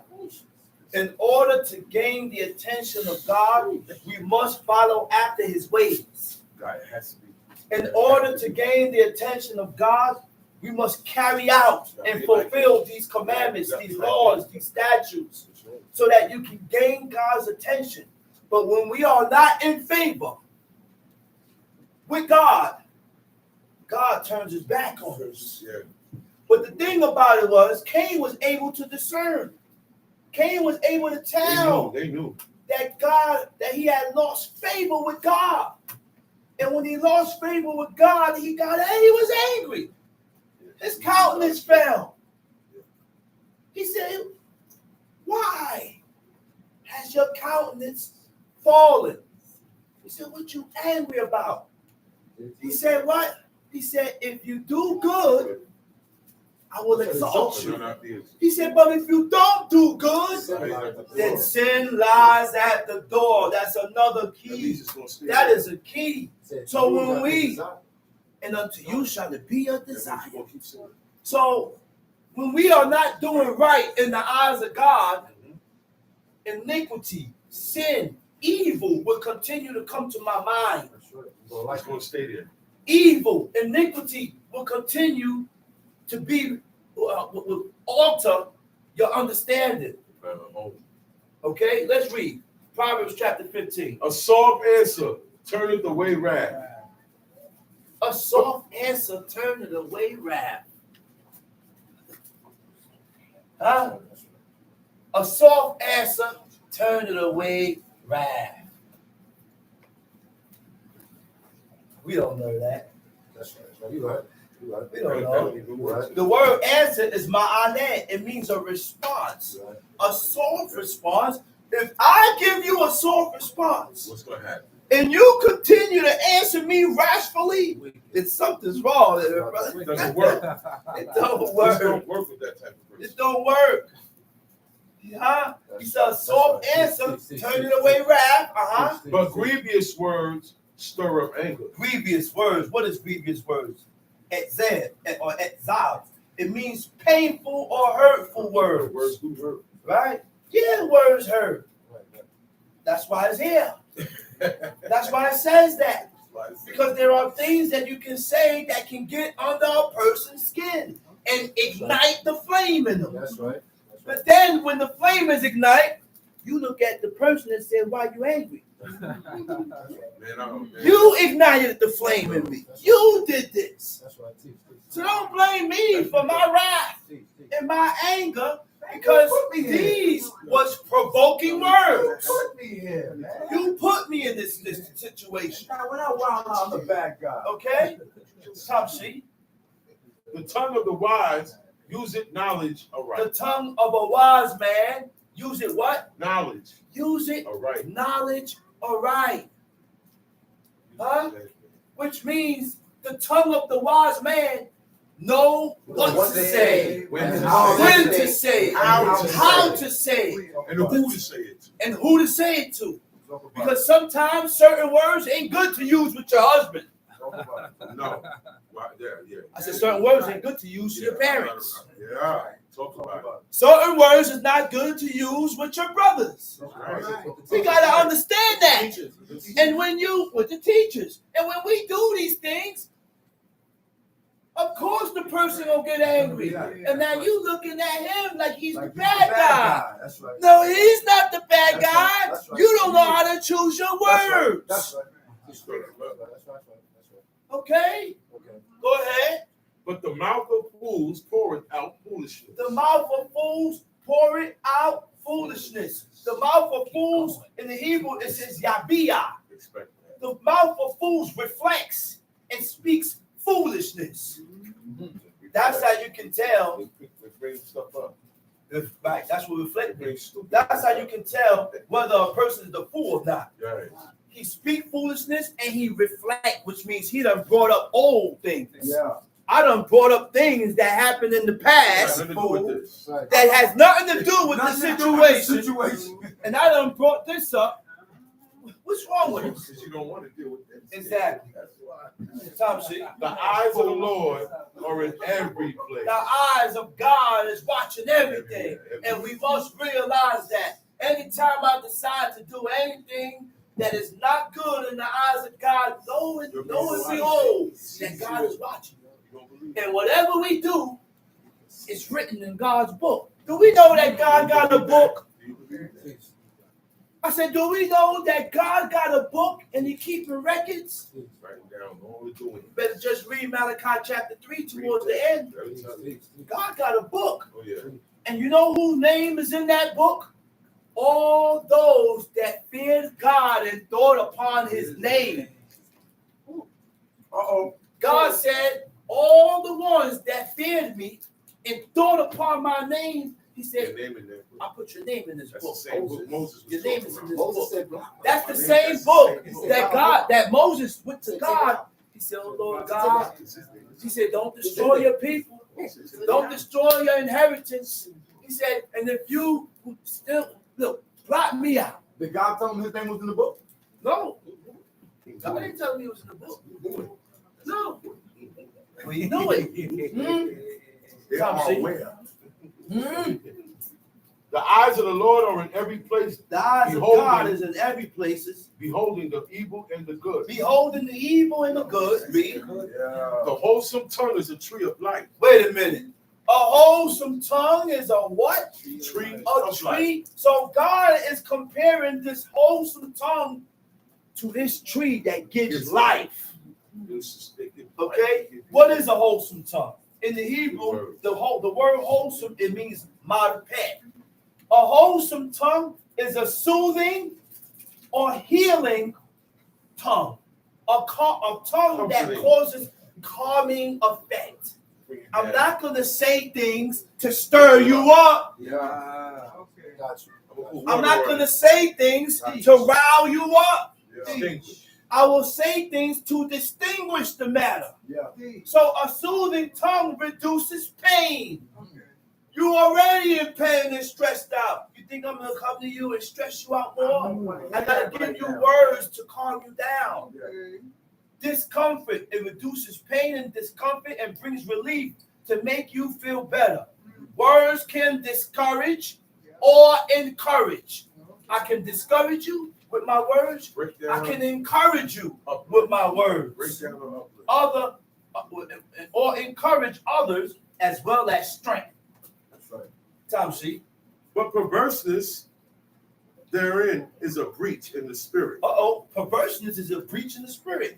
You know what a breach is? The breach is the opening.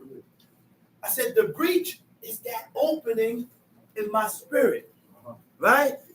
And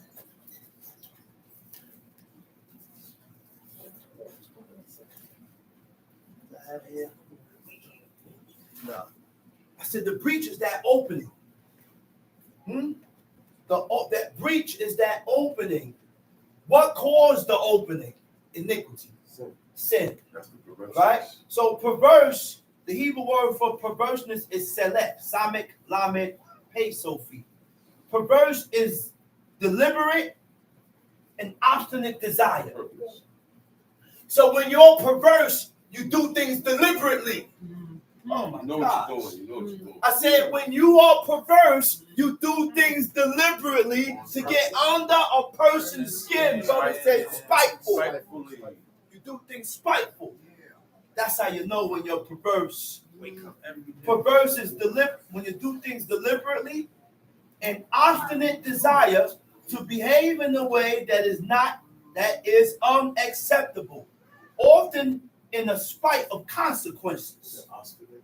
Basically disregarding the penalty. Huh? That's perverse. You said Obstinate, stubborn, That's stubborn. Yeah. being stubborn. Okay? That's right. Tamshi, what verse we at? Verse 5. Verse- A fool despiseth his father's instruction. A fool despiseth his father's instruction. That ain't the law. Uh-oh. That ain't the law. I said a fool despiseth his father's instructions. The Hebrew word for fool is ewil, aleph, waw, yod, lamed. It means imprudently. Imprudently means lacking discretion. When you don't have no discretion, when you're not discreet, lacking discretion, Doing things Wisdom. at the wrong time, saying doing things at the right, wrong time. right. That's discretion. Right, I got you. That's when you're not discreet, when you do and say things at a time where you should not have done and said it. That's right.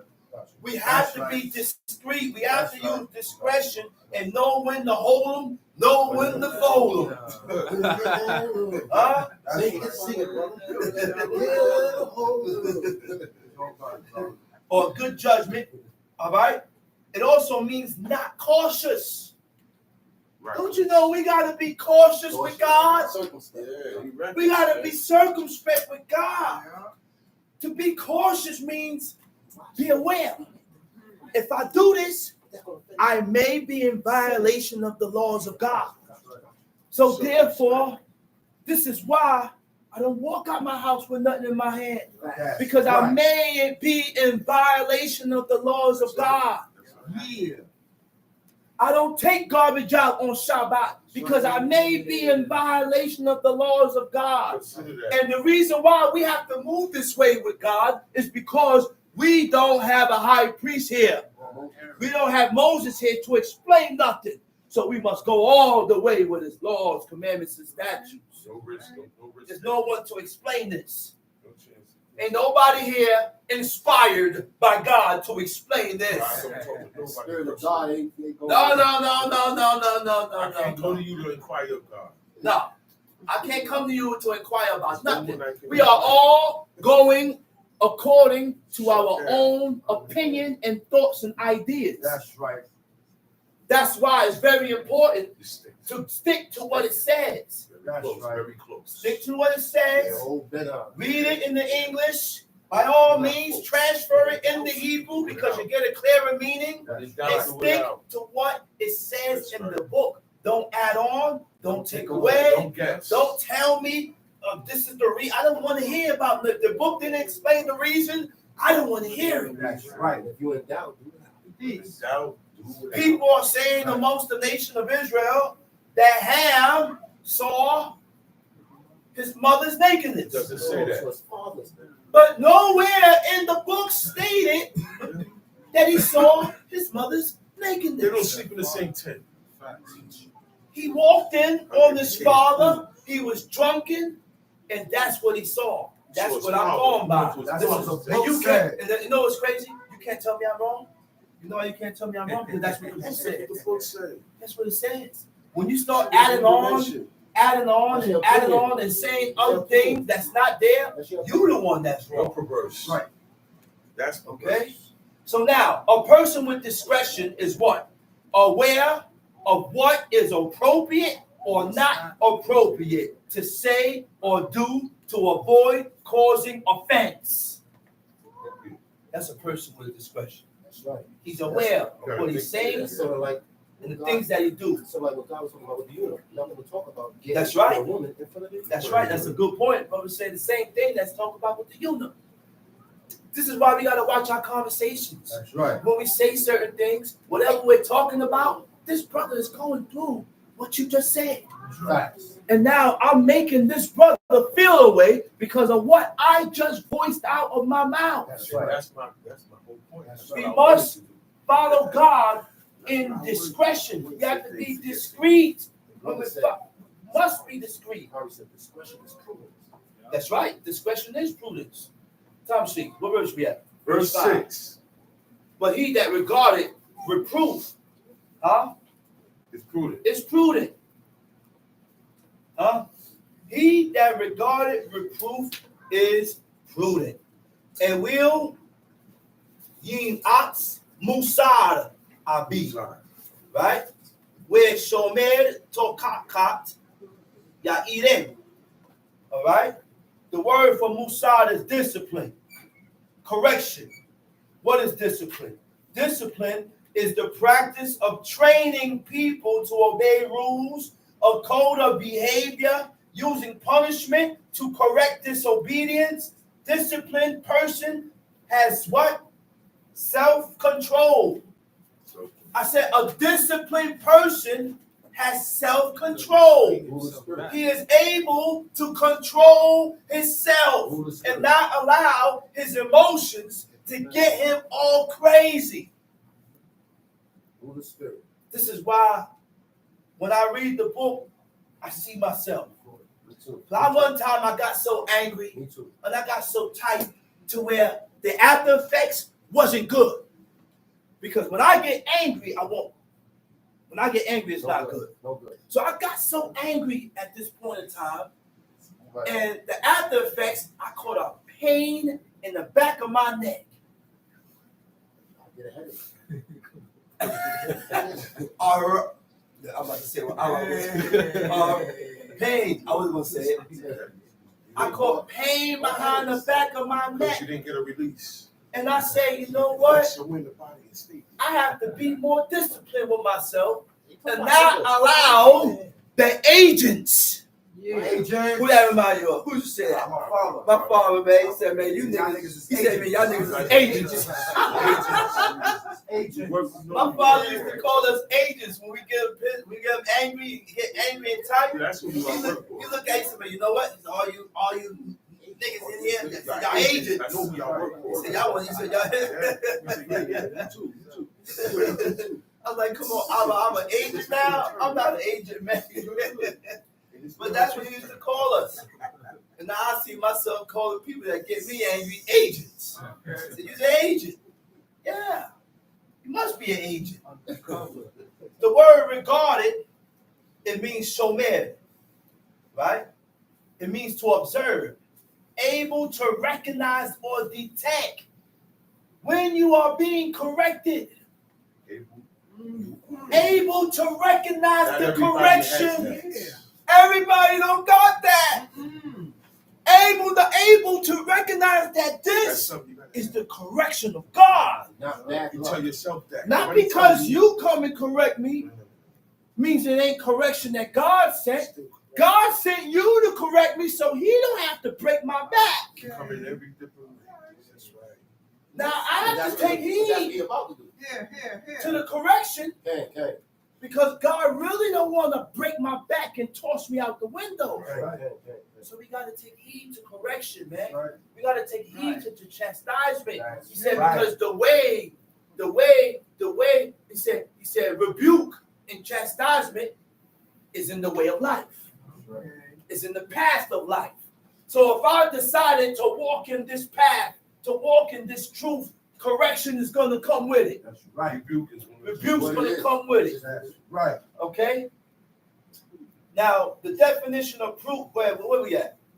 Proverbs chapter Yeah, reproof, 15, verse right. 6. But he that regarded reproof is prudent. That's deep, man. You know what prudent is? To act discreetly, to act in a way that is careful, not to cause embarrassment or attract too much attention. Because when you attract too much attention, that goes into pride. That's right. To act prudently basically means if it's the wise thing to do or say under the existing circumstances. Under the existing circumstances of what's taking place Is this the and right what's thing to happening. say? Is this the right thing to say? Is this the right thing to do? Abigail. I've noticed that this is an uproar and this is happening. Maybe I shouldn't say that because I don't want to get. Abigail. You got to say that. Abigail. And Abigail was one of them. And she was a woman, a very wise woman, Very wise. that her servants came to her and told her, he said, listen, Nabal railed on these men. He said, now he railed on the wrong guys. He said, know of a surety. He said, know what thou must do. And this woman was aware. She was aware of her own husband. See, that is the job we learn by reading. The job of the wife is to be aware of her husband. Exactly. You are so aware of your husband that you can discern and pick out and understand that trouble is coming. Now, she didn't go and correct him about how he railed on the people, but she corrected the situation by bringing food and meeting King David. Pacifying the situation. Okay. And the words that she used. And the words that she used. That's right. Thy handmaid. That's right. Tom, see? In the house of the righteous is much treasure. What verse you at? Verse 6. Tom, see? In the house of the righteous. In the house of the righteous is much treasure. The word for treasure is kosein. It means provision. The action of providing or supplying for use. You plant the seeds of wickedness, you will get it back. Whatever you plant is coming back. But in the revenues of the wicked is trouble. The lips of the wise disperse knowledge. The lips of the wise disperse knowledge. Wisdom comes through the performance of the laws of God. I said wisdom comes through the performance of the laws of God. Right? So, if you are not performing the laws of God, then what you think you're going to tell me about? How are you going to understand? Why do we have two different understanding about this passage? Your understanding is not going to be the same as one that is performing the laws of God. But the heart of the foolish do it not so. The sacrifice of the Wait a minute. He said the heart of the foolish is not I'm so. not gonna do that. In the Hebrew, it says, oh my goodness. In the Hebrew, it says, where led the heart, kesilim of the foolish, lo came. The heart of the foolish is not honest. The heart of the foolish is not gracious. Lo Cain. Cain is honest or to be gracious. Tom, see? The sacrifice of the wicked is an abomination to the The Lord. sacrifice of the wicked is an abomination unto God. But we ain't setting up no sacrifices now because we don't have a high priest. So why do we have so many people calling themselves priests and high priests when they didn't go through the consecration? So if you didn't go through the consecration, there are no priests. You can't be appointed a priest. You have to go through the consecration. So therefore, there's no sacrifice. So what is the only sacrifice or offerings that can go up? Calves of your lips. The calves of your lips, which are prayers.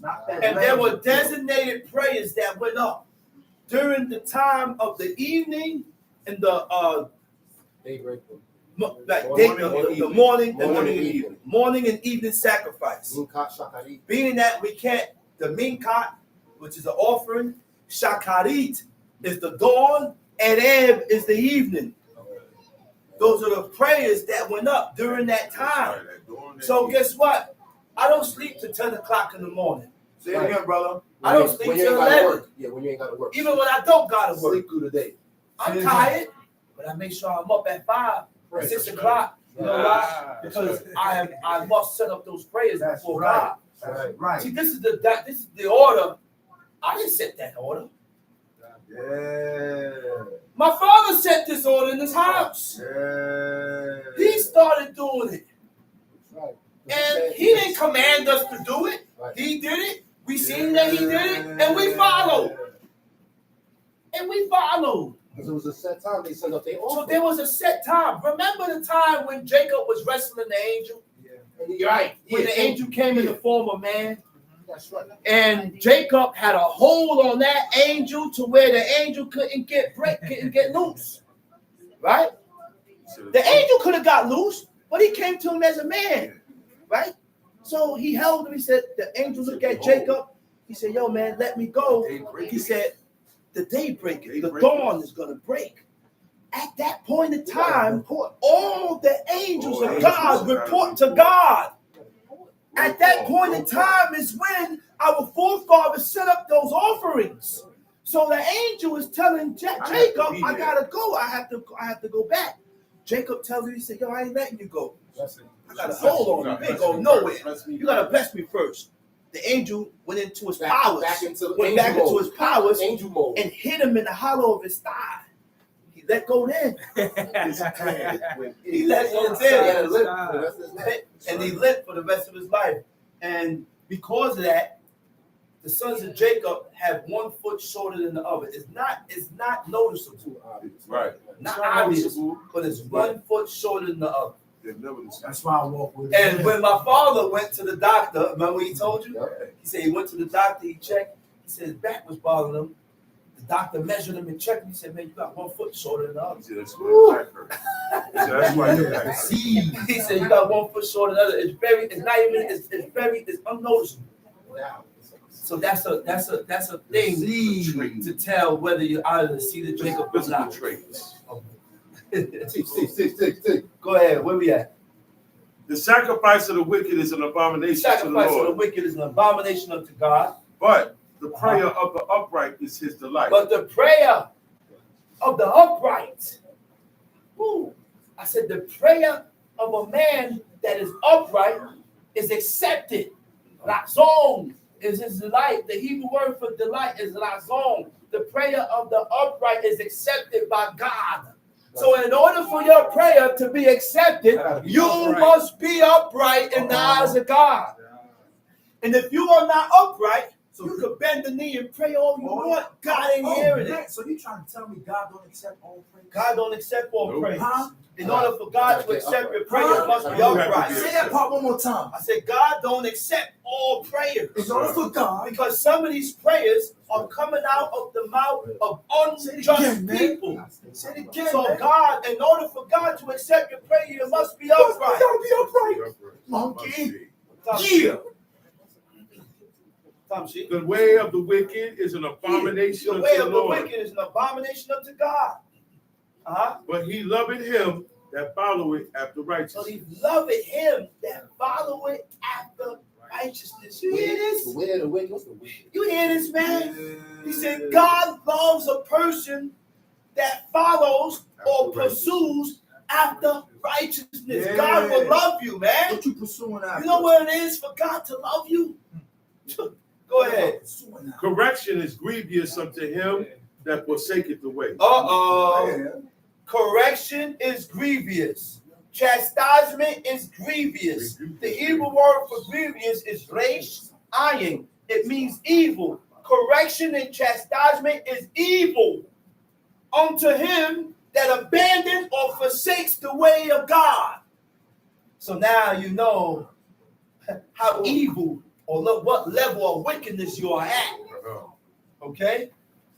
Okay? Scorners. He said, and he that hated reproof shall die. Scorners. Tom sheep. Verse 11.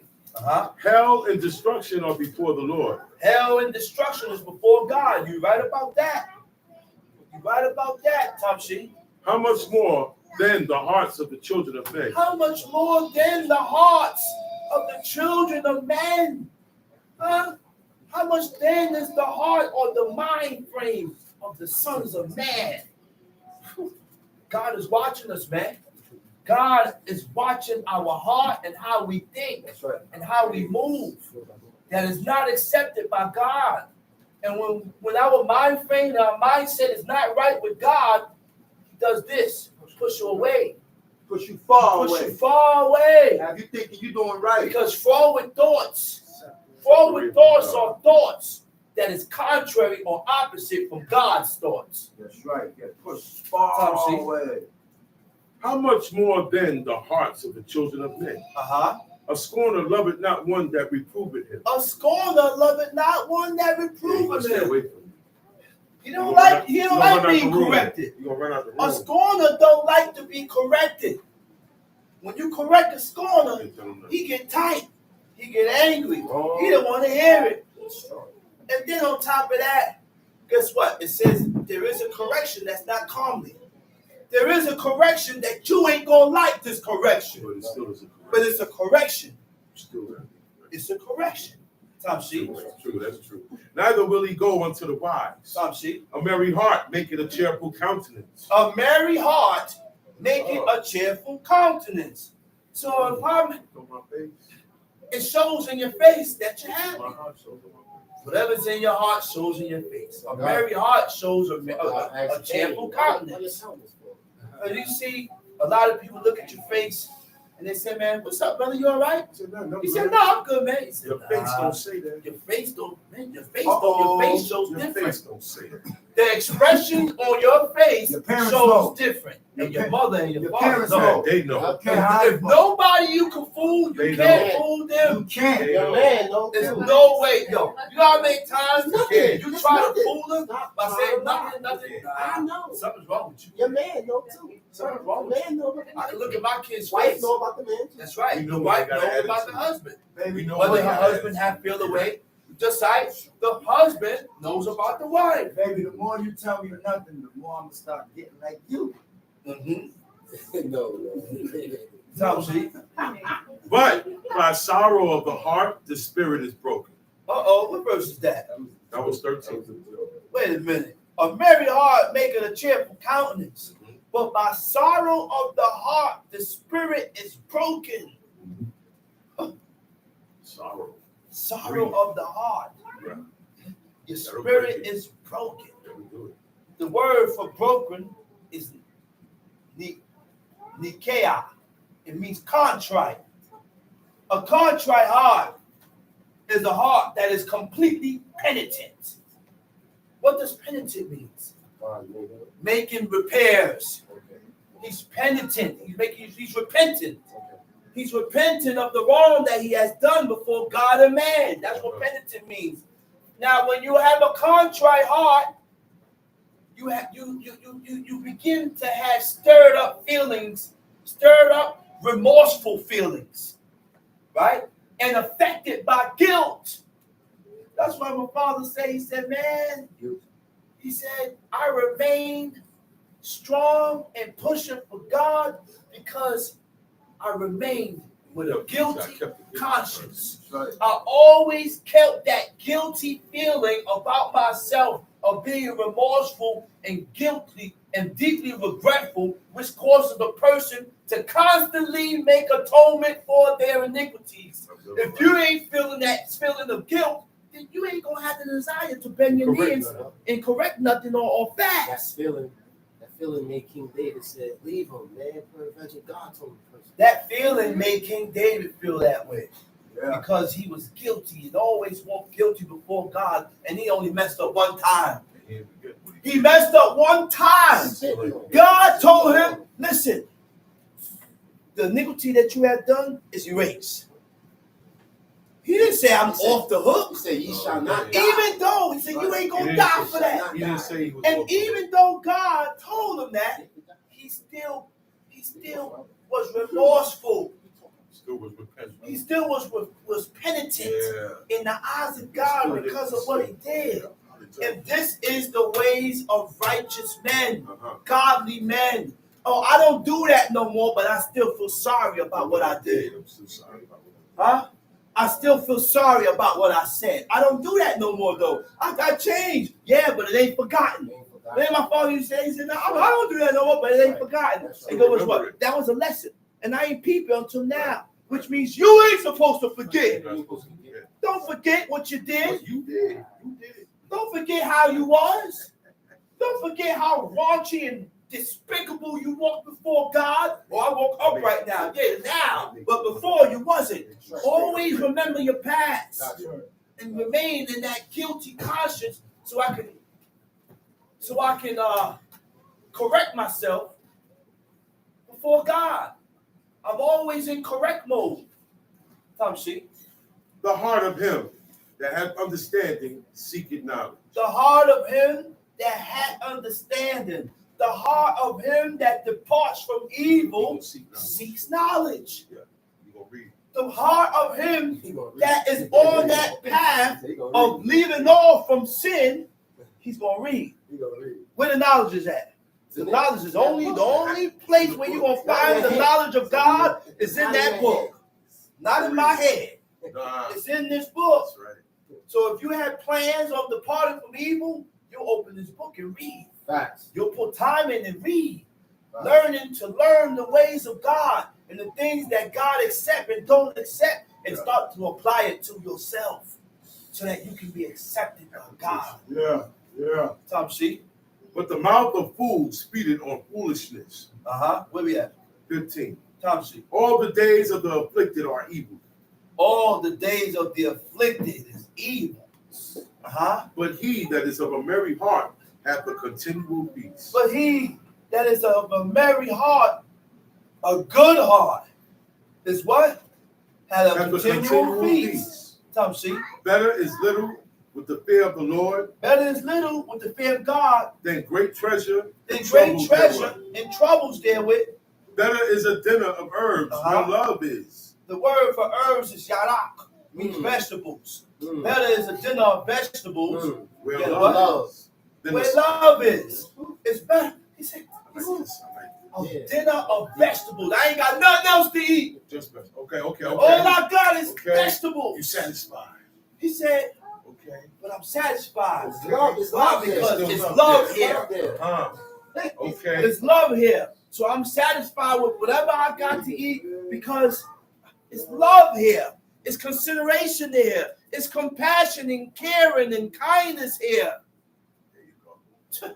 Go ahead. Justness here. Better is a dinner of herbs where love is than a stalled ox and hatred therewith. Then a stalled ox. Meat. Where I had meat at, where I had flesh at, I got roast beef and ribs with rice and beans, but it's hatred. Everybody hate each other. That's today. I'd rather go to the house where it just had broccoli. Where love is. That's real. Tom, see? A wrathful man stirreth up strife. A wrathful man stirs up strife. Huh? I said a wrathful man, he stirs up strife. He starts things. Tom, see? But he that is slow to anger appeaseth strife. He that is slow to anger will pacify it. He will appease it. Tom, see? The way of the slothful man is as a hedge of thorns. The way of the slothful man, that's the way of this lazy man. The slothful man is the lazy man, read. But the way of the righteous is made plain. But the way of the righteous is plain.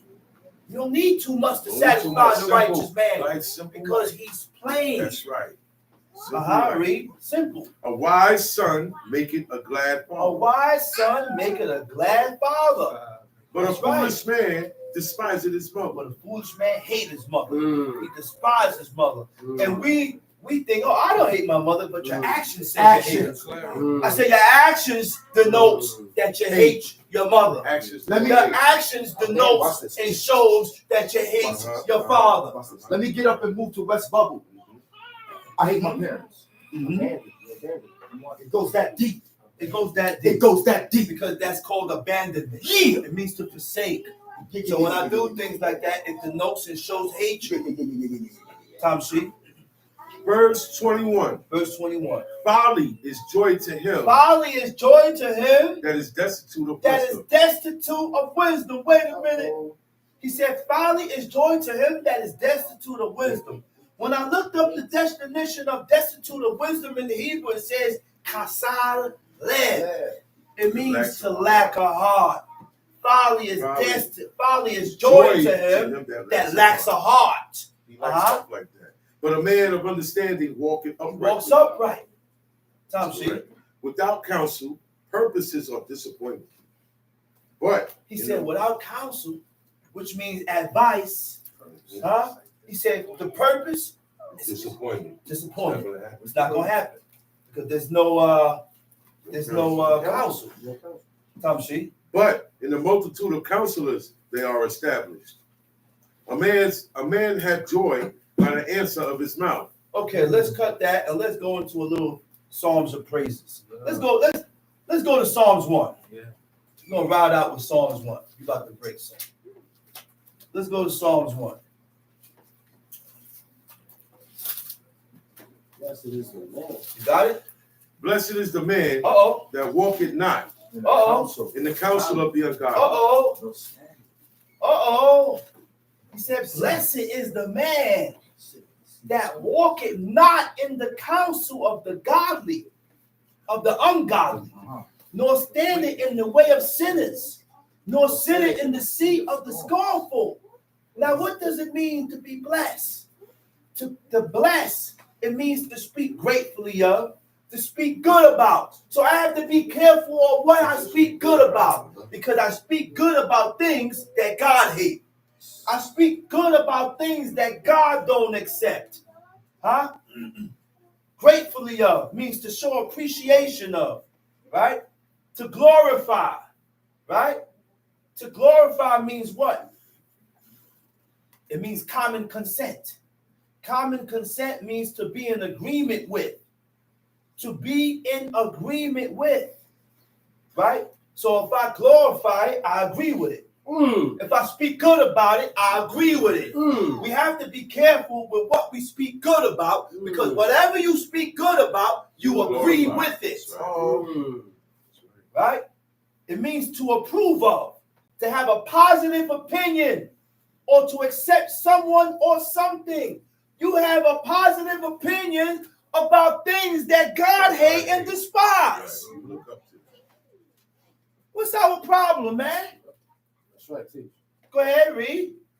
Nor standeth in the way of sinners, Nor standing in the way of sinners, nor sitteth in the seat of the scornful. nor sitting in the seat of a scornful. Right? Now, the word work, to walk, halak, it means to follow a certain course or procedure. So what is the course? What is the procedure? The course is to follow the rules or the instructions of. The procedure is a traditional or established way of doing something. Anything that is traditional is passed down. These are things that are passed down, right?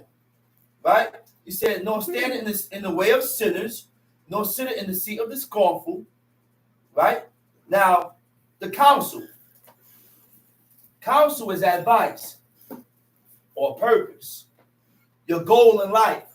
So when a person's mind is not towards God, right, his or her counsel will be according to their heathenistic mindset, because your purpose is not to serve God. So your advice and your counsel is not going to be a godly advice or godly counsel. It's going to be against the counsel that we, against these things that we read in the book. Okay? Anything you stand with, you agree. Right? That's right. Go ahead, read. But his delight is in the law of the Lord, and in his law doth he meditate day and night. Okay, hold up. I skipped something. He said, in the way of sinners, nor sitting in the seat of the scornful, right? In the Hebrew, it says, it's deep, man. It's so deep in the Hebrew, man. Man, listen. It says, nor sitting in the seat of the scornful, right? He says, be moshab le'zim lo yashab, right? You should not dwell in the habitation of a scorner, which means if you're a scorner, I can't live with you. Right. That's deep, man. That's deep. That's good. That's deep, Tamshi. No, sitting in the seat of the scorner. Wait, hold up. A scorner is a opinionated person, right? Have very strong opinions and refuse to accept that they may be wrong. You refuse to accept that you may be wrong. I may be wrong. A scorner is an arrogant, opinionated person who resents correction, despises authority, or shows contempt for those trying to teach or warn him. Time sheet. Verse 2. But his delight is in the law of the Lord. But his delight is in the law of the Lord. And in his law, And in his law, he meditate does day he and night. meditate? Does he meditate? Yeah, he can means to meditate, means to speak, means to read. In this law, you read or you speak day and night. That was my father's conversation day and night. Yes, Oh, sir. you go in that room, he's talking about the book. Yes. Oh, he come in the room with He come in the room with our room, he's In our talking about the conversation. book. Yes, sir. Time sheet. And he shall be like a tree planted by the rivers of water that bringeth forth his fruit. Wait a minute. And he shall be like a tree planted by the rivers of water. Huh? Go ahead. That bringeth forth his fruit in his In due season. season. His His leaves also shall not wither. And Whatsoever whatsoever he he do, it doeth shall prosper. You know what that's talking about? When you have a man that walks upright before God, right? Your leaf are your children. That's right. He said the leaves that comes from that tree Shall not that's wither. planted by the rivers of water shall not wither. Which means when the father has been stable with God and submitted himself with God, he's going to allow you, the father, to have sons that's going to stick. You ain't going to wither. You're not going to, The ungodly are not so, the ungodly is not so. but are like Lo Cain Harisharim. The ungodly is not honest. I said the ungodly is not honest. So we definitely got to be on point on ourselves not to lie. Yeah. Because when we lie, God look at you and say you're ungodly. Those are one of the traits and the characteristics of ungodly people. Liars, deceivers, tricksters. Tom She. but are like the shaft which the wind driveth away.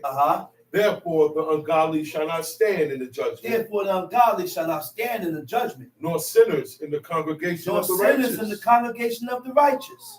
For the Lord knoweth the way of the righteous, For the Lord knoweth the way of the righteous, but the way of the ungodly shall perish. but the way of the ungodly shall perish. You ain't ready, right? Yeah. Go to Psalm 17. Psalms chapter 17.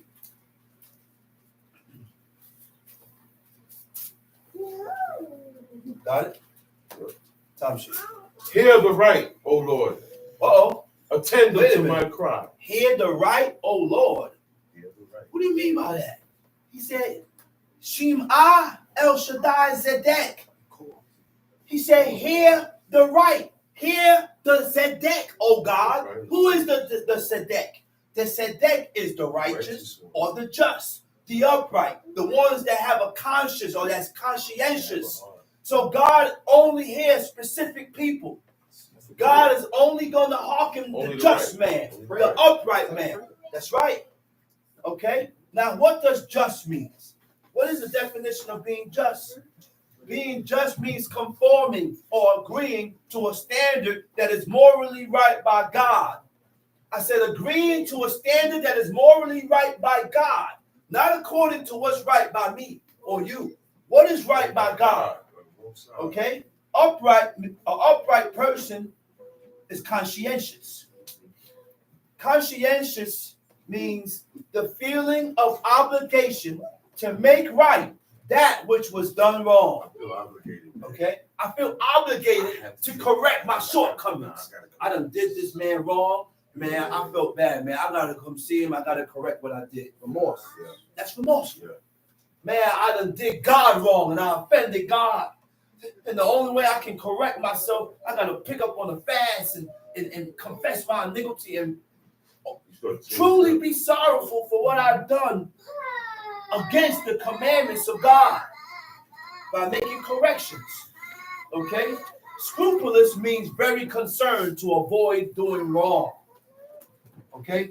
Very concerned to avoid doing wrong. So therefore, I am cautious. Yeah.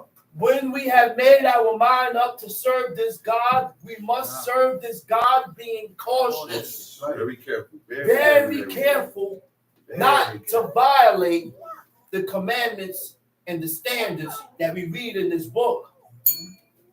Okay? And I'm going to leave you with this last word. Let my senses come forth from the presence. Let thine eyes behold the things that are equal. Equal. Which means equity, being fair and impartial, free from self-interest. If you are not free from self-interest, you can't serve God. And with that, I already got what was brought. Shalom. Shabbat shalom. Shalom lekah. Mondays. Tonight, God commanded us to count the Omer. We were commanded by God to count the Omer. So every day that you miss and you didn't count the Omer, you sinned. That's right. So tonight is the 49th day of the Omer. Monday is the Feast of Weeks. 7 weeks. All right? The Feast of Weeks, which is Shavuot. With that, where I got what was bought. We'll be back here Monday at 11 o'clock to have a holy gathering, a holy convocation. Shabbat shalom. Questions? Y'all got any questions before I come down? If you don't have any questions, then I'm going to come down. I just want to thank the intruders for not intruding. Day 49 tonight. 7 weeks. 7 weeks tonight.